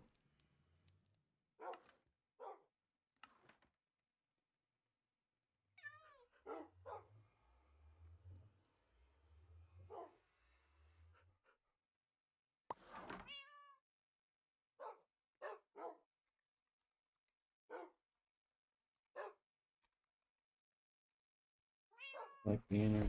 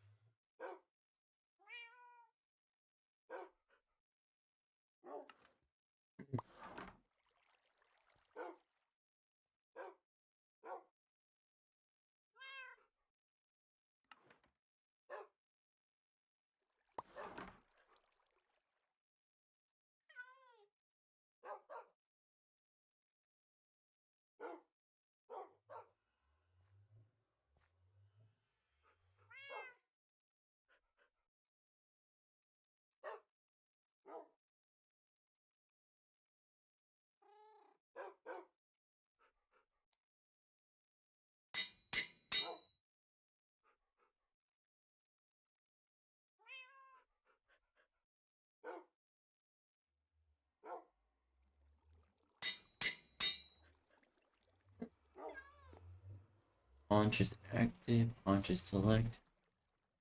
And now slash give black banner. Alright.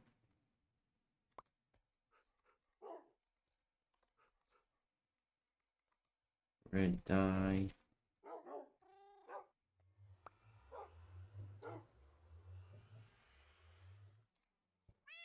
Great.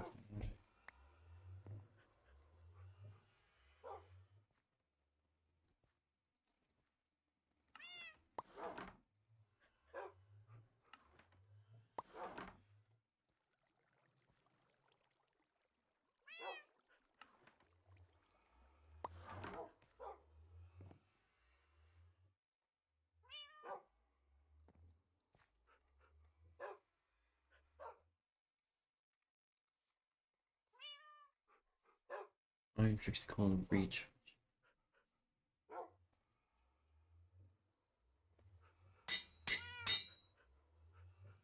Just select. Then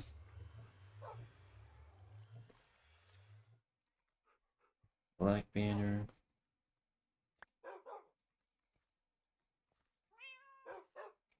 Wait. I2. Alright.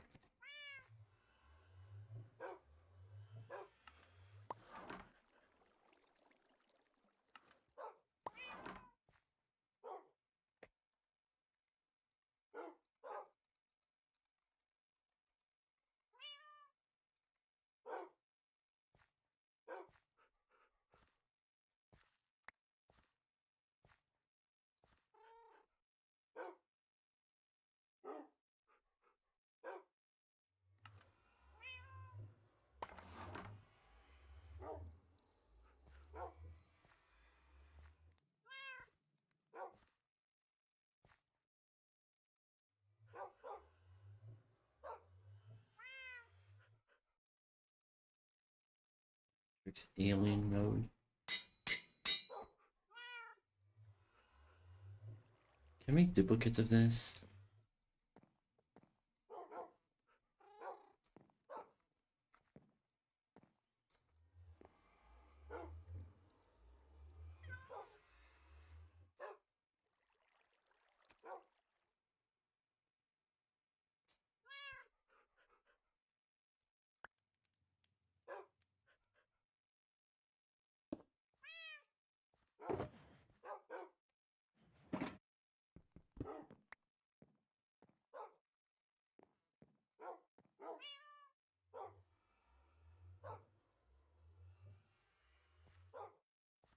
Alright.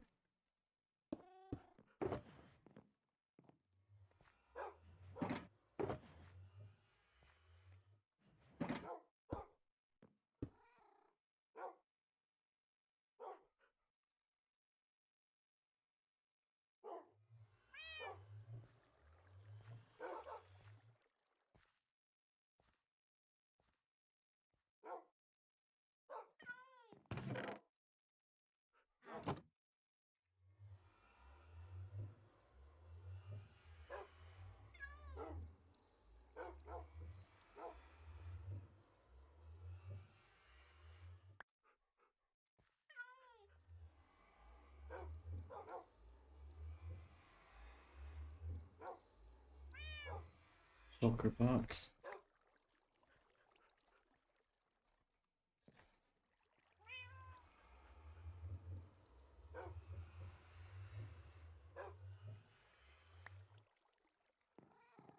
We need is to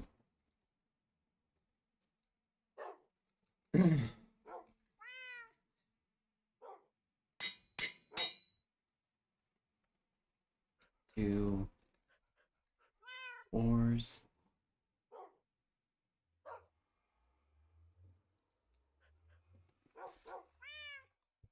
Forward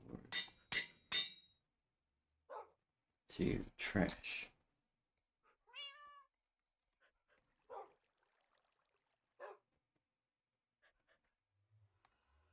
Trash bin.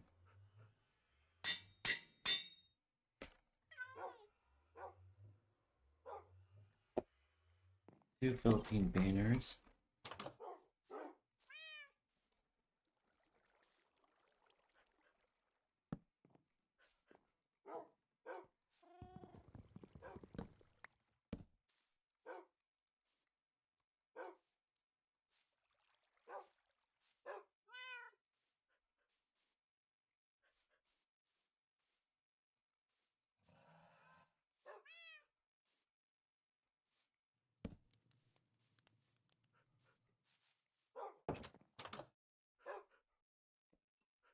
All right.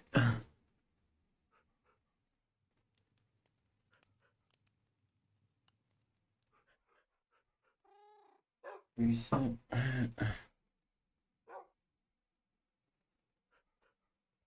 Hello, how are you?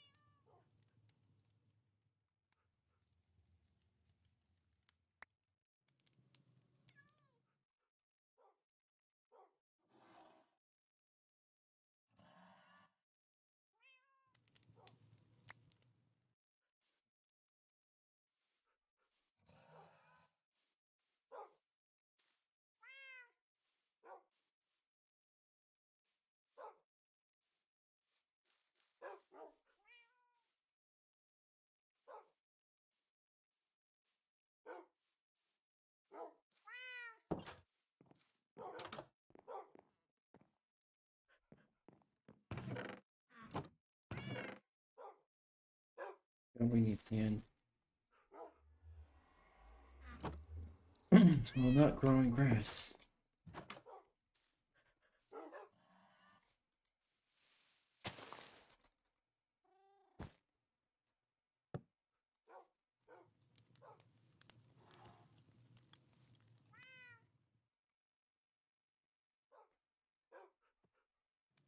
This.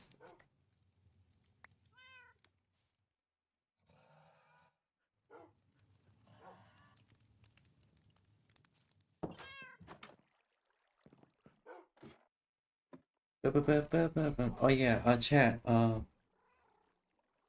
Yeah, I'm Filipino.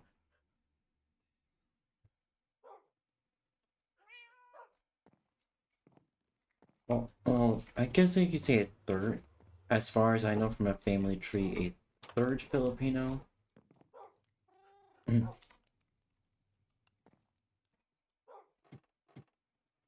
cannot see the other two because of current circumstances and person I shall not name.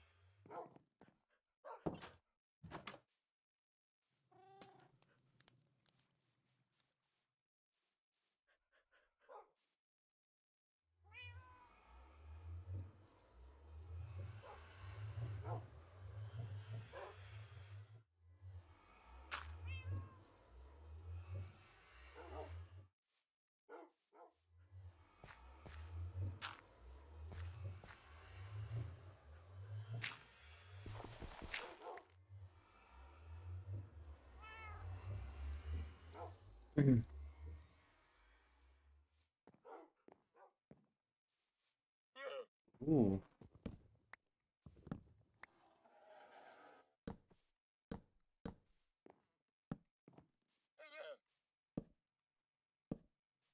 Fully grew. This grew as well. Alright.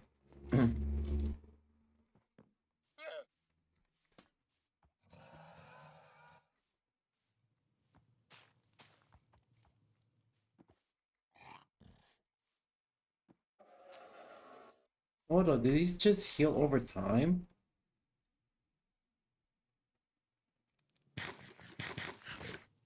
I shall name my horses.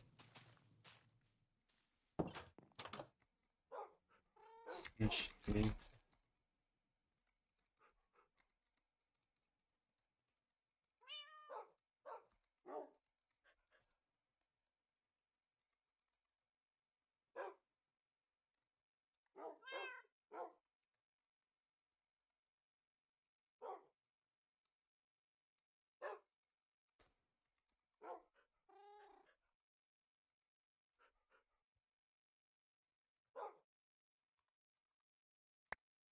Alright, here we go. 3, 2, 1.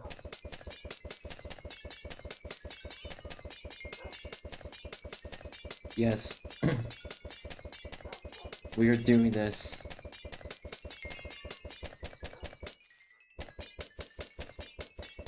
Give me thy experience.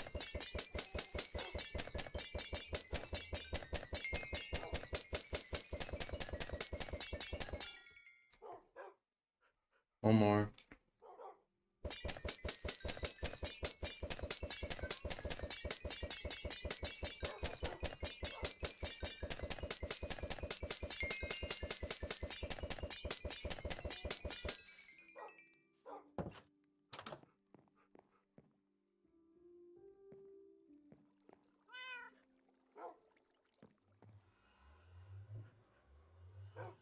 We're probably gonna let it make books.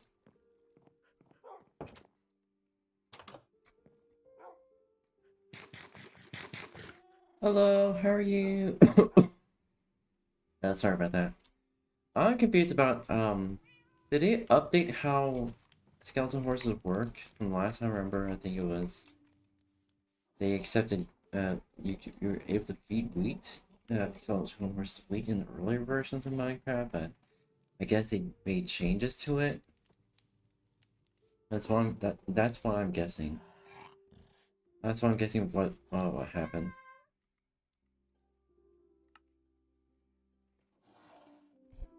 All right.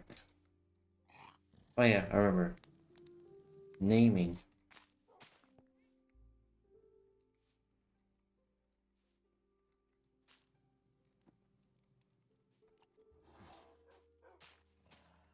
I have perfect names for them. All right.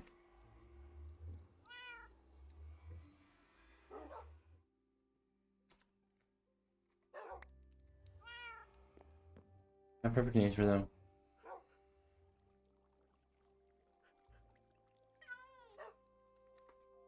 You guys are going Undertale style. Oh. And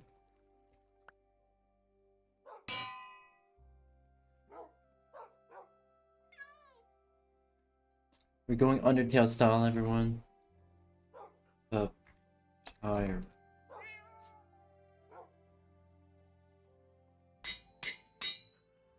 And Toriel. Should you go Toriel or Toriel, Frisk, or Char, Car, blah blah blah blah blah blah. Which one? Should we go Toriel, Frisk, or Char, or the third horse?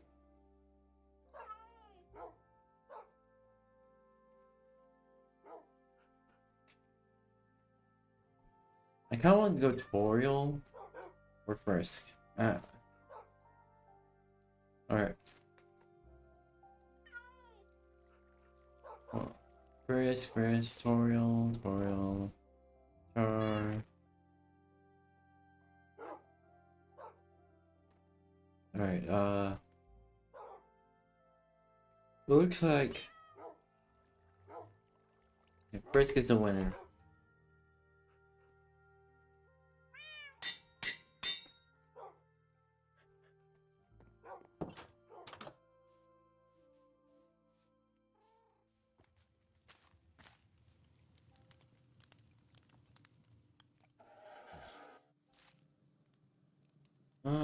Frisk. Kind of feels wrong to name him Frisk. Yeah, actually. What?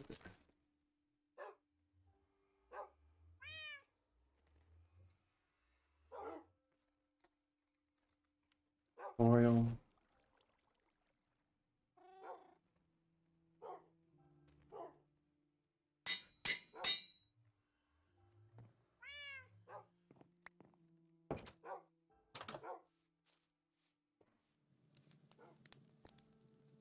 Oriole.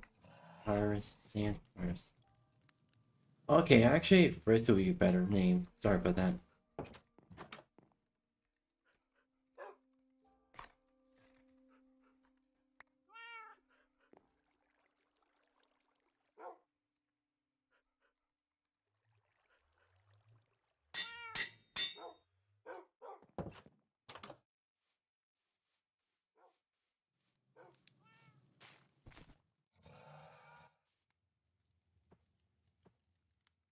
Frisk. Iris. Sands.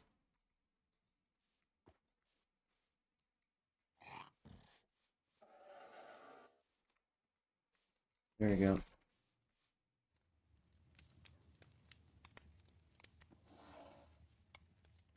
Hey Frisk, Hippopyrus, hey Sands. Aussie, worth it. Classic advertising corporates. Classic. So yeah. Hello, how are you? Welcome, welcome.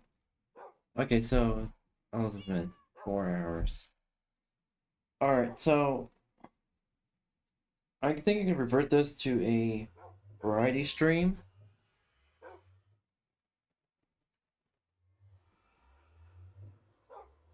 And I believe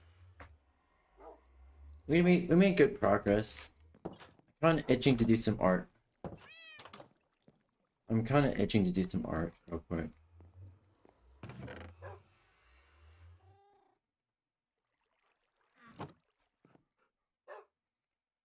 Let's totally get rid of these experience point bottles.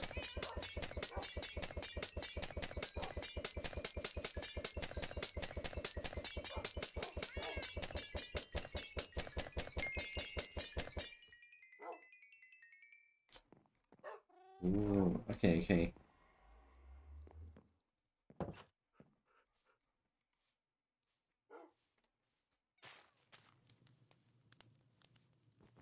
Greater two trade allowance.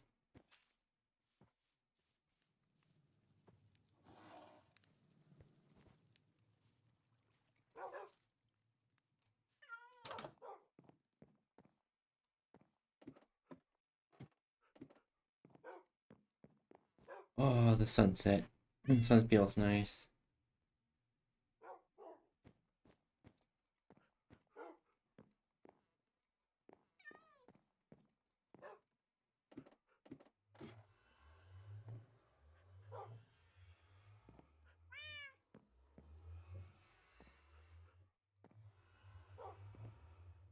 Maybe we'll put axolotls into the pond. Small pond we have.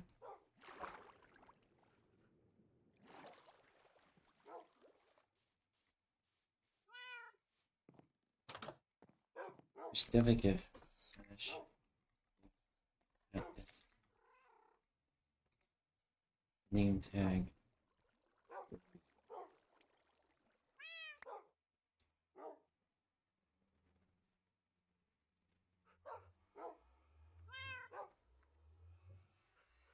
Axel.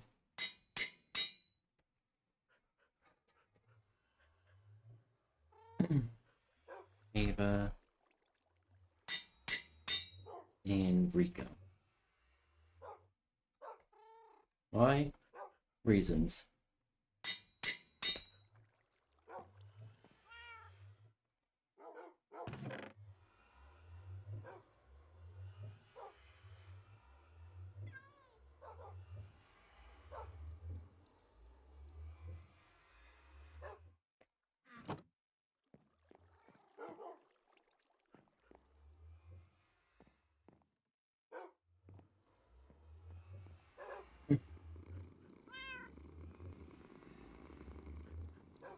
Thank you.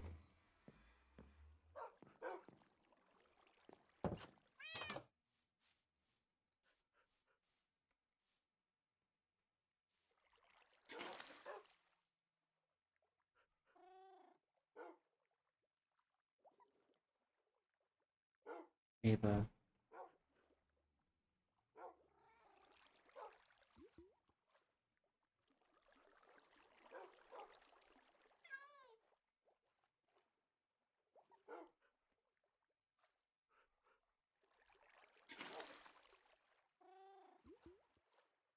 Rico.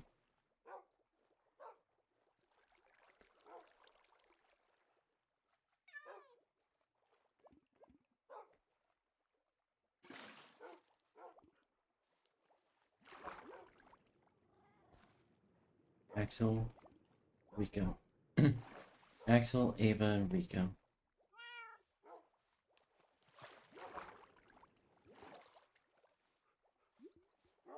There you go.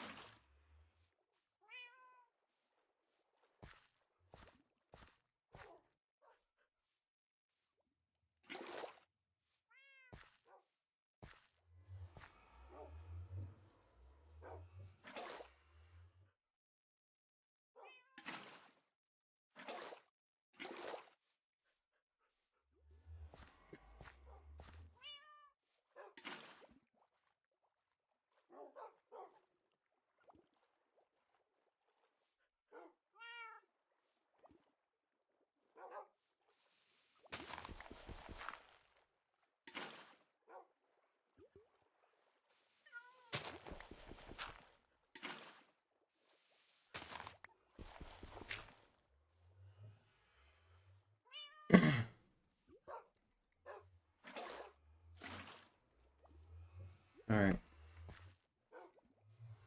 Just expanding their habitat a bit.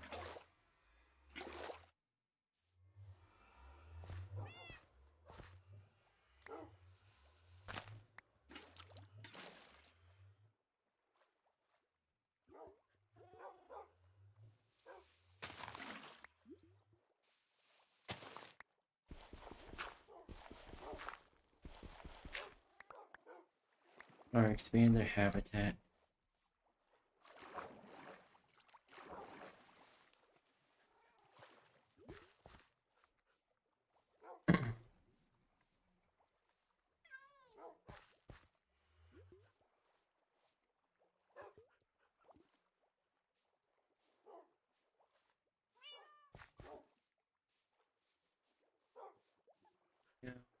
Go.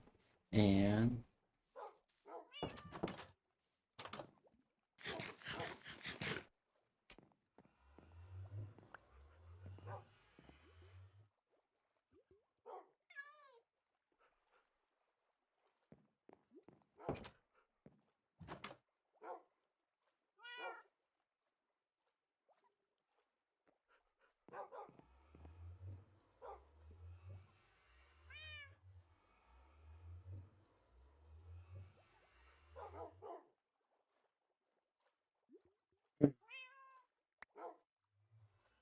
racial spots. Feed.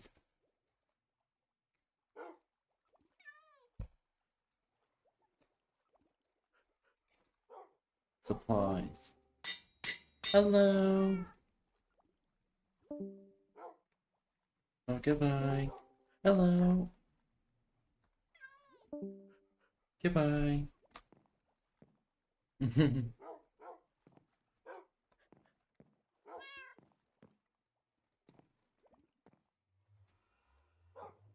Alright, give me supplies. Arrows.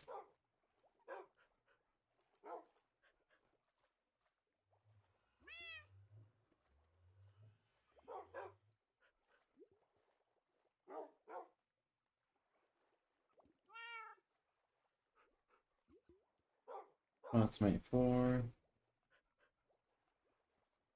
Alright, emeralds.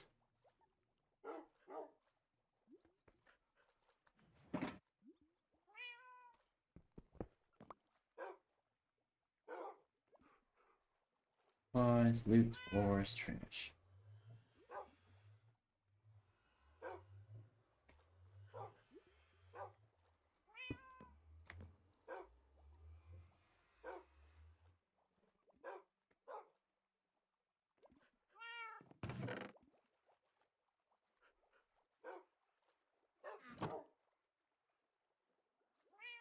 Make a shit ton of bread.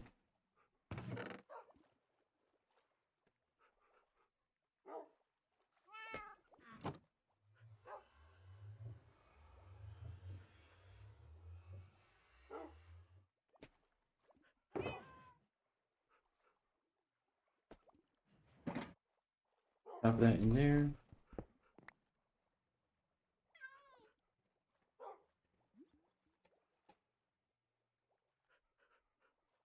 Yeah, there's our supplies.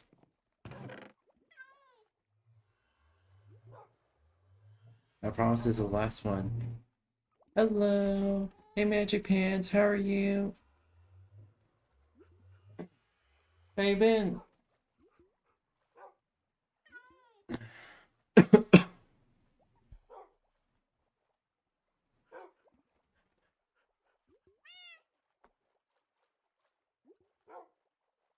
Honestly, I may just quickly switch this to variety stream. Quick.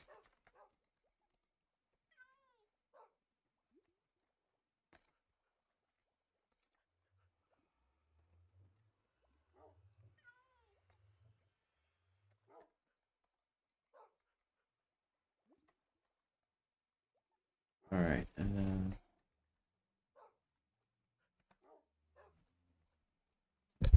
ooh, I almost knocked that over.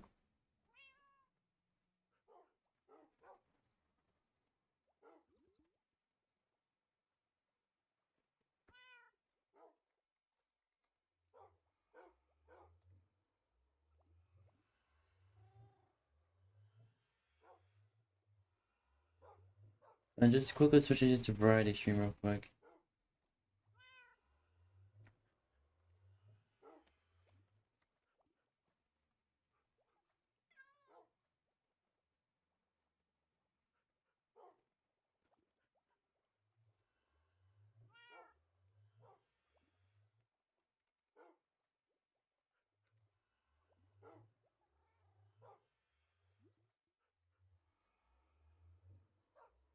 Alright, and probably want to switch one on YouTube to variety stream.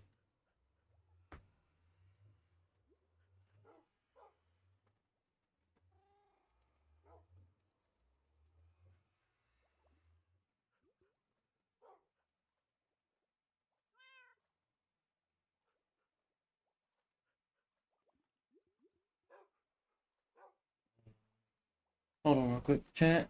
Gonna be content.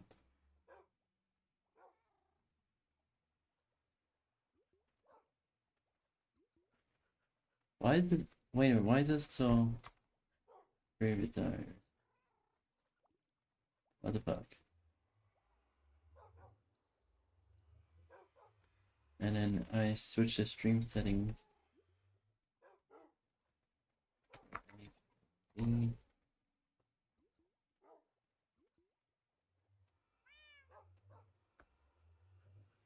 Alright. There we go, chat.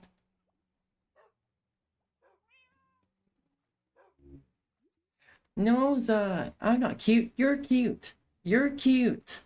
Wow. Have had pets. Okay, thank you. Lurking. No. No, you. No, you.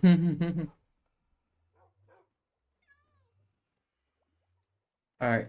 Alright, chat. Let's see here. I'm gonna take, okay, so we're gonna be watching doing YouTube reactions for the hour, and then moving on to art. Alright? Alright. Let me get everything set up real quick for y'all. Alright, matinee.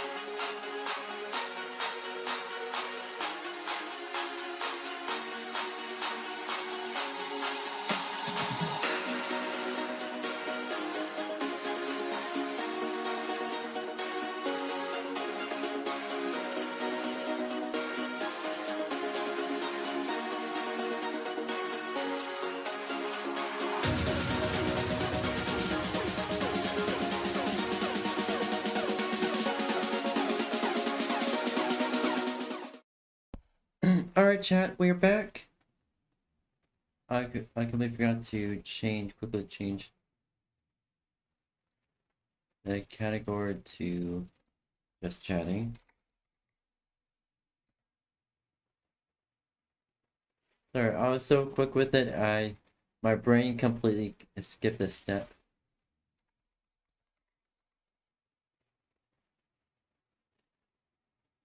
There we go. Wait, what the oh my fucking hell.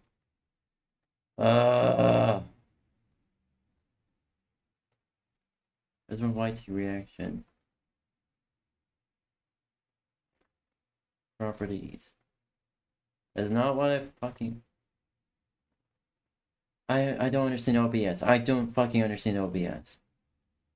I clearly...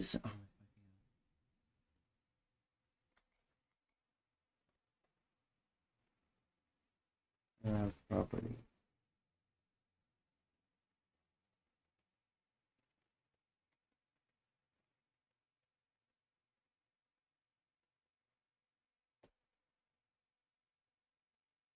Alright.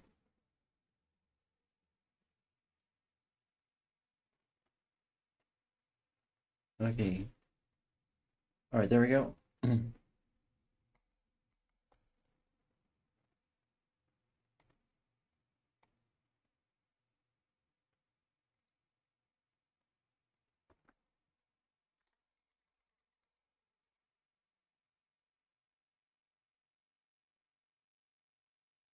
So I don't know why trying to block links.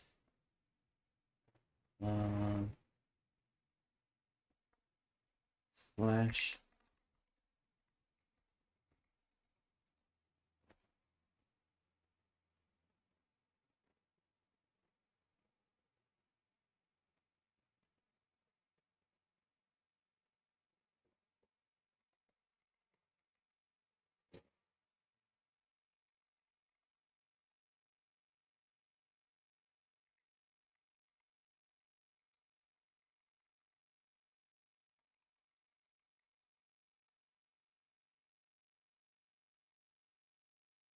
there we go. It should Stream should not be blocked anymore from sending the automatic links I coded in. Well, the affiliate links I coded in.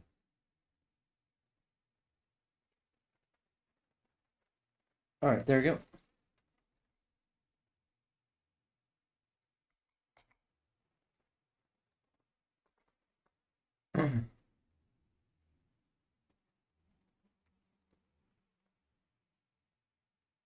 Don't want to say figure out die.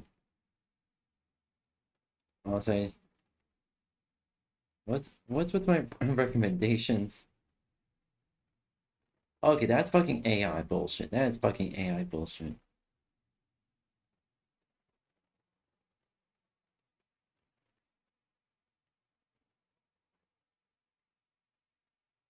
Skeletor hates crows. Oh, let's watch this one.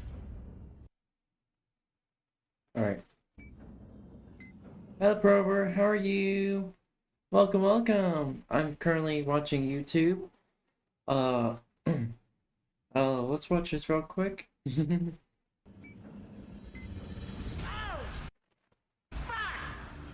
I hate AI. Yep, me too. Guys, I can't What's with the... run. I've got 10 Alright. stacks. Help! Oh, I left it in the node. what? Fuck! I've got this, guys. Going to what? Yeah. So, Who fucked it? I'm not mad. I just I'm want to good. know. You're really not mad? No, I'm fucking livid. None of you fuckholes know what you're doing. This raid just came out. No, it didn't. It's the same raid from Destiny 1. But I didn't play Destiny 1. Yeah, me neither. Same. Is this vault of glass? Evelyn, what about you? Evelyn? Oh, she's just gone AFK. It's fucking contest mode. Isn't this vault of glass? Why are we doing this raid and contest mode anyway? This is really hard. Don't say it like that. Don't say it like that. I want the emblem. I have a cat knowledge. Aww, that means your cat loves you. Also, cat licking your hand means like cat is grooming you, making sure you're clean. Cat cares about you. It will. Wait, we're doing all this for We're a fucking you. emblem? Yes. So wait, you dragged us all into a raid where none of us know what we're doing on contest mode, all because you want an emblem that no one will recognize or care about? Think motherfucking excuse me. I actually planned on saving you all the trouble and tried LFGing this raid. Yeah? And how did that turn out? Why do I see people anywhere but here? Are you fucking stupid or fucking blind? There is one fucking place you're gonna be, and it is over here! So, you guys are That's the funny. best chance I've got. That's funny. There you go. Oh, what the fuck? Oh my fucking god. There you go.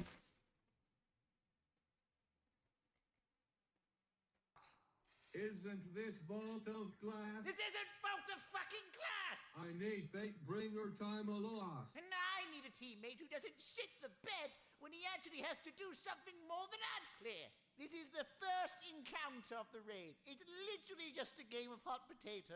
Yeah, guys, if we just try our best, then I know we... No, shut the fuck up. Okay, look, we've only got a limited amount of time to do this, Aw, she jumped out of your right? lap. If only Cat said, okay, you're done. I'm done. there was someone out there who could teach us how to do this encounter in a quick and easy way.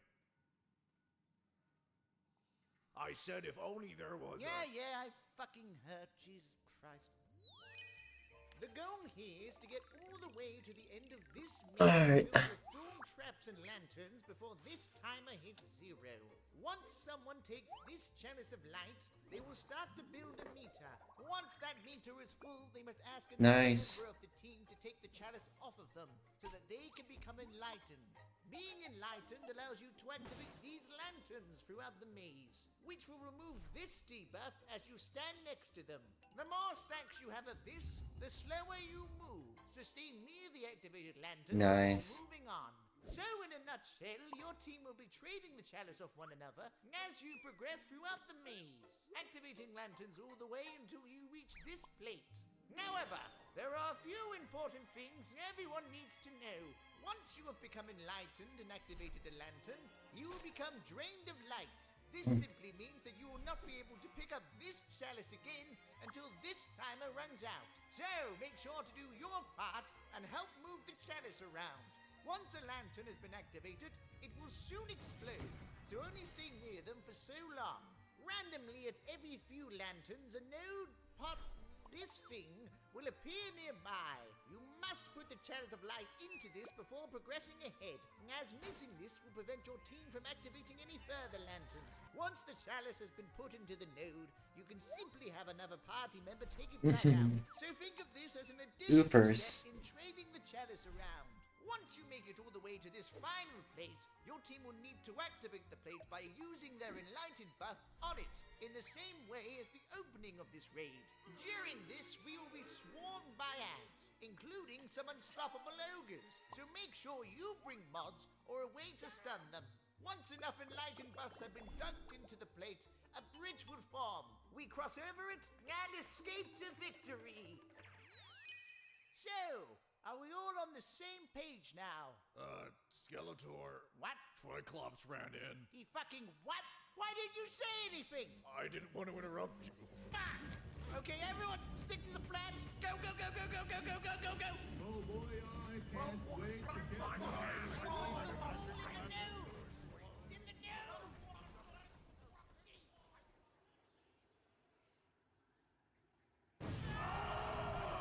Lol.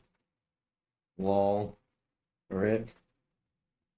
Eat your live stream. No, don't eat my live stream. No. Hey, what's up guys, Rip here. So today we're going to be looking at some... Okay, no. I don't want to deal with politics. No, thank you.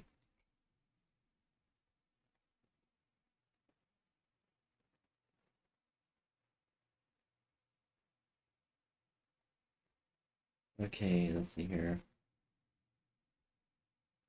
Large sum should not worth your wallet.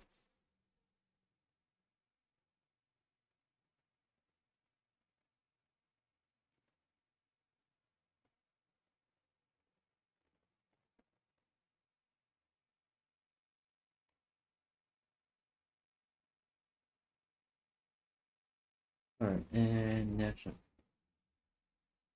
Let's see what this is. Super Mario Bros. Is a game that, despite my affinity for the Mario series, I haven't really touched much. Sure, Ooh. I've beaten it several times, in fact, but I usually find the classic Sonic games a lot more fascinating to play. So I figured, why not give Mario some attention on this series in order to give myself a break from this blue headache? Don't turn into a marketable plushie. No. Today, I'm getting every achievement in Super Mario Bros. For the NES, a feat only possible by using the Retro Achievements website. On screen now are the 77 different achievements I'll have to get. I'm writing this intro before I actually start streaming the challenge. Thus, from what I can gather just by glancing at these achievements, while some of them seem pretty straightforward and easy to get, there are others that worry me. Mushroom Kingdom, Smashed Bestiary, and Fried Bestiary look like they're going to be the biggest time sinks to try and accomplish. Meanwhile, with several sets of achievements seemingly requiring me to play the entire game several times in different ways, including a set of deathless achievements, I'm definitely going to be memorizing this game in some form or fashion.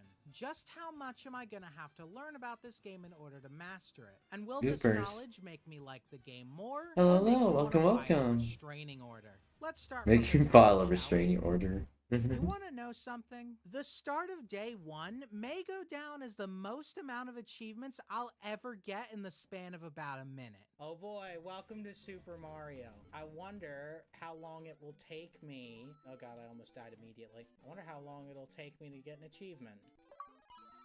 Wow, that was fun. Maybe I should get another fun achievement. There it is. Oh yeah. I want to get Oh, another. and one up. Whoa. And Okay. you're playing with fire. Now you're playing with fire. Ooh, and No, don't eat the achievements. I'm a superstar. This isn't even the end of it either. My first playthrough of Mario 1 consisted of me getting quite a few achievements out of the way, even some that may have given me a bit of trouble later. During World 1 alone, I got What Are You Doing Up There for reaching the top of the screen in 1-2, If I Were a Rich Man for getting 50 coins, Top of the Flagpole for, you know, and a set of 3 achievements after finishing 1-4. So Long Brittle Phony for beating Bowser with fireballs, She's in Another Rut just for beating the stage, and Master Plumber 1 for beating World 1 without dying. Yeah, I'd say we're off to a good start. Let's go world by world so that I don't end up boring you guys half to death. For World 2, I get this secret 1-up in 2-1, the mechanics of which I'll go over later. Then, after simply entering 2-2 to get the Going for a Dip achievement, I carry the Fire Flower to 2-4 and get So Long Brittle Phony 2 and the World 2 Deathless achievement. For World 3, I wait for a bit in 3-1 near this Hammer Bro.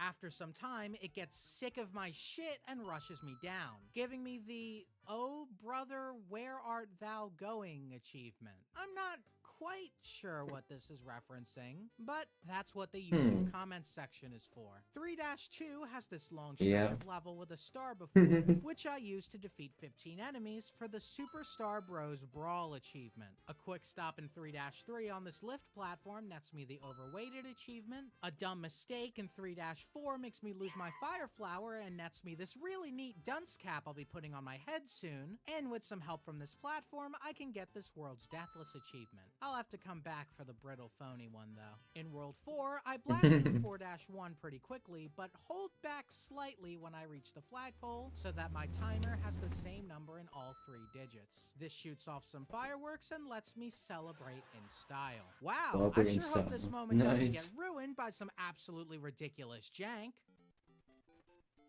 Nope. What the fuck?!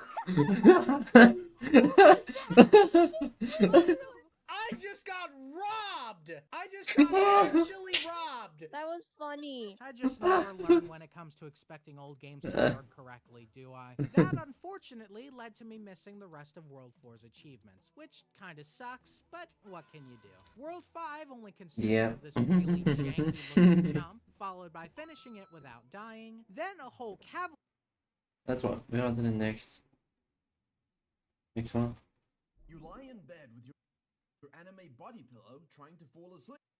Oh my god. Immediate. Ree!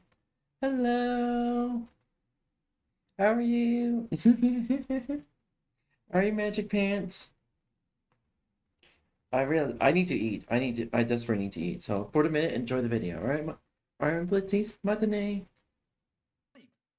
I'm good. I need to eat. Attack about all the possible ways humanity could go extinct. AI superintelligence could wipe us all out in a few years. One president in a bad mood could cause a nuclear war, and a burst of radiation from deep space could fry the planet in seconds. What if all of that happened right now? Shh, my child, no need to worry. In case any of that happens, we'll just start life on another habitable planet, one that is even better than Earth. And to show you how awesome that could be, let's try a few by swapping those systems with Earth right now. That way, we'll know what life would be like on these planets and which one would be the best to replace Earth. But before we do that, I'll need to explain to you what even makes a planet habitable. Firstly, the star that the planet orbits around needs to live a long life, and not blast the planet with flares and, die too fast for life to even evolve. Secondly, the planet has to sit in the right zone, close enough for liquid water to exist, but not so close that it, boils away. This is called the habitable zone.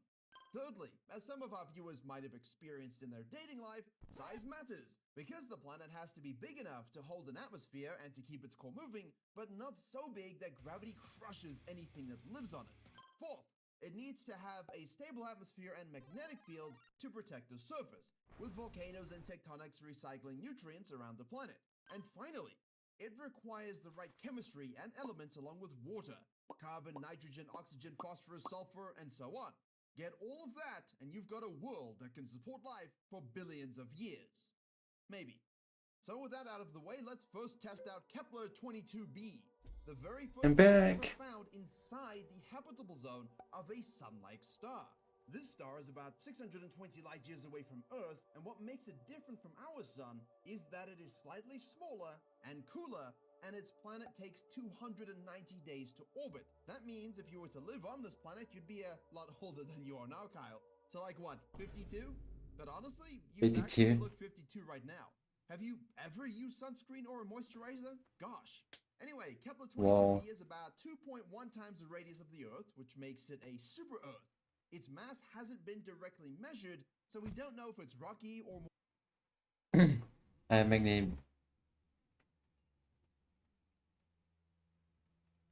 Magnet. Oh no. Oh no, don't eat the magnetic beads. Don't do that. more like, say, a mini Neptune. If it's rocky, the surface gravity would be stronger than Earth's. If it's not, it may not even have a solid surface at all. But with this planet, there's an even bigger problem than maybe having no surface. The temperature without an atmosphere is about -11 degrees Celsius, which is warmer than Earth's -18 degrees Celsius. That's right, Earth's temperature without an atmosphere is -18 degrees. But thanks to actually having one, our real average is +15 degrees. That's the difference an atmosphere makes, and why it's so important for these other potentially habitable planets. However, 𝙂𝙗-22b would need to have the right atmosphere so liquid water could exist, like on Earth. If it does, the planet is so large there is a chance for vast, deep oceans with water stretching hundreds of kilometers deep. If humans moved here, life would become strange. Ecosystems would run on chemistry and heat instead of sunlight, since light wouldn't reach deep into the oceans. For humans, it would be extremely difficult. No continents potentially, no farmland, no pets like cats and dogs and ferrets, only floating or underwater habitats and, a lot of omega-3 and fish dinners. But until we know its mass and atmosphere, 𝙂𝙗-22b remains one of the most mysterious but super important super Earths. But overall, I think this planet just won't cut it, Kyle. So instead, let's look at some planets that are more like Earth twins, shall we? Starting with 𝙂𝙗-186f.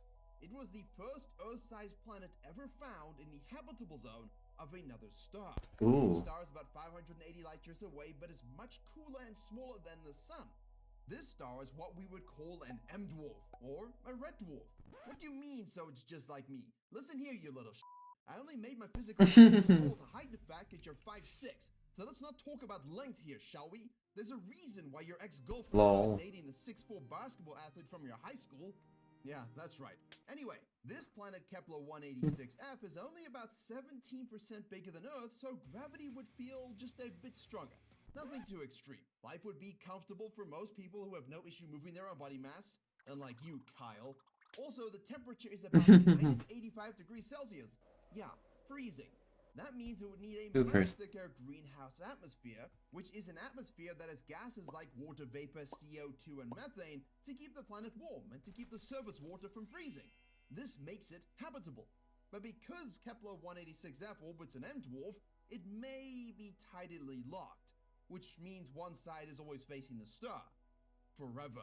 That would create a permanent day side and a permanent night side, and a narrow twilight zone between them where conditions could be stable enough for life, but if that temperature difference is too large between the sides, lots of winds. Violent winds. And with a year of 129 days, there is hope that the biggest problem for humans would be the extreme cold rather than the potential tidal locking, which would result in also having no seasons, along with the powerful flares and radiation from the red dwarf. And if it has that dense atmosphere, it could protect life and make parts of the surface habitable, just mostly on one side or in the middle. And for us nocturnal folk who can't put their work away at 3 a.m., we'll get a whole side of the planet to ourselves. Because of this, parts of the planet will evolve radically different life forms. So in one Imagine being able to live on a tidally locked planet. The day side would be for extroverts and the night side would be for introverts. Segregation on a planetary level, yeah. side of the planet, you might have very tan biohacking chads living their best life, while on the other side, you might have pale, scrawny workaholics that look chronically tired and need a daily dose of vitamin D pills just to survive. Whoa, wait a minute. That's just like my life now on Earth. Screw that. Let's forget about that planet. I don't want to live that life again. Instead, let's look at TRAPPIST-1e. It's just 39 light years away, orbiting a very small red dwarf star with 6 sibling planets packed around it. TRAPPIST-1e is almost exactly the same size as our planet, with a radius of 0.92 Earths and a mass of 0.692 Earths. It's rocky and the surface gravity is about 0.82 times that of what we're used to. So it'd be lovely and easy to walk around, hike, run, and we'd have to increase the height of basketball hoops now because even white people could jump high enough to dunk. Hey, yo. Except Kyle. Except Kyle. Hey, remember, then you would have to live in the Terminator zone. You have to live in the middle of the planet. Neither side would accept you. Sorry. I love the fact that even though this planet is 8.82 times the size of Earth, Kyle still gets a short end of the stick. 3.5 degrees, very close to Earth's -18. But because the star is so dim, the planet has to orbit very closely, completing a year in only 6 days. That likely makes it tidally locked. Earth's life here would need to handle high radiation from frequent stellar flares if the magnetic field weren't insanely strong. But if TRAPPIST-1e did have a strong atmosphere magnetic field, conditions could still allow ecosystems to survive, especially in that twilight zone we talked about before. But the type of life that would evolve here, well, most of Earth life would just die, and then creepy twilight-killing machines would rise that use the Omnivores and ambivores are pretty much so similar that psychology doesn't recognize omnivores as a thing. I checked. I did check. I think it was about a year ago. warm breeze to fly across the skies and pick off humans for meals. We'd have to live inside permanently to avoid the stellar flares and radiation, while also becoming a tunnel-living civilization as the surface is dominated by resilient and radiation-absorbed hunters. Hypothetically. Hypothetically. Might have let my fantasy run a bit wild there. A bulk being can only dream of such greatness. Yeah. Anyway, perhaps we shouldn't move Earth's life to that planet. I forgot that I was trying to make you more at ease, not make you worry about yet another extinction event. Let's step it up here and perhaps find planets that orbit better suns so we can have a better life. Introducing Kepler-442b. Yummy radiation, yes. Radiation is yummy. This is not a red dwarf, and it's not sunlight. These are orange dwarfs. They may actually be the best places to look for life on other habitable planets because these stars, like this one, are smaller and cooler than the sun, but far more stable than red dwarfs without all the flares and See, they don't blast planets with constant X-rays or ultraviolet radiation, and they burn steadily for 15 to 45 billion years. giving any biosphere much more time to evolve than Earth ever had. They're Oh, also about 4 fuck. times more common than stars Okay. like the Sun, which means more chances for habitable planets. Mm-hmm. Scientists call them the sweet spot stars, abundant, long-lived, stable, and perfect for hosting rocky planets in their habitable zones. So we can, you know, go golfing and stuff, or whatever humans like to do nowadays to escape their terribly boring lives. Could we even golf in Kepler 44-2b? Well, it has a radius of Like me, streaming. 4 times Earth's and a mass around 2.3 times greater. That means the surface Yes, gravity eat would the be about radiation. 30% Eat it. stronger than Eat it now. Earth's. You'd feel heavier, but still Eat the radiation, chat. Eat it. Eat it now. Eat all of it. be able to move around. Everyone would now have a permanent leg day. Everyone would be thick. Nobody would need BBLs anymore. And if I knew that before, I wouldn't have wasted my money on one. And plastic surgery industries would collapse. The temperature here as well, estimated to be around -2 degrees, just below freezing, which is perfectly good compared to the previous planets and warmer than Earth's by a lot. But because the planet is larger and more massive, it may also be more geologically active than Earth, with stronger volcanoes and tectonics to recycle its atmosphere and maintain climate stability.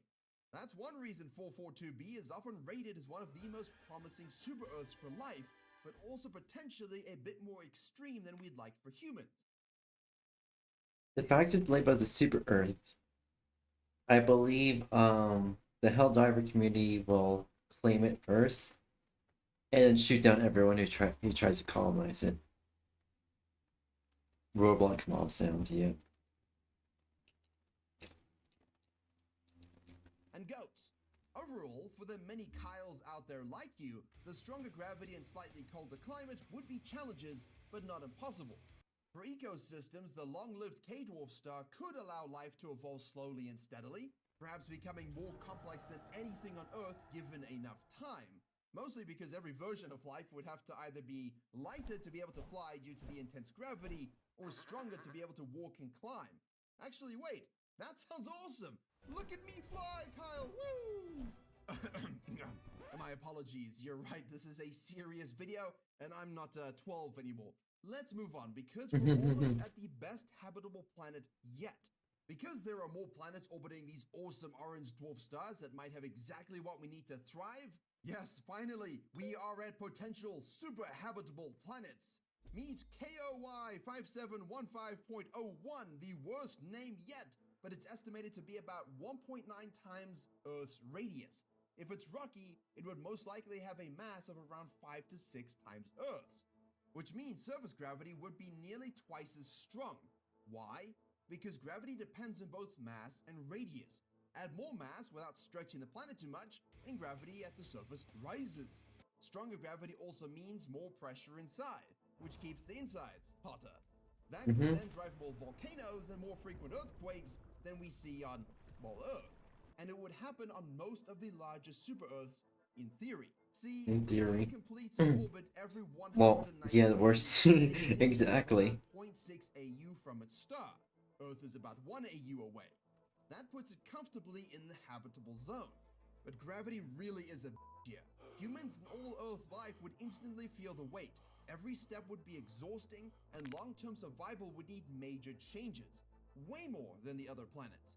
And like Kepler 44-2b, plants would likely thrive under the stable orange light from the star, though they might evolve to use pigments better tuned to the slightly redder spectrum. What does that even mean, you ask? Well, on Earth, plants are green because they use sunlight in a special way, photosynthesis. But if you lived on a planet around an orange star, the light would be more red than what we get from our sun. That means plants there might not be green at all. They could be red, purple, or even black, so they can soak up as much of the red light as possible to make food, which you kinda need to breathe. Yeah. So, we hope they are more successful than the time I tried to raise funds for my new crypto coin, Gravicoin. It would have been huge if the FTC hadn't immediately filed a lawsuit against me and put me in crippling debt. It always comes from below, I swear, brokies. On Coin, it's not debt-free, and a stronger gravity would push animals to be shorter and stockier than on Earth, but not in a cool way like before. Way more extreme. For ecosystems, the planet's size means more land and more ocean combined. And if tectonic Yeah. activity is stronger, the recycling of carbon and nutrients could make this world even more geologically alive than Earth's. So in other words, it would become oxygen-rich due to the insane amount of plants, and life would be large in size. Kind of like how Earth was in its past before things like asteroids happened. But this Yeah. planet is 3,000 light years away.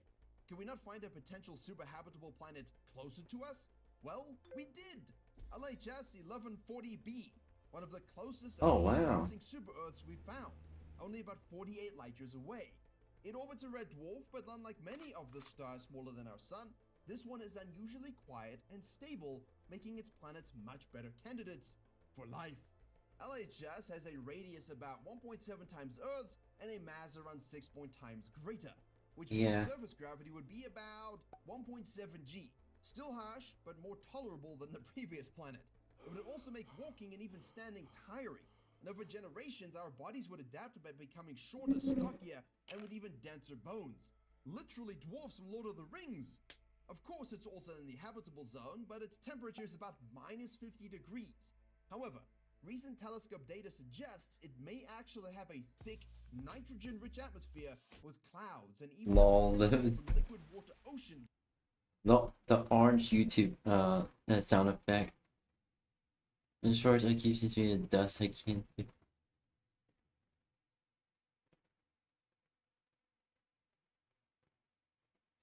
Ah yes, doing a duo on a tablet. Fun. On its surface. The massive downside is that it's also known as the eyeball planet, because it might only have a small area of liquid ocean available, meaning limited livable space, higher rents than those $2,000 per month prison cell apartments in New York, and a few world wars over who can live where. Yay! Yay. Considering that you couldn't even win a prize at the fair for your ex-girlfriend as you kept missing the targets at that shooting game means your fate would be hopeless, Kyle. So Lol. since literally no one wants to see you shoot a gun, we might need to find the ultimate Earth super habitable mega living rock planet Earth 2.0 from somewhere else. Ah, of course, the absolute best candidate we have so far. Silly me, Kepler 452b. Often Ooh, called Kepler. Earth's cousin, or literally Earth 2.0. It was discovered in 2015 and orbits a G-type star very similar to our sun. Its year is almost identical to Earth's at about 385 days. The planet is about 1.6 times Earth's radius and likely 5 times more massive. That means surface gravity could be nearly double what we experience on Earth, which I think at this point we will just have to deal with because tiny Earth like ours with average habitability seem to be quite hard to come by and detect. The temperature is estimated to be about minus 8 degrees, but here's the catch. Its star is about 20% brighter and older than the sun. Over time, that extra energy may push Kepler 452b into a runaway greenhouse effect, slowly boiling away oceans and leaving the surface uninhabitable, full of despair and agony. So, if Earth life were transported here today, plants would likely thrive in the redder, slightly hotter light. But humans and other animals would face harsh challenges to combat the increased risk of skin cancer from a brighter sun, the breaking of bones from not having billions of years to chill and adapt, because the star Lol. will make the system relatively uninhabitable relatively soon, and also the harsh Longer school year, yes. reality of having a heavier atmosphere, which means higher pressure, which means more eyeballs exploding out of skulls if it were ever to reach that much. You know, maybe. Also, the usual Maybe. increased volcanoes and earthquakes to make everything feel like a repeat day of the apocalyptic ending on the very Earth we are currently living on. So, you know what? I might not actually have a solution for your extinction event anxiety, Kyle. Sorry. I guess you're just going to have to deal with it. Or perhaps there might be another way to survive. Maybe it's the Milky Way's fault. Yeah, let's instead swap to another galaxy. Oh no. Oh no. There's actually a video on that. Oh.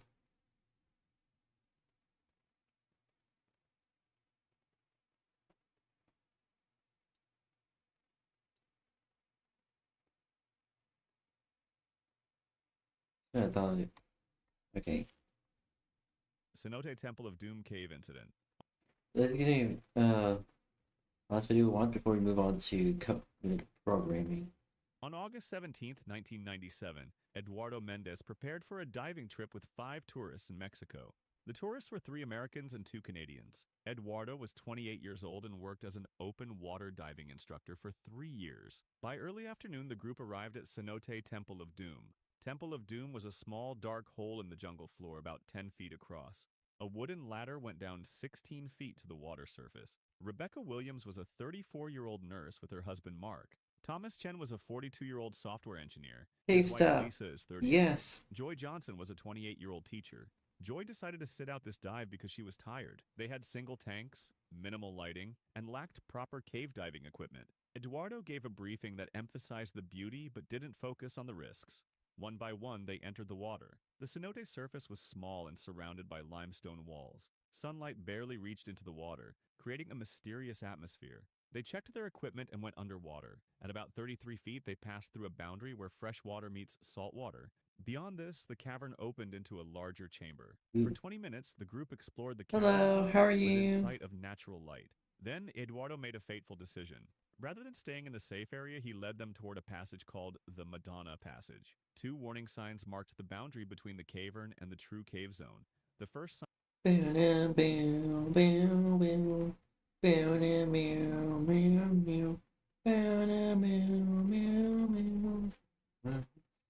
as soon as I heard Madonna, I honestly thought of the song. showed a diver with a red slash through it. No, The second sign don't eat said, my "Stop, hoses." prevent your death. Go no further." 𝙂𝙚 swam past these warnings without stopping. His clients, trusting his judgment, followed. The Madonna Passage narrowed to about 5 feet wide and 6.5 feet high. As they went forward, the light from the entrance vanished. After 10 minutes in the passage, they were about 394 feet from the entrance. Their single tanks were running low due to depth, effort, and anxiety. Thomas Chen was the first to signal a problem with his air supply. Oh, fuck. 𝙂𝙚 finally recognized the danger and signaled for the group to turn back. In the narrow passage, turning around with 5 divers created confusion. Who first? Oh, let me. There we go. Their movement disturbed silt from the cave floor. 𝙂𝙚 headed toward the exit, assuming the group was following. Rebecca and Mark Williams became separated in the sudden darkness. Thomas and Lisa Chen, staying together but equally lost, moved in another direction. When 𝙂𝙚 reached the cavern zone, he realized only he had emerged from the passage. His tank was approaching empty levels. He surfaced quickly and explained the situation to Joy. 𝙂𝙚 swapped his nearly empty tank for Joy's full one. Without waiting for help, he went back into the water. About 295 feet in, he found Lisa Chen with her regulator out of her mouth. Thomas's air gauge showed near empty. 𝙂𝙚 immediately shared his air with Lisa and began guiding them out. Thomas followed them. Upon reaching the cavern zone, 𝙂𝙚 sent the Chens to the surface. 𝙂𝙚 immediately returned to search for the Williams couple. 50 feet into the passage, he found Rebecca Williams unconscious with an empty tank. He grabbed her and brought her to the surface. 𝙂𝙚 continued his search and found Mark Williams. Mark was floating motionless with an empty tank. There was nothing 𝙂𝙚 could do for him. Emergency services arrived and Rebecca Williams was taken to the hospital. Despite medical care, Rebecca died later that evening from drowning and oxygen loss. Fault Cave Incident. On March 21st, 1996, Randy, Sam, and Eric set out for a day of Daisy Bell, Daisy Bell. caving adventure. It was Eric's first ever caving trip. Fault Cave near Denver was known for its dangerous passages. Part of the cave was nicknamed the Crack of Doom, a narrow slot that had trapped many people before. They had little more than torches and basic gear. Randy had done a few caving trips before, but for Eric, this was completely new.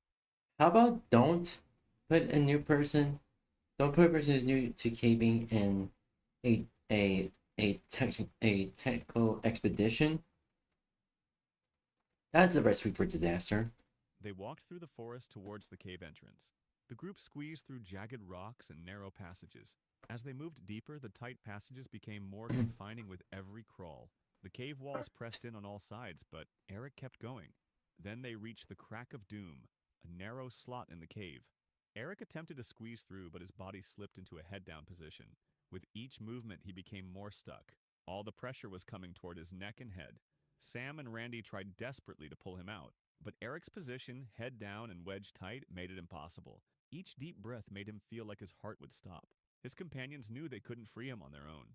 Randy quickly scrambled out of the cave to get help. Randy used his cell phone to call a local caver, Jim Neely.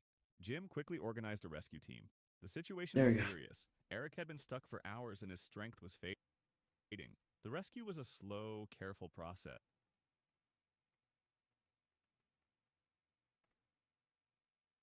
Is that supposed to be a poem or something? They inspected the crack of doom and realized drilling could make debris fall on Eric's head. They went for a different option. First, they took off Eric's clothes to reduce friction against the rock.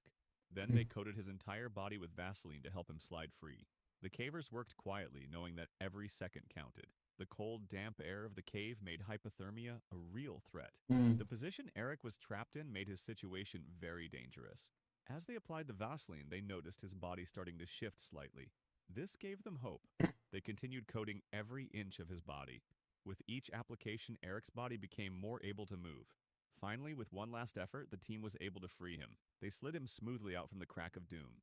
Eric was able to walk out of the cave with help from the team. 𝙤𝙤 𝘼𝙚𝙣𝙚. On January 24th, 2011, 4 young adults decided to explore 𝙤𝙤 Cave. There were 2 men and 2 women in the group. They wanted to see if the cave would be good for future club trips. They entered the cave around 2:30 p.m. The exploration went well until they started to exit. One of the young men faced a very tight and challenging section of the cave. To get out, he had to go head first through a narrow, hourglass-shaped passage. This passage made a sharp 90-degree turn before getting even narrower. His female companions went through carefully, and he followed. He approached the narrow passage on his hands and knees. As he lowered himself into the pit head first, he misjudged his grip. His leg folded against his chest in a painful position. The rock walls pinched around him, trapping him at the tightest part. He was completely upside down with his head on the cold, hard ground. Panic set in quickly. His female companions tried to pull him free but couldn't. They tried to lift him, but their strength wasn't enough. After 20 minutes, they realized they needed help. One of them scrambled out of the cave and called 911. The young man's leg was twisted painfully against his body. Blood pooled and rushed to his skull, creating unbearable pressure. His vision became blurry and his thoughts became confused. A local resident heard the emergency call and contacted his friend Jerry Bowen. Jerry was an experienced caver. Jerry and his son Stephen quickly drove to the site. Stephen was smaller, so he was chosen to go in. One of the women volunteered to guide Stephen back into the cave. When Stephen finally reached the trap tower, they were face to face. Stephen began chiseling away at the rock.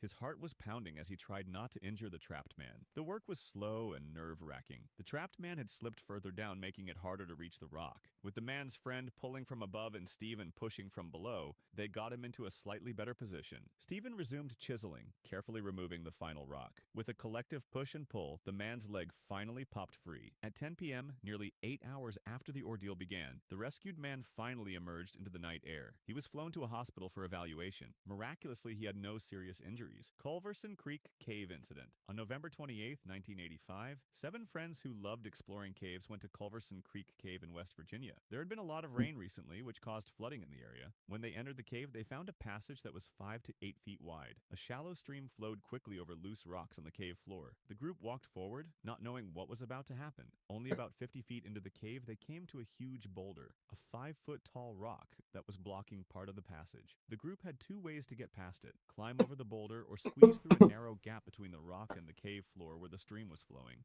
3 cavers went through the tight space safely without any problems. Eric Slagle, who was 26 years old and had lots of caving experience, led the next group of 3 people. He chose to go through the left side, stepping carefully as he walked through the stream. Just as he reached the middle of the boulder, something terrible happened. Suddenly, the massive boulder shifted and began to tilt to the left. The rock became unstable and started to fall. The other cavers tried quickly to stop it from moving, but they couldn't. The huge boulder crashed down, trapping Eric between the cave wall and the rock. Eric was stuck completely. His left temple and shoulder were pressed against the cave wall, and his right cheek was trapped against the boulder. His body couldn't move at all. The weight of the rock pressed hard against his chest, making it very difficult for him to breathe. Eric's friends were shocked and scared. They could see the pain in his eyes and watched as he got weaker. The feeling of not being able to help was terrible for them. One person ran out of the cave to get help, while the others stayed and desperately tried to move the boulder. They pushed with all their strength, trying as hard as they could, but it didn't work. The rock was too heavy. They tried to use crowbars to move the rock, pulling with every bit of strength they had, but nothing worked. While they tried, they watched Eric's breathing get weaker and weaker. Eric stayed awake for about 3 minutes after the boulder fell. Soon his body stopped moving. A small amount of blood came from his nose and his pulse was getting weaker. One of the cavers tried to hold him up, hoping to take some pressure off him, but it didn't help much. At 4:20 in the afternoon, nearly an hour after the accident, they finally had a hydraulic jack. With a team of rescuers, crowbars, and the jack, they managed to move the boulder just enough to free Eric's body. His friends carried him to a drier part of the cave, just 20 feet away, and immediately started CPR. With every chest compression and every breath they tried to give him, they hoped they could bring him back. But Eric wasn't responding. His skin had turned pale, and although his body was still warm, his life was slipping away. At 5:25 in the evening, Eric was finally carried out of the cave on a stretcher. He was rushed to the hospital. Despite everyone's best efforts, it was too late. Eric 𝙂𝙚 died from his injuries. Ice Rink Cave Incident. On May 25, 2003, 𝙂𝙂𝙣 planned a cave trip. Chris was 36 years old and had explored caves before. He wanted to take his family to Ice Rink Cave in Washington. Chris brought his wife Michelle and their 3 children. They drove to the mountains in their car. Chris parked the car about 200 yards from the cave entrance. They found a dark opening in the ground. Chris was not sure if this was the right entrance to Ice Rink Cave. He decided to go inside alone first to check if it was safe. The cave entrance got smaller as he went deeper underground. After 100 feet, Chris found a tiny crawlway that was only Why didn't he just ask locals if that's the right cave or not? 18 inches high. He looked at his cave map with his headlamp. Chris thought the crawlway would lead to Prover. So basically, I'm multi-streaming across 4 platforms, and I have a multi-chat plugin so I can see everyone who's chatting across all 4 of them, all 4 platforms.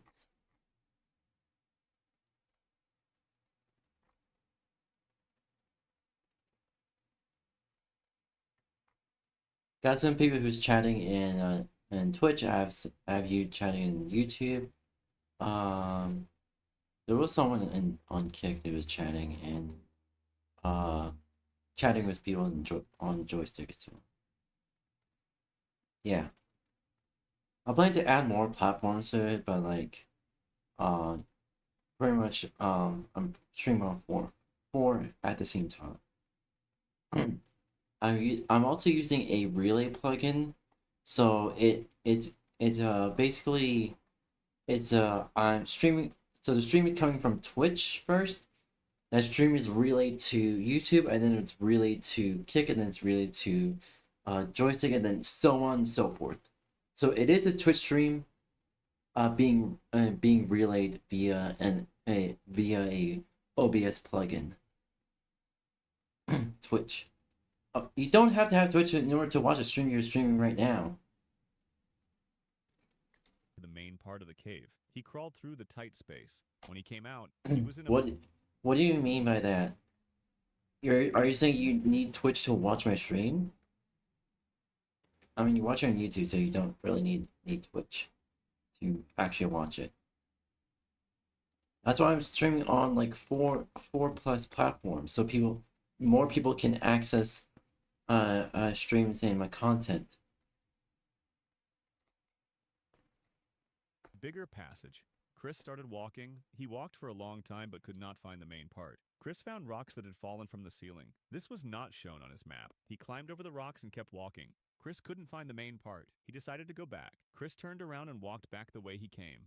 Finally, Chris reached what looked like the crawlway, but it was completely blocked with dirt and rocks. Chris realized he was lost. Chris turned... I mean, you don't really need Twitch, even though I just started getting a little bit of monetization on Twitch and joystick. I still have to get monetization for Kick and YouTube. YouTube is the strictest one for the monetization.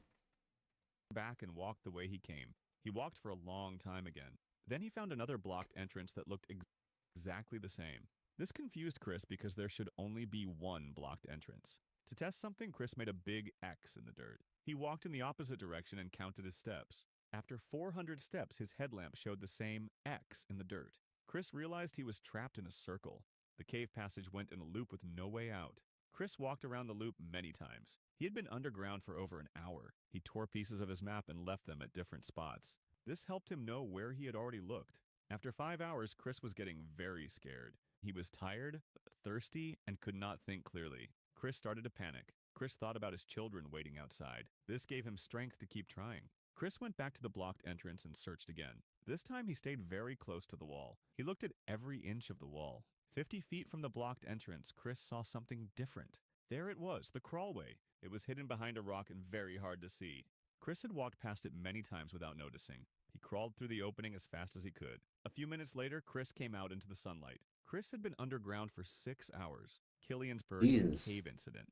In June 1992, 5 boys went to explore a cave in West Virginia. The cave was called 𝙂𝙚𝙣𝙚 Cave. Brian Quintanilla was 13 years old. He was curious and liked to explore. While the other boys stayed in the main part of the cave, Brian found a narrow passage. The passage was very tight. It was only as wide as his shoulders. Brian thought it might be a secret shortcut. He decided to crawl through it. The passage was shaped like the letter L with a sharp bend in the middle. Brian squeezed into the passage. The rocks pressed against his shoulders and hips. When he reached the bend, he had to twist his body in a painful way. He had to bend his knees backward to fit through. Brian pushed through the tight spot. At first, he felt happy that he made it, but then he realized something was very wrong. He was stuck. He could not move backward. The rocks held him tight like a trap. The other boys noticed Brian was missing. They called his name and looked everywhere. Finally, they heard his voice calling back. They found the passage where he was stuck. They could only see his legs sticking out. The boys tried to pull Brian out by his legs. Nothing worked. Brian was in a lot of pain. The scout leader was Brian's mother. She rushed to help her son. She crawled as close as she could to the passage. Brian's mother knew what they had to do.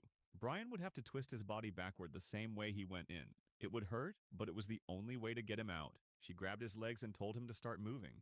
Brian screamed because it hurt so much. His skin scraped against the rocks. Every inch was painful. Inch by inch, Brian's mother pulled him out. It took a very long time. Finally, Brian's body came free from the tight spot. When Brian got outside, he collapsed on the grass. He was breathing hard. Brian's body got better in a few days. Goofers. Eats cave. No, don't eat the cave. Alright, okay, let's see here. Alright, I'm gonna...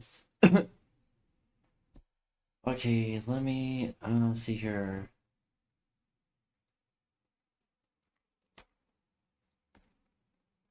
Quickly swap over.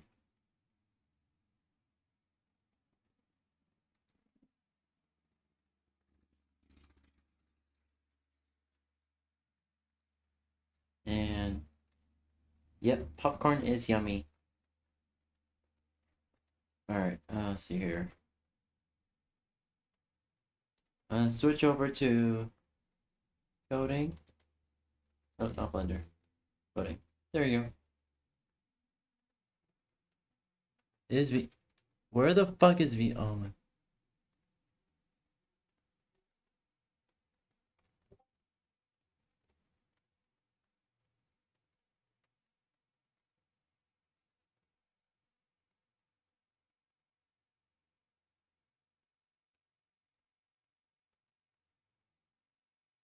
Hold on. Add source. Window capture.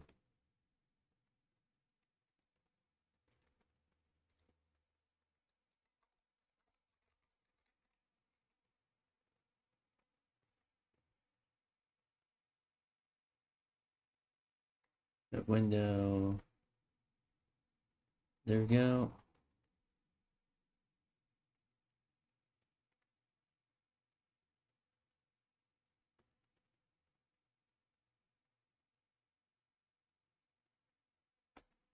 There we go.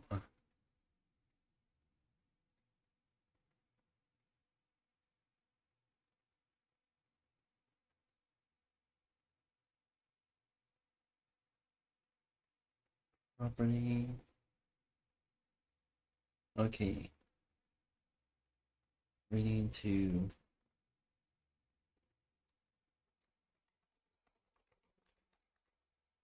There we go.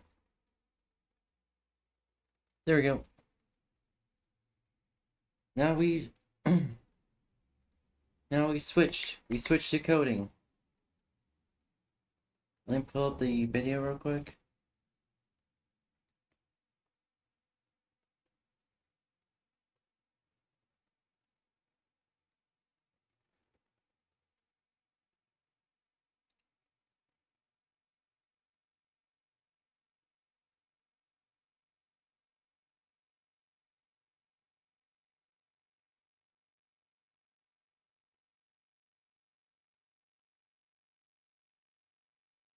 And combine them with our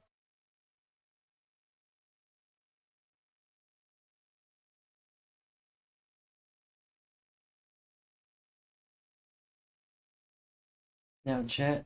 Come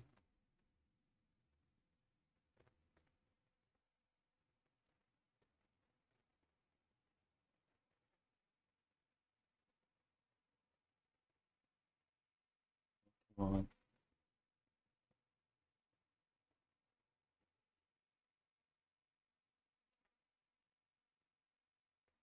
Why is it selecting the window?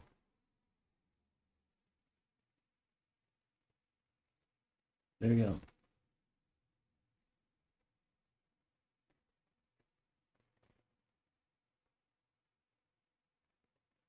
There we go.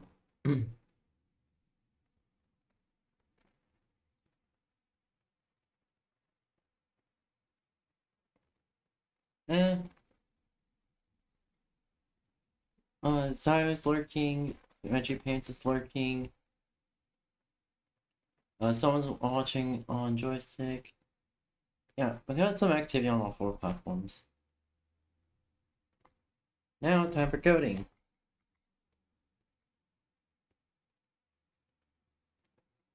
Alright, let's fucking go.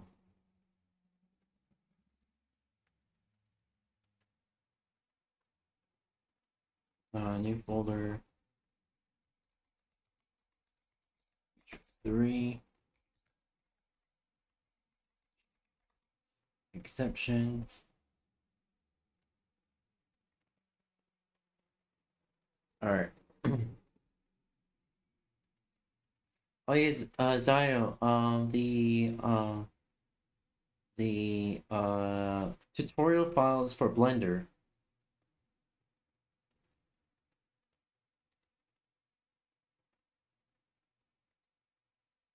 Functions and variables, we really now have most of the building blocks we need to solve much larger, much more interesting, much more personal questions. So in the weeks to come, we'll start to see exactly what could go wrong, though, when we do so, but we'll introduce you to all the more tools via which you can troubleshoot those same problems.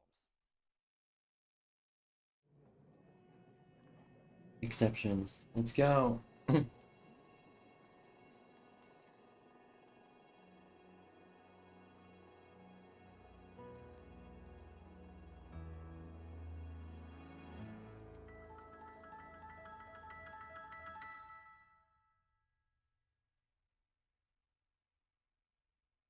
All right, this is CS50's Introduction to Programming with Python. 𝙂𝙚 is one of my friends. My name is David Malin, and this is our week on exceptions. Exceptions in Python, as well as in other programming languages, refer to problems in your code. Indeed, when something is exceptional in your program, it actually doesn't mean it's a good thing. It means something has gone wrong that ideally you will solve. So what are some of the things that can go wrong?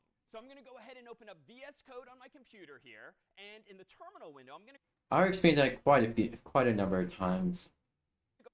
go ahead and run code of hello.py. That's going to, of course, open up a brand new tab for me, hello.py, in which I can write my code. And let me go ahead and write some very Rename.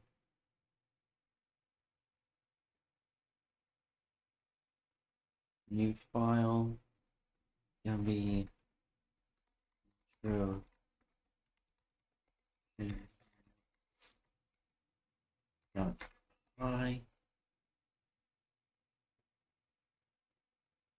Rename.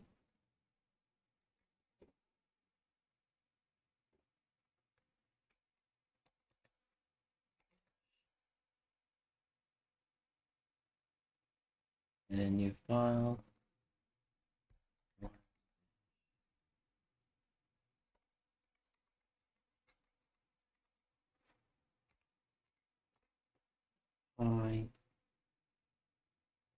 Alright, here we go.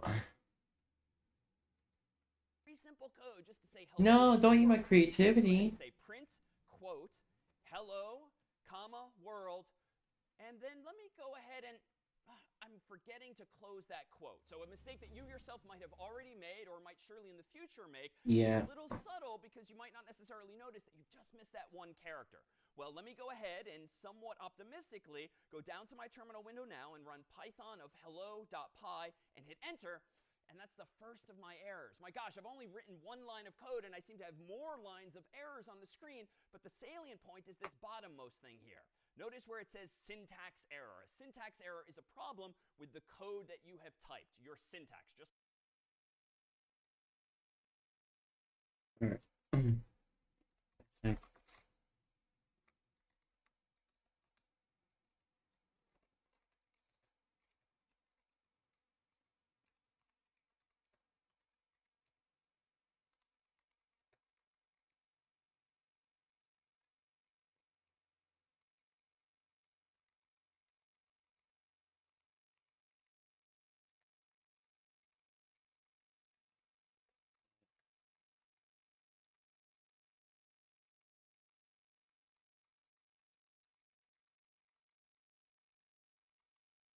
All right, there we go. Here we go.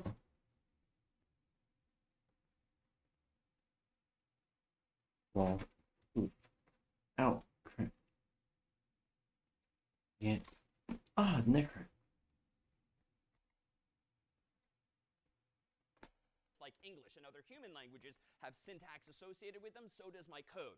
And it's not quite correct. Something is awry. I didn't follow the instructions properly. And it does elaborate for me, unterminated string literal. Now that's a bit arcane. That is a bit of a confusing error message, but unterminated would generally mean that I started something but didn't stop it.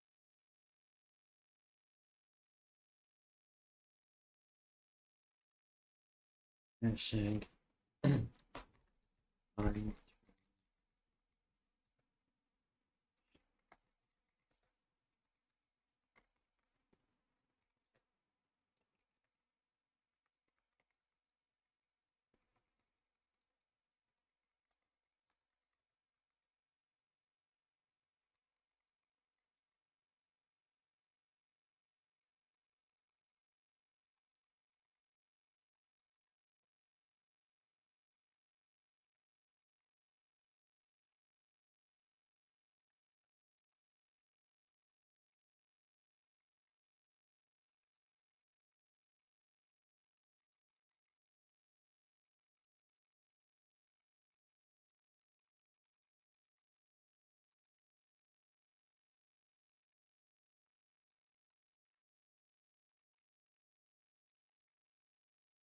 Alright. There you go.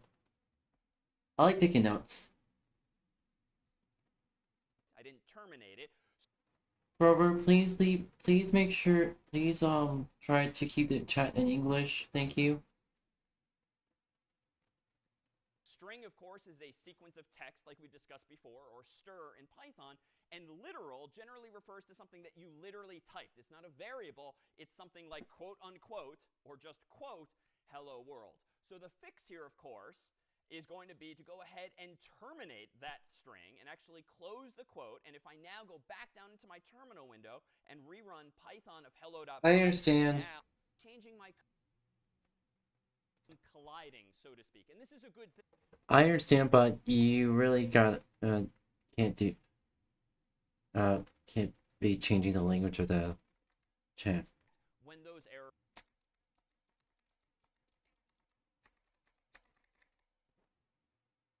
Alright. There we go.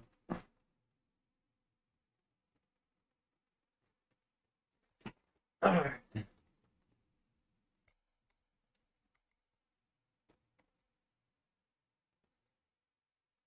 Alright. That we take a look at a new file. Creeper? Oh man. Together, I'm going to close hello.py, and I'm going to write code of, say, number.py. So let's play around with some numbers in Python. And the first thing I'm going to go ahead here and do with number.py after opening this new tab is I think I'm going to go ahead and type up a relatively simple program.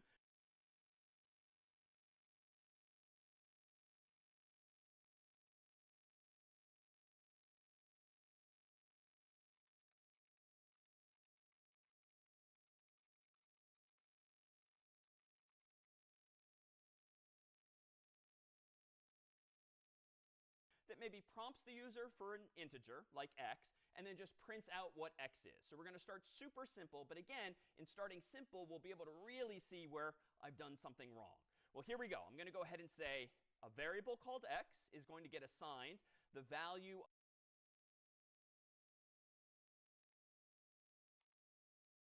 Robert, I really need you to keep the chat in English.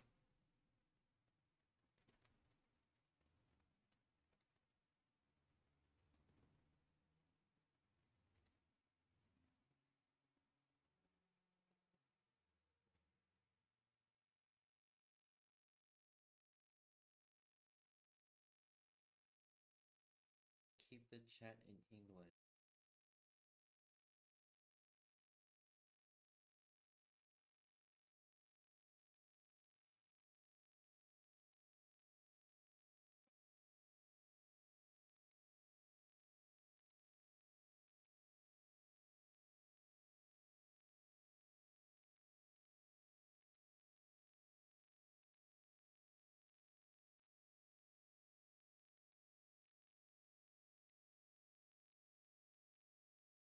Like, I understand, but I'm not gonna ask again. Please keep the chat in English.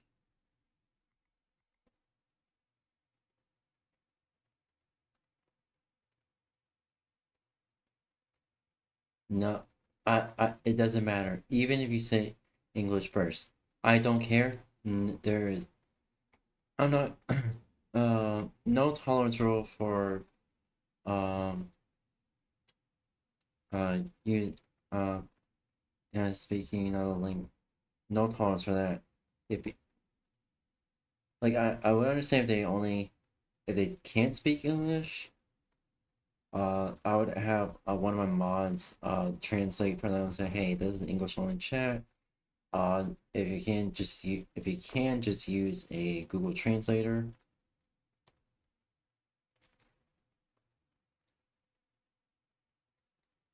Please keep the chat in English. Next time you do that, I will put you on timeout.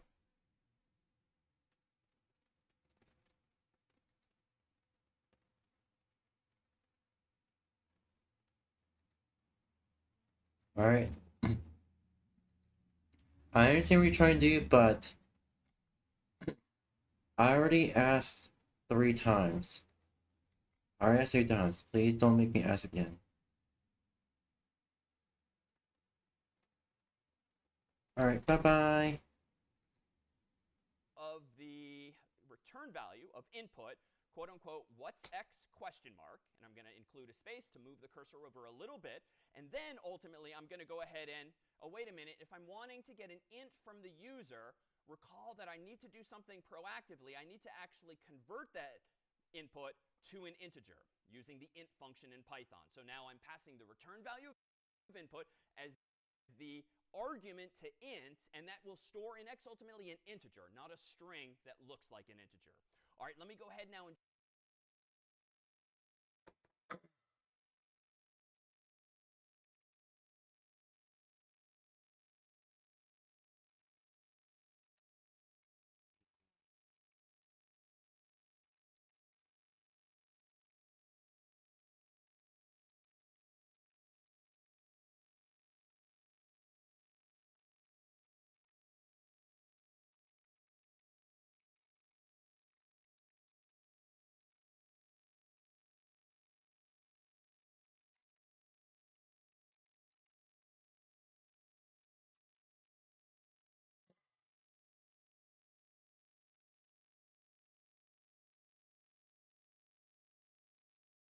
just quite simply print out what this is. I'm going to go ahead and print out quote unquote x is x.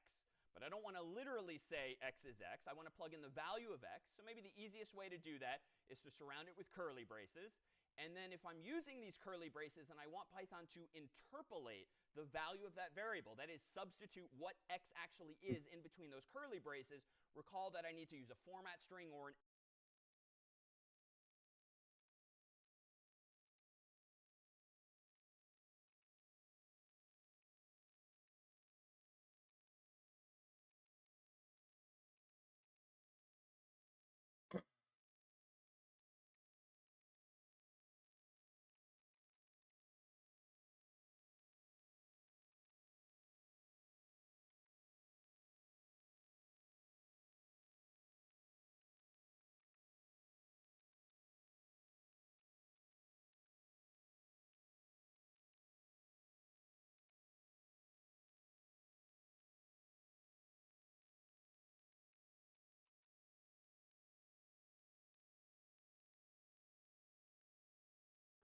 by prefixing this whole thing with an F. Now that I've done that, let's go ahead and see what happens. I'm going to go ahead in my terminal window and run python of number.py. I hit enter, and so far so good. All is well. I'm being prompted for X. Let me go ahead and type in a number like 50. All right, that seems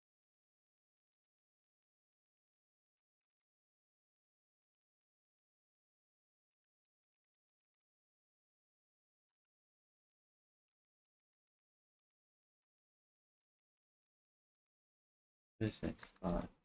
X is fine. Alright. to work. Program seems to be correct.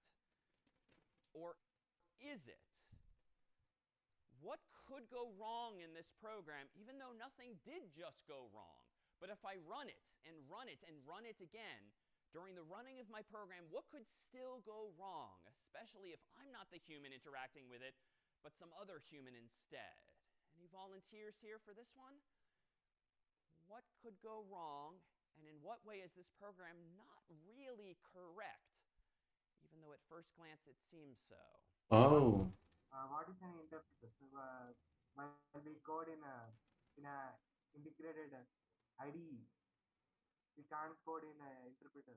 So I'm not calling an integer. I'm still having trouble hearing you, but what I think I heard is that if what the user types in is not in fact an integer, I can't just blindly convert it to an int. If I'm not putting too many words into your mouth, I think what I should perhaps do here is be a little defensive, and let me see if I can't simulate exactly the problem that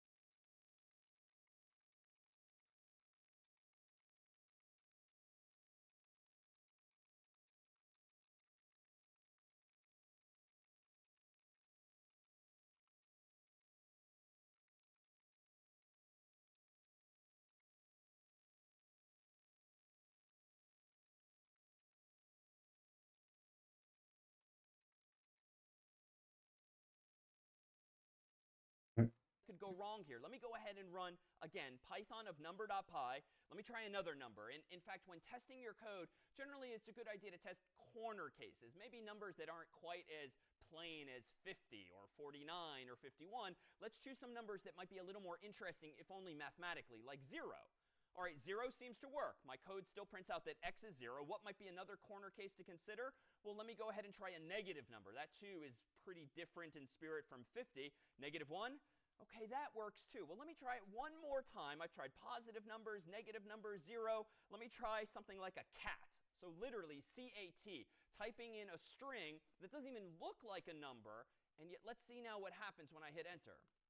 All right, we'll see now we've got another kind of error. It's not a syntax error, because I didn't make a typographical mistake. I didn't forget some piece of syntax. I actually now have an error with one of my values, and it's in a value I didn't even anticipate. The human, me in this case, typed it in long after I wrote the code. So what does this refer to? A value error. Well, let's see what the explanation is. Invalid literal for int with base 10, quote unquote, cat. Now, this too is a bit of a mouthful, and unfortunately in Python and a lot of programming languages, the error messages are written for pretty comfortable programmers. And of course, when you're learning programming for the first time, you might not be so comfortable with the programming language, let alone the error messages. But let's see if we can't glean some insight. So invalid literal. Well, again, a literal is just something that's been typed in, it would seem. For int, what is int exactly? Well, int is the function I'm using to convert the user's input to a corresponding integer. Base 10, that refers to the decimal system.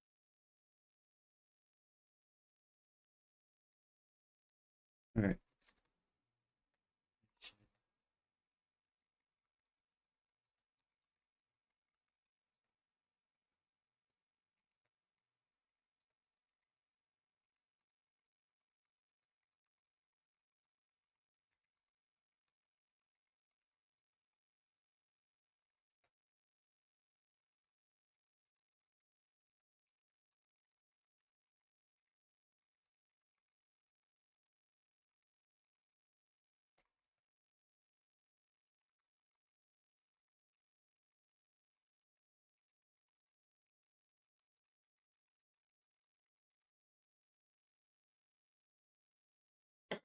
Alright, here we go.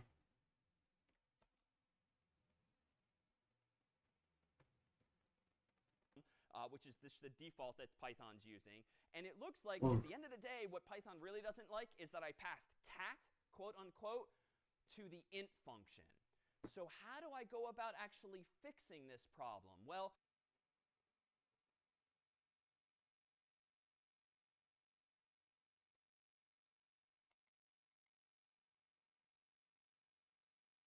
I could just add instructions in my program. Maybe I could add a line of print telling the user more explicitly, be sure to type an integer, or please don't type cat, please don't type strings. Of course, the user might still not oblige. They might not be reading the instructions. So that, too, is probably not an effective strategy. What we really want to do is write our code with error handling in mind. We want to write lines of code that not only accomplish the problems we care about, but that also handle errors that might unexpectedly happen. And in general, when programming defensively, assume that the users aren't going to be paying attention, or worse, they're malicious. They're trying to crash your program, so we want to handle as many errors as we can. Now, how do we go about doing that in Python? Well, it turns out whether you want to catch a value error or other types of errors as well, though not syntax error, Python actually has this keyword called try, and it's sort of aptly named. If you want to try to do something in Python, you can literally use this keyword, and you can check whether or not something exceptional, something erroneous has happened. So using both try and this other keyword except, can I go and try to do something, except if something goes wrong, I can do something else instead. So let's consider, how can I go about trying to convert the user's input to an int, except if something goes wrong? Well, let me go back to my code here, and let me propose that I now modify this example as follows.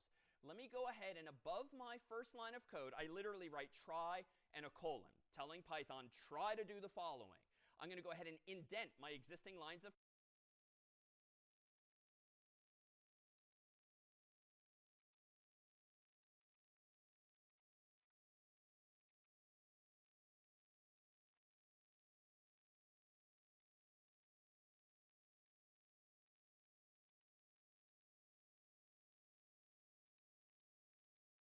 codes here by the same number of spaces, 4 in this case. And then I'm going to add one more new line down here that literally says except value error. And notice it's important that I've capitalized the V and I've capitalized the E. These symbols are case sensitive. And this is now an opportunity, after this colon, to tell Python what I want to do in exceptional cases, when the number or the input from the user is not, in fact, a number. And I'm going to say something plain like print, quote unquote, x is not an integer. I'm at least going to tell the user roughly what the problem actually is. So notice another detail. The indentation is important. Because I have try on line 1 and I've indented lines 2 and 3, those are the 2 lines of code that I'm trying. Except if I see a value error, line 5, because it's indented, is what is going to get executed in cases of those errors.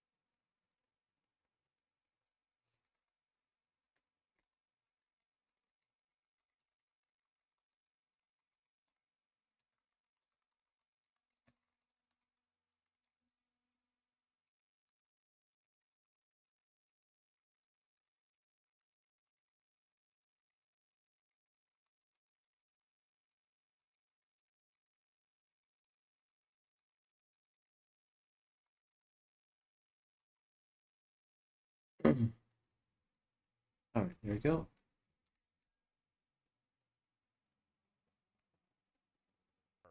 Let me go ahead now back to my terminal window and run Python of number.py, enter, and let's go ahead and type in 50 again. Still seems to work, and of course I'm trying and succeeding. Let me type in 50 again. Still seems to work, and of course I'm trying and succeeding. Let me go ahead and try once more, this time though with the word cat, or really anything that's not a decimal number, and now you'll see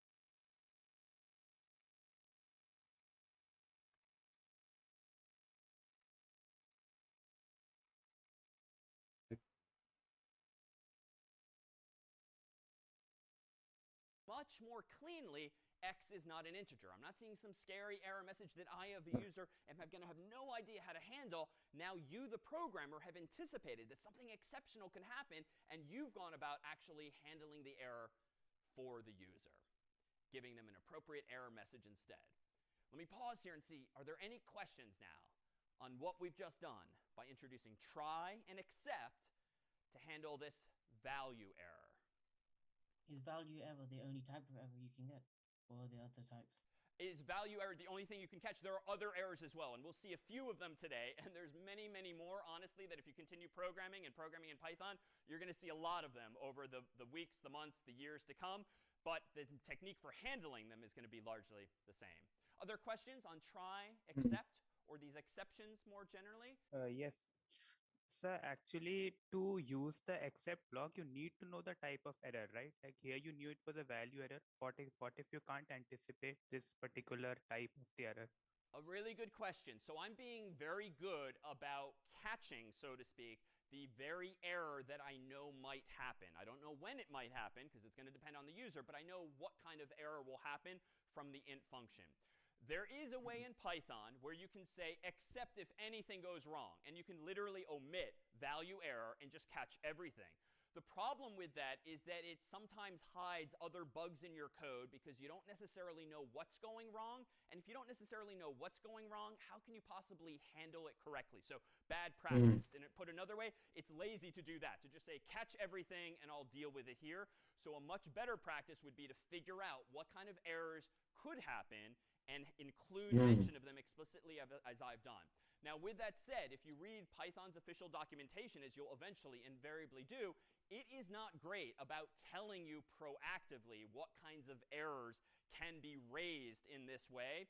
So it's a bit of contradictory advice. You should do it this way, but it's not always obvious what you should be checking for. But you get better at it with practice. And some of the times the documentation does spell out what could go wrong.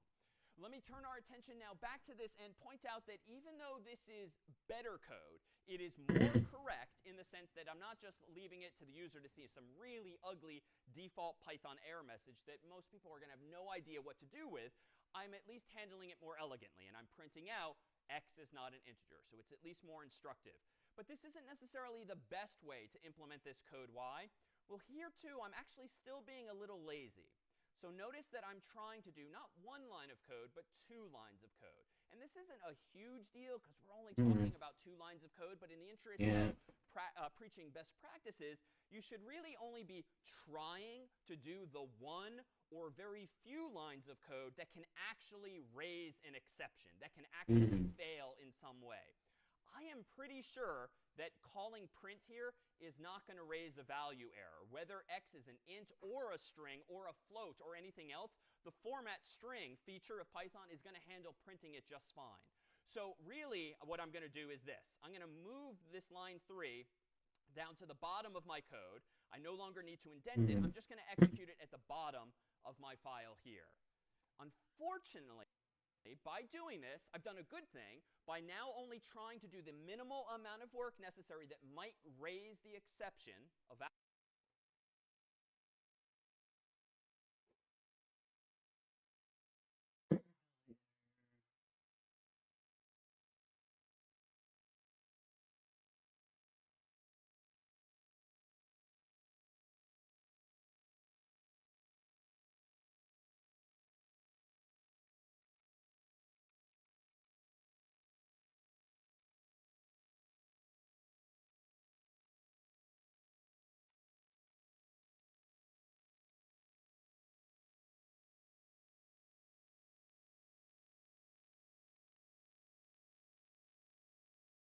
Okay.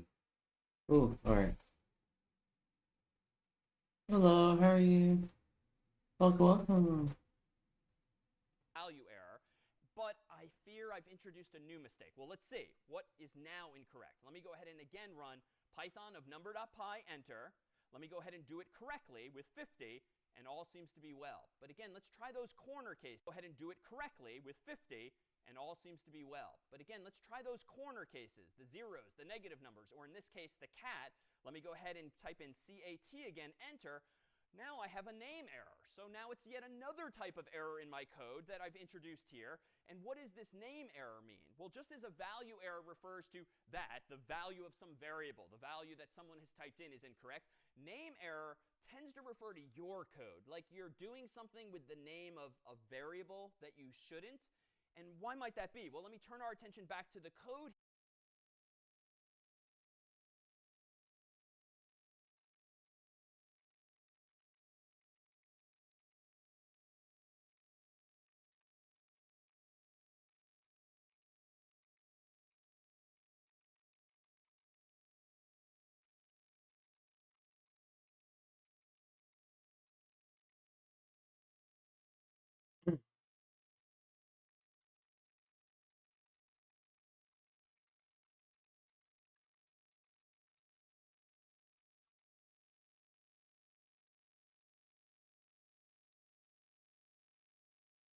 here and consider, what is it?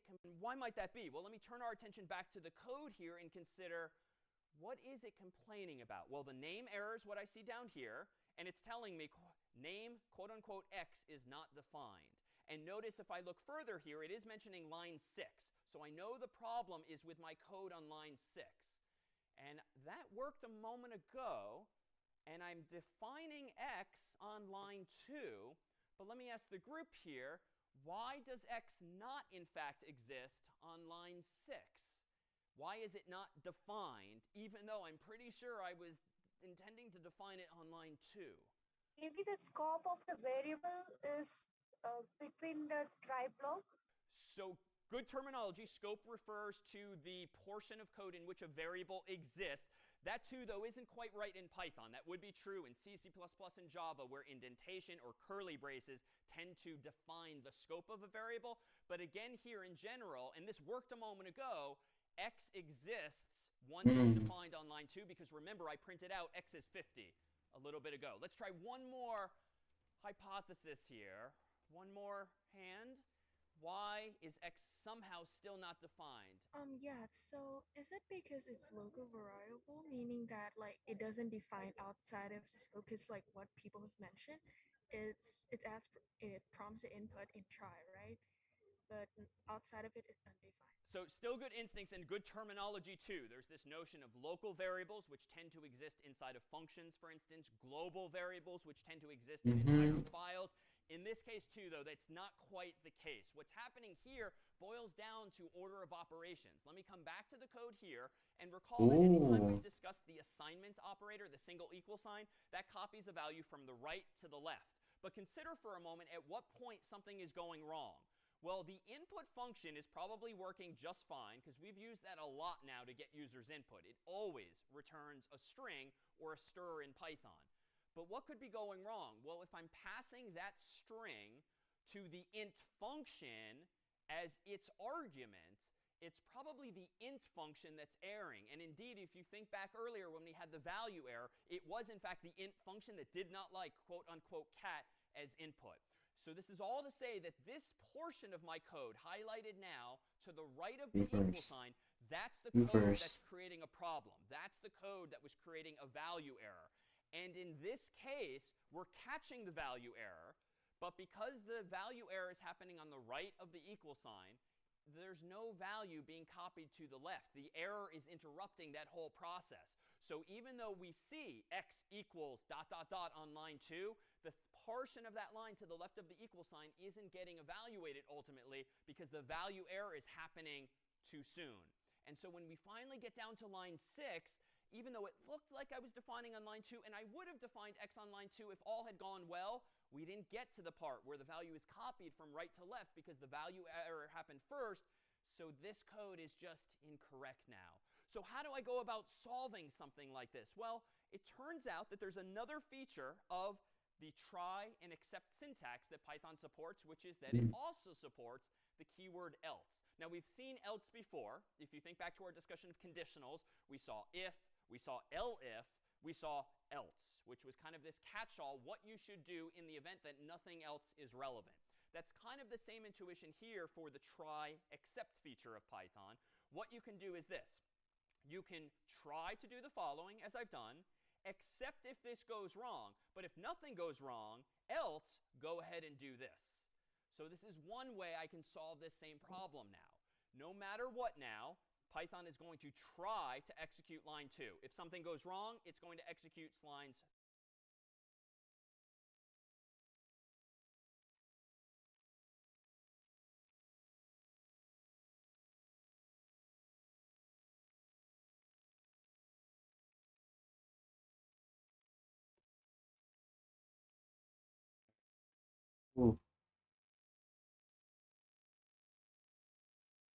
3 and 4 to handle that value error.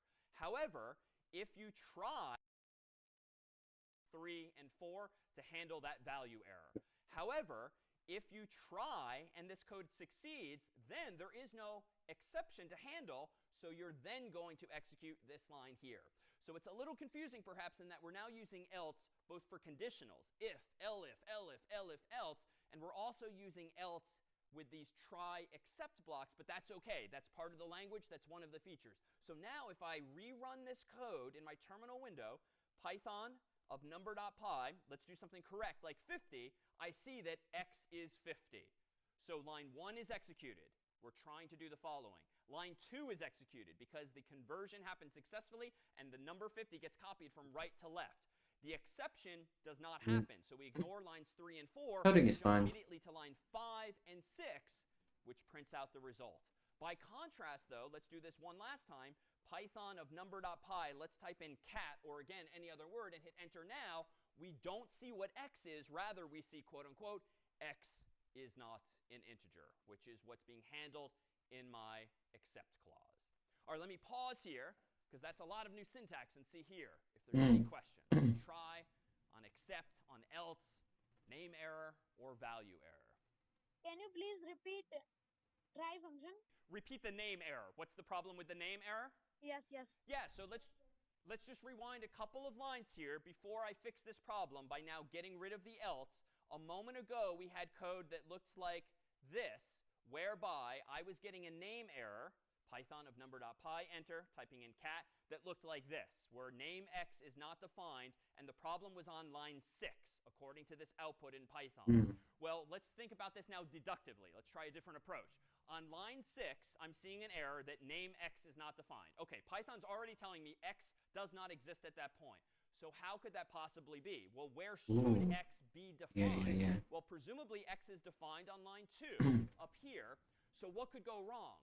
Well, if the user has inputted something that doesn't look like a number, like the word cat, passing cat, the return value of input, as the argument to int, to convert the word to an int makes no sense. You can't convert a cat, C-A-T, to an integer at all.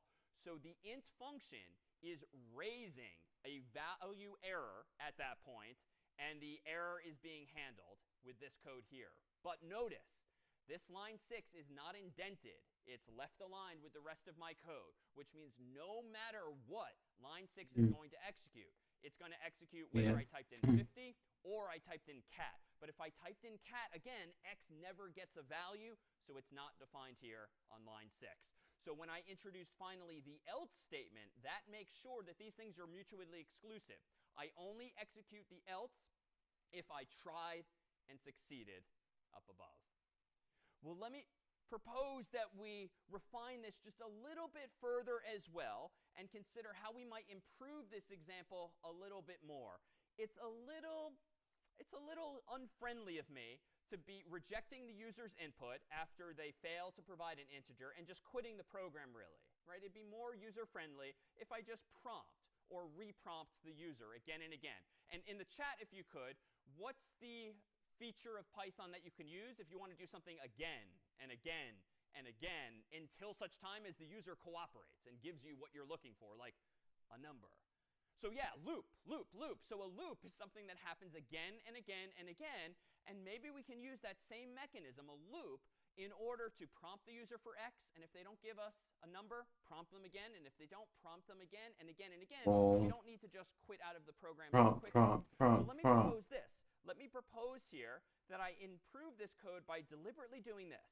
Let me induce a infinite loop at the very top of my code with while true. Recall that the while keyword induces a loop, a cycle that behaves like this, and it asks a question, a Boolean expression that needs to evaluate either to true or false. Well, if I want this thing to loop forever, at least initially, we'll just say while true, because true is true, so this has the effect of doing something no matter what forever, unless we break out of it early. Now I'm going to go ahead and do this. I'm going to go ahead and move my try except code indented underneath this loop so that I'm trying to get an x. If I have a value error instead, I print out x is not an integer. But this time, what do I want to do if the user does try and succeed in giving me a number? Well, I can do this. I can just break out of my code here. And down here now, I can use that same line of code from before, an f string that says x is, and then in cursive,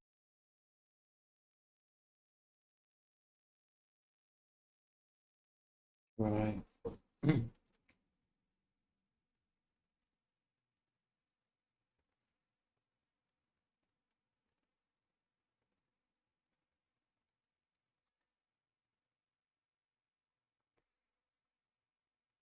while true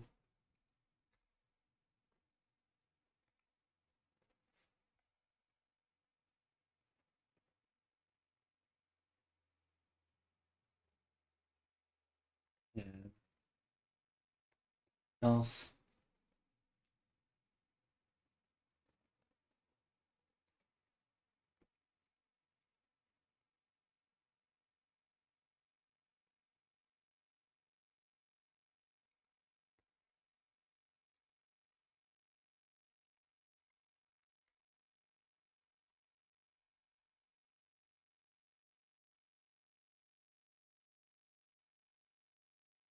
curly braces, X again. So what's going on here? I think this code now, because I've added the loop, is going to have the effect of trying at least once, maybe a second time, maybe a third time, maybe 500 times until the user finally gives me what I want, which is an integer. And once they do, once there's no value error happening, then I break out of the loop and line 9 executes as I would hope. So let me go ahead and try executing this version. Python of number.py, enter. What's x? Let me go ahead and type in the easy thing first, 50. X is 50. What just happened in terms of the control flow of this program, the flow of my logic? Well, I first found myself on line 1.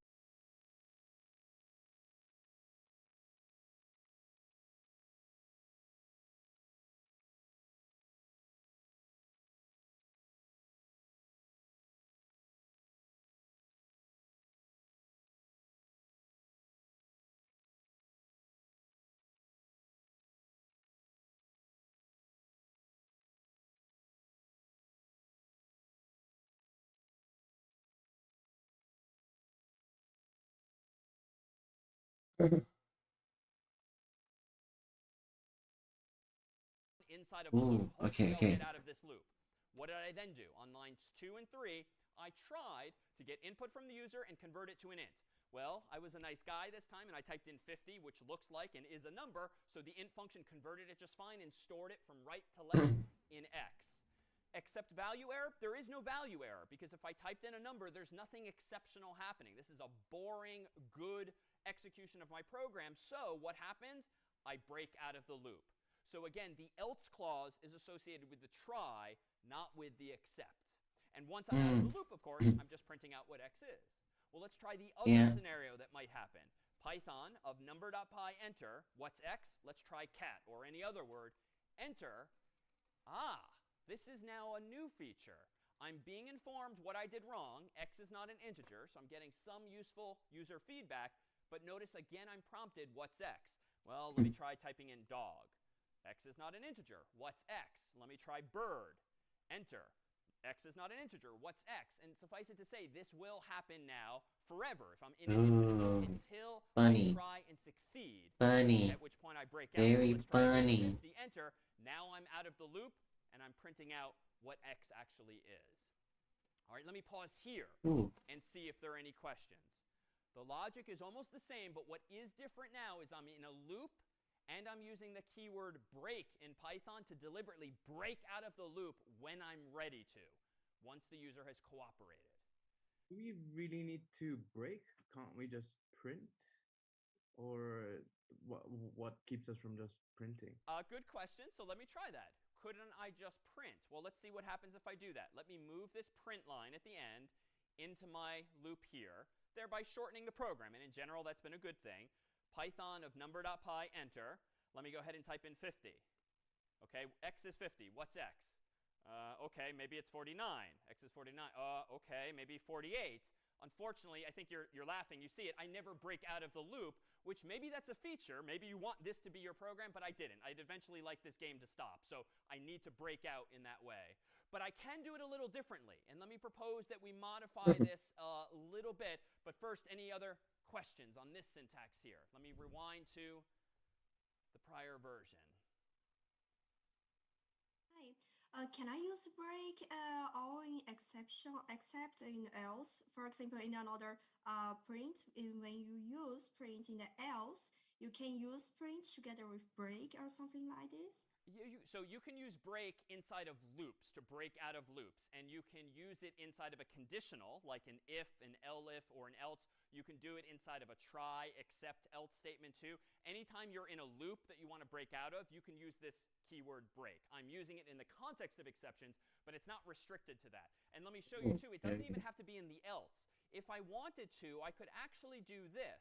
I could get rid of my else, and I could go back to line 3, add another line that's indented, line 4, and break out here. Now, why is this logically okay? Well, consider what I'm now trying to do. I'm trying to execute line 3 and converting the user's input to an int, and I'm trying to store the result from right to left in x.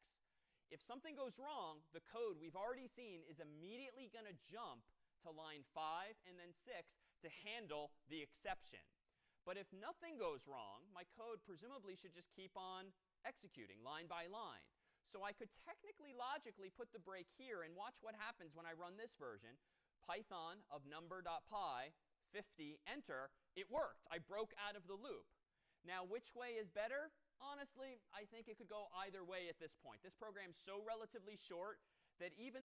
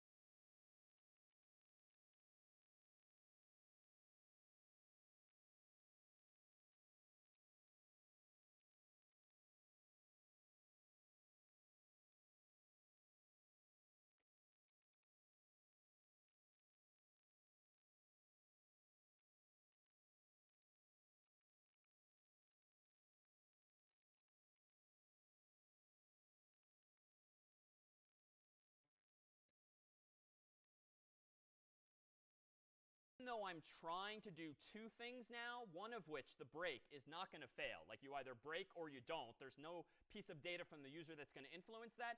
We don't strictly need to have those 2 lines of code there, but it's only 2 lines, so I think it's OK. And if you recall our discussion in the past, not just of correctness, does the code work as it should, but design, I think you could argue it either way. If you prefer the readability of this and the fact that you don't have an else, that's fine.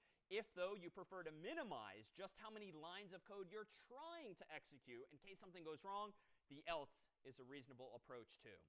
Well, allow me to propose two now that we refine this further. I think we're at the point where it's pretty darn correct. But suppose now that I find myself today and tomorrow trying to get numbers from the user quite a bit. It would be nice, as we've seen, to maybe just invent my own function, getInt, to get an integer from the user both today and tomorrow and beyond. And heck, maybe I can even share that function with other people if they want to write programs that get integers from users. So how might I go about doing this? Well, let me go ahead and propose that we do this. Let me get rid of the print line, but keep most of my loop here. Let me define a function called getInt that takes no arguments for now. And I'm going to go ahead and indent all of the code I already wrote underneath getInt. So now I have a function called getInt that tries to do the following. Try to get an int from the user.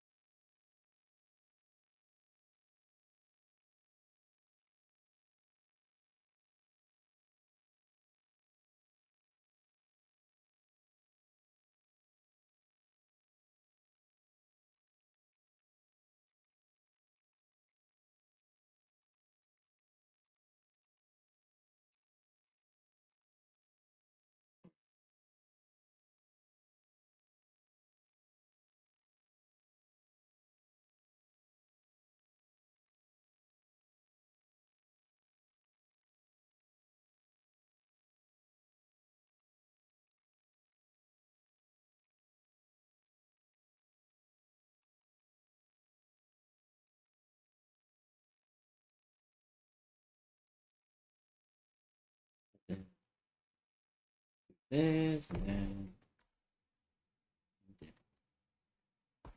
User, if something goes wrong and there's a value error, yell at them with x is not an integer.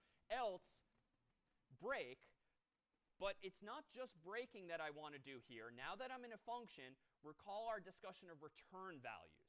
If you're inventing your own function, whose purpose in life isn't just to print something on the screen like a side effect, but is to hand back a value.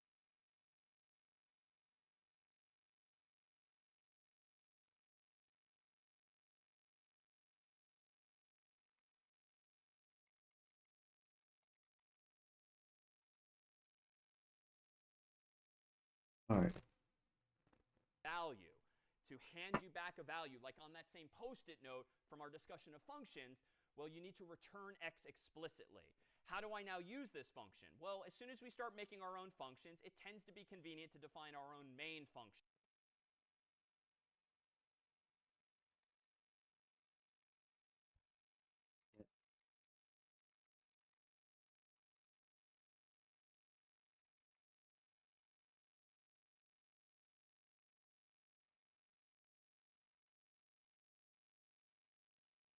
As well. That's the main part of our program, and I'm going to keep this simple.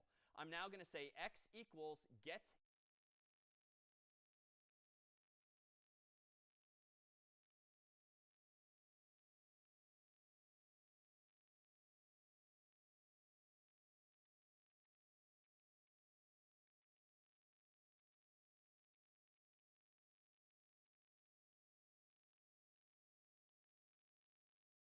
int.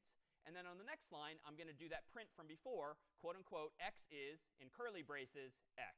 I'm invoking my main function after every program. Recall,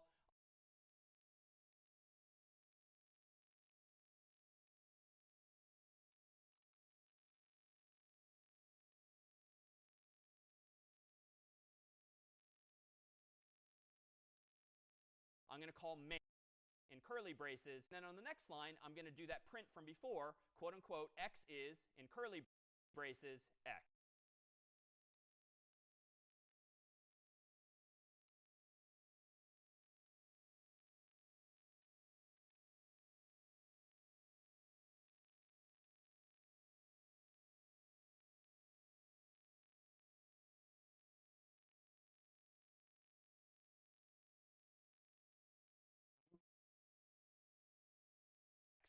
And at the very bottom of my program, recall, I'm going to call main, so that no matter what,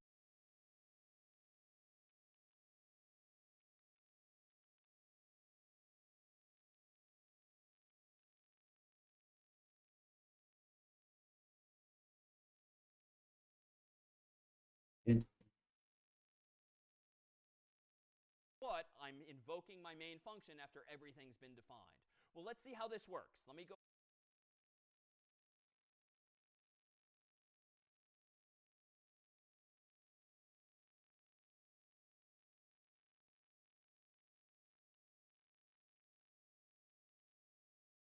And I'm going to keep this simple. I'm now going to say x equals get int, and then on the next line, I'm going to do that print from before.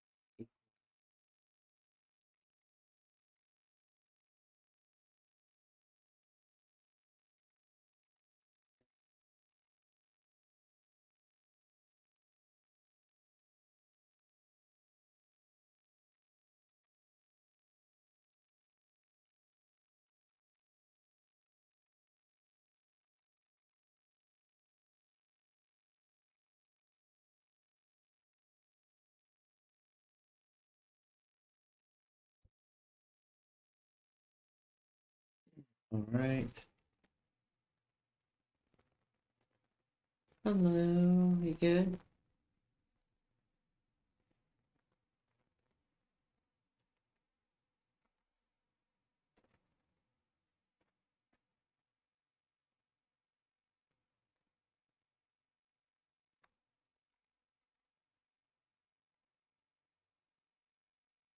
quote unquote, x is, in curly braces, x. And at the very bottom of my program, recall, I'm going to call main. So that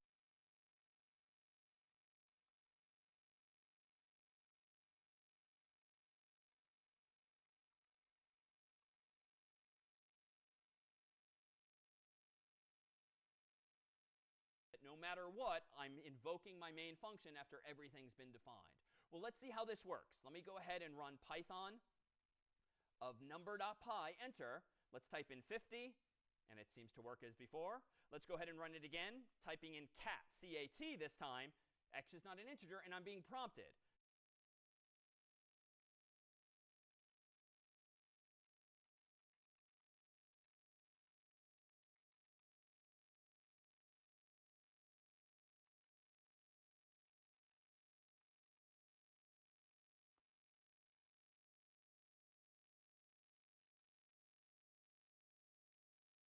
Print.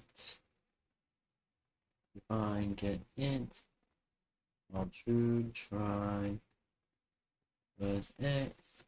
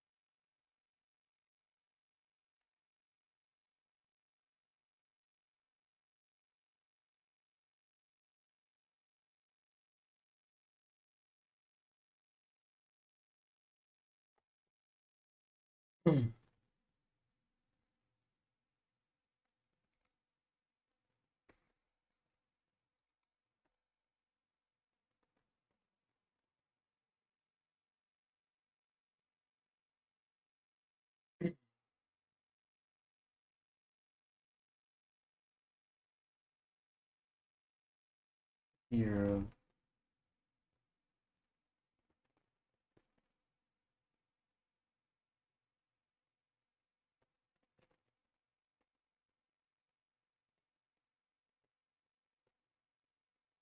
Enter. See how this no matter x. Next line, I'm going to keep tends to be explicit on that same post-it note from our discussion of functions. Well, you need to return x explicitly. How do I now use this function? Well, as soon as we start making our own functions, it tends to be convenient to define our own main function as well. That's the main part of our program, and I'm going to keep this simple. I'm now going to say x equals get int. All right. And then on the next line, I'm going to do that print from before, quote unquote, x is, in curly braces, x. And at the very bottom of my program, recall, I'm going to call main, so that no matter what, I'm invoking my main function after everything's been defined. Well, let's see how this works. Let me go ahead and run Python. All right, let's see here. All right. Oh, fuck. There we go. See here, Python.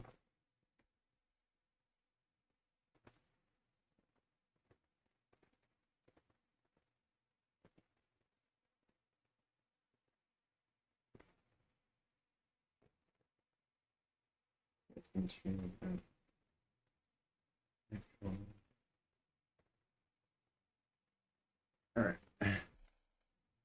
All right. All right. On that current.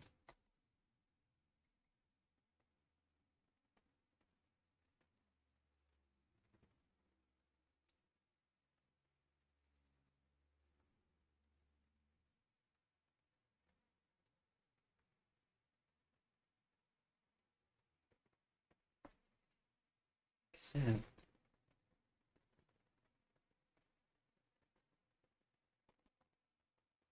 tab back up.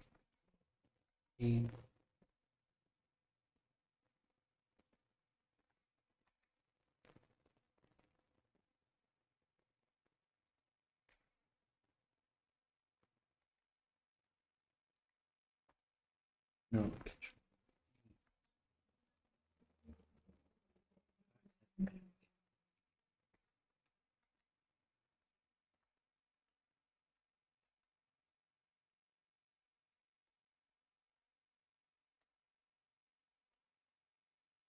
Shift tab. There we go.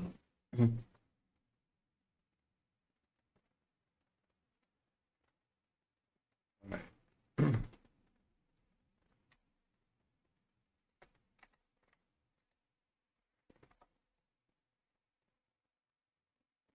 Then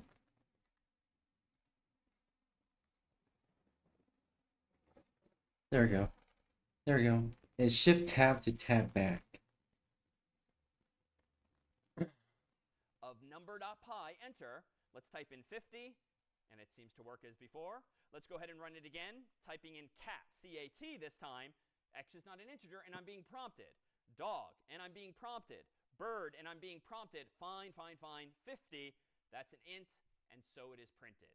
So what's worth noting here, well, I'm manifesting a couple of good properties here. One, I've kind of abstracted away this notion of getting an integer. And even though I just artificially hit enter a whole bunch of times just to hide that function for now, it needs to be there, but we don't need to see it at this point. Notice that now this entire program really boils down to just these 3 lines of code now. Why? Because I've abstracted away that whole process of getting an int from the user into this new function of my own called getInt. But can I improve upon this? Well, let me go ahead and undo all of those blank lines and pull this up just so we can see more on the screen at once. Can I tighten up my implementation of getInt? It is correct. I claim this is correct. It's handling errors and it's returning X, but I don't, strictly speaking, need to write the code as long. What else could I do? Well, let me propose that if all you're doing on this line 13 is breaking, and then immediately after that, per the indentation, you're executing return X on line 14, why are you wasting everyone's time? Once you know you're ready to return the value, you could just return X. And so in my else, I could break out and return a value. So here too, return is used to return values from functions. Break is used to break out of loops. But it turns out that return is sort of stronger than break. It will not only break you out of a loop, it will also return a value for you. So it's doing 2 things for once, if you will. But can I make this even more compact? If my goal is to just tighten the code up, even though it's already correct, can anyone think of a further refinement, whether you've programmed in Python before or not? Can I shorten this implementation further, just a little bit, if only to decrease the probability that I've made a mistake by having fewer lines, and just make it a little easier to read because it's shorter? Any suggestions for tightening up my implementation of getInt? You can just return the value on the try function when you're trying. You take the input X and then return X. Good. We can just return X a little higher up. And let me correct folks as we go. It's not a try function. It would be a try statement, technically. A function typically has a parenthesis and another one. In this case, it's just a statement, but we can do exactly that. I don't technically need the else. If I really want, I could do this. Right after line 9, I could return X here. Or recall our discussion of defining variables unnecessarily sometimes. Like, why define a variable here if you're immediately going to use it here and then never again? So we could avoid a new line here. And I could avoid even defining X explicitly. I could just say something like this. I could return int input, quote unquote, what's X. I can do it all at once. Now, which is better? I don't know. I mean, again, this is where reasonable people might disagree. I'd argue that on the one hand, we're tightening up the code.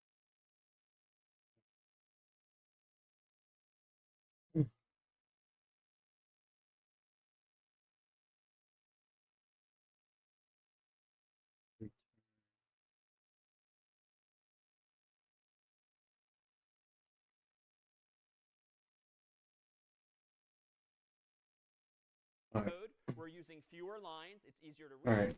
Lower probability that I've made a mistake. On the other hand, it's a little more complicated to understand, perhaps. It's a little less obvious where I'm returning from. So I think arguments can be made either way. At the end of the day, what's important is that you've done this consciously. You've made a decision to do it this way or this way, and you can justify it in your mind. Honestly, I would probably make 2 versions of code. One that's readable for the community, and the second version that is super succinct and super tight.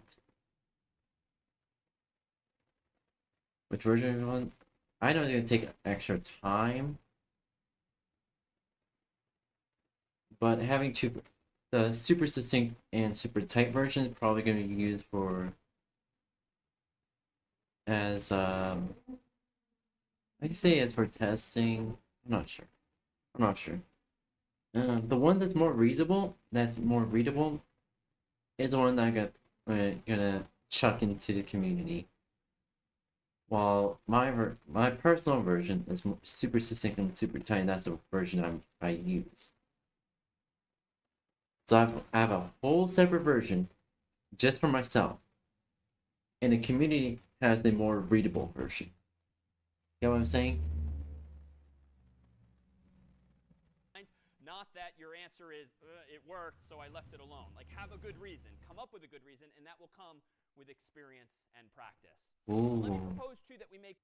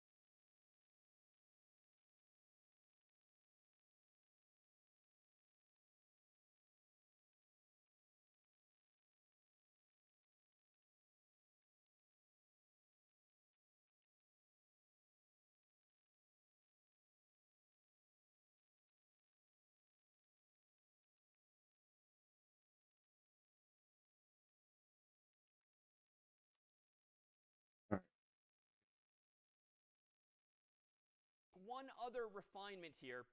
Suppose that you're finding your programs to be a little noisy, and it's a little obnoxious that you keep telling the user x is not an integer, x is not an integer, x is not an integer. What if you want to make things a little gentler and just prompt the user again with the same words, what's x, what is x, what's x, again and again? Well, you can do that as well. And it turns out that if you want to handle an exception in Python, but you want to pass on doing anything with it, so you want to catch it, but you essentially want to ignore it. You don't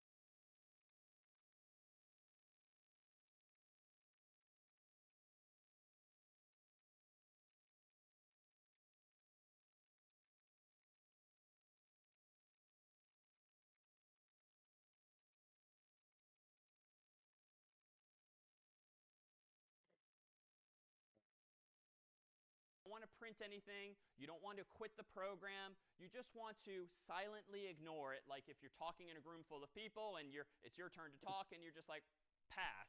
They're still calling on you, but you're not doing or saying anything more. Well, we can add this keyword to our code here. Let me go back to my program here, and instead of printing out again and again, x is not an integer, I could just do this. I could pass on handling the error further. I'm still catching it, so the user is not going to see a scary message even mentioning value error. My code is catching it, but I'm passing on saying anything about it. I'm going to stay in the loop, I'm going to stay in the loop, and keep prompting and reprompting the user, so now the effect looks a little something like this. Python of number pi? Let's type in cat. What's x again? Let's type in dog. What's x?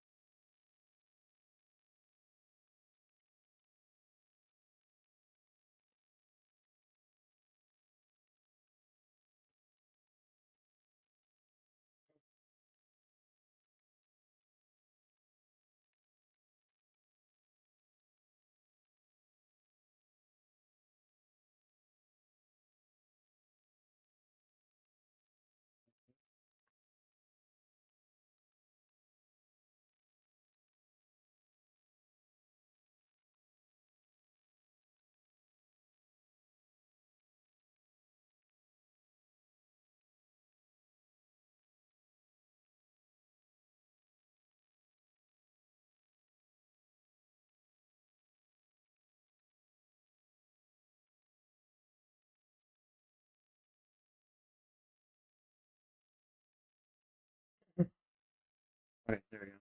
Works. It works. Alright.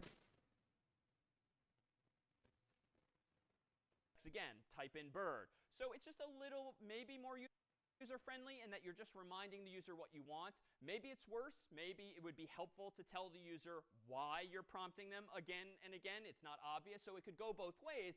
But again, it's just another mechanism now for handling these errors. We use the accept keyword to catch a specific error, but we don't have to handle it more than that. We can just pass on doing something further. Let me pause here and see if there's any questions now on try, accept, else, or pass? Okay, yeah, no, I was just kind of curious, I guess, about the idea of when you were indenting with the getInt function, for example.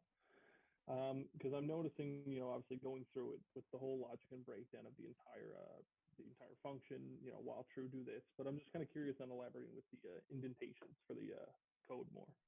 Yeah, so the indentation is deliberate logically. Some languages don't require as rigorous indentation. You can use curly braces or other symbology to make clear what is associated with what. In general, anytime you indent something in Python on this line, anytime you write a line of code in Python that's here, and the lines below it are somehow indented, that means that those lines are somehow associated with that first line. And presumably, those indented lines should only be executed if the first line told the computer to do so. So concretely, what does this mean? On line 6 here, we're defining a function called getInt that takes no arguments, colon. Yeah. Everything that's indented by at least 4 spaces hereafter is part of that function. Why? That's just the design of the Python language. Frankly, I think the designers got tired of seeing really ugly code in languages like C and C++ and Java that don't necessarily enforce indentation to this extent.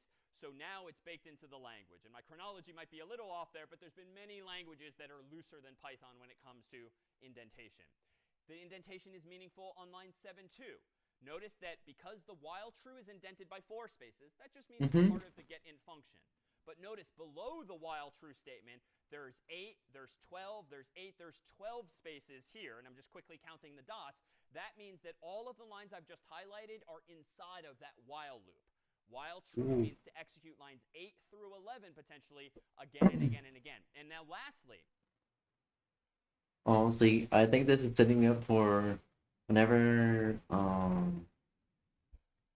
if future me decides that she wants to code in Java, HTML, CSS, or whatnot, she's gonna end up coding just like this, whilst figuring out what works and what doesn't work.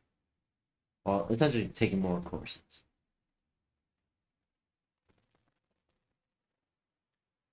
Yep. There are, even though most languages function relatively similar, there are differences.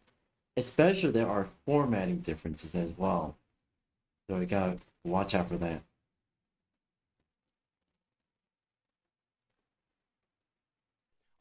on line 8, because we have try and indented below it is line 9, that just means that what you should try is what's on line 9. And similarly, on line 10, below it, we have indented line 11. You should only pass when there is an exception of a value error. So the indentation just means what is associated with what. And once you get comfortable with that, you'll see that it helps, the indentation alone helps explain the logic of your program. And it has a wonderful side effect that for yourself the next morning, for your colleagues, your family, your friends, your teachers, your code is much more readable as a result. It's not one big mess of a blob of text. Other questions now on try, accept, else, or pass. Yeah, thanks. Two question. Question one, once you say pass, can the caller still learn anything about this error through a system variable or whatever? And question two, problem set 0 referenced some string methods, including is numeric. Is it any different to go via is numeric here?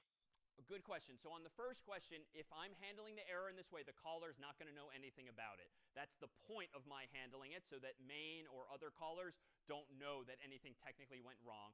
On the second question, is numeric is another function that you can call that can look at a string and determine, is this in fact a number? I could use a mechanism like that. I could use a conditional. If this looks like a number, then pass it to the int function and go ahead and convert it to an integer. That's totally fine. I would generally say that the Pythonic way of doing things is often, for better or for worse, to try things, hope they work, but if they don't, handle the exception. So other languages are more in favor of checking if, elif, else, and all of these conditionals. Python tends to be a little more of the mindset, try it, but just make sure you're handling the error. So this would be the Pythonic way of doing it. Your way, though, checking with a conditional, is it a number first, is totally reasonable too, Yeah. if you want to go that way. Well, let me propose some final refinements to this program that really just kind of tighten things up one additional step to improve the implementation of this getInt function.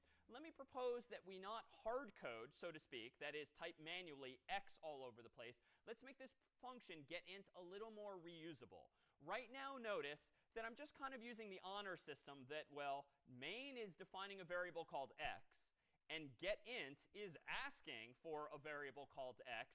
But it would be nice if the caller, main, doesn't have to know what the callee is naming its variables, and vice versa. So caller, to call a function means to use it. The caller is the function that's using it. The callee is just the function being called. It would be nice if I'm not just hoping that x is the same in both places. So let me propose this. Let me propose that we actually add a parameter to getInt like this. What's x? That is to say, if main wants to use the getInt function, well then main should probably tell the getInt function what prompt to show the user. Just like the input function, recall, that comes with Python, it's up to you to pass in a prompt that the user then sees when the human is asked for input. So how do I make this work here? I can go down to my definition of getInt, and I can say, all right, getInt is going to take a parameter now called prompt. I could call it anything I want, but prompt in English is pretty self-explanatory. It means what do you want, the message the user will see. And now down here when I actually use input, I don't have to presumptuously say what's x, because what if the program, the caller, wants to ask for y or z or some other variable? I can just pass to input whatever prompt the caller has provided. So now I'm making more reusable code. It still works just the same. I haven't changed the functionality per se, but now it's a little more dynamic, because now getInt doesn't have to know or care what variable is being asked for, what's being asked for. It just needs to know what prompt it should show to the user. So if I now run this program down here again, prompt number.py, enter, what's x? 50, still seems to work. Let's run it again. Let's type in cat. It still seems to work. And if I type in cat, dog, bird, or anything,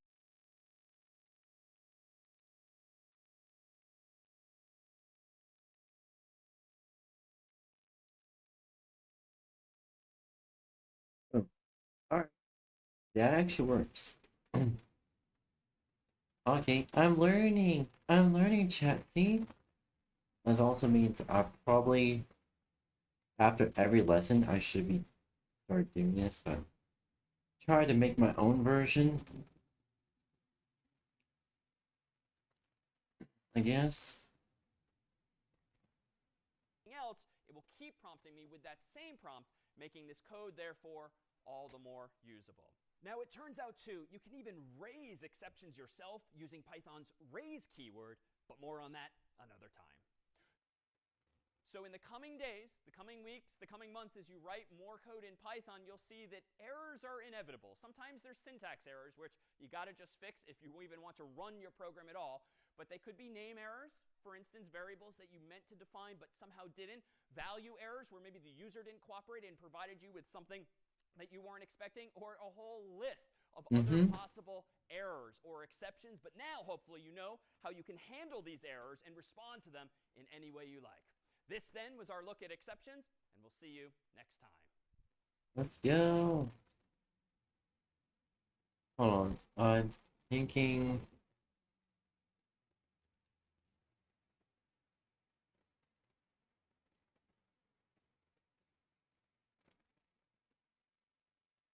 Properties.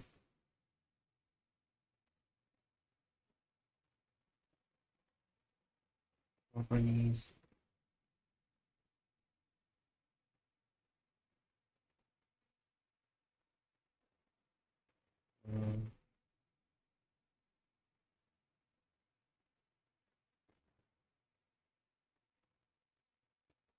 There you go. Hopefully it works now. Is it not capturing the properties?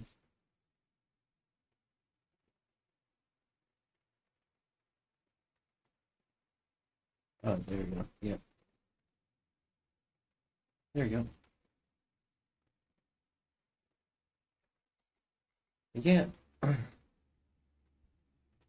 I'm pretty happy about the progress we made. Alright, let me. Alright, chat. Oh, Oh, I'm very happy about the progress we made with code with Python. And like I said, probably the approach I will be taking is make a readable version for the community, and then my version that I'll be personally using is going to be super succinct and super tight. So yeah, yippers. I know it'll probably take me twice as long, but at the very least, I'll have a version that community is happy with, and I'll have a version that I'm happy with. So it's win-win. Anywho, honestly, thank you everyone for joining today's stream. My name is Brandon Blitz. I'm a variety streamer. I stream lots of video games that chat suggests me, as well as I draw art and I program. And soon I'll be getting into 3D modeling. That being said, thank you everyone for joining today's stream. Thank you for watching YouTube fun. I hope you're all having a wonderful day, evening, night, or time zone. And make sure you're eating, make sure you're hydrating, make sure you're stretching, and make sure you're relaxing as well. And don't forget to use the bathroom, because I already know you haven't used the bathroom in over 6 hours. Go use the bathroom. Anywho, that being said, I gotta get going now. Probably gonna do the rest of the day. I'm gonna be just relaxing. And chat, also make sure you get a good night's sleep as well. Especially if it's like 3 a.m. and 3 a.m. whenever you're watching. I was supposed to say if it's also late at night. That being said, I gotta get going now. Blitzy. Bye bye, matinee.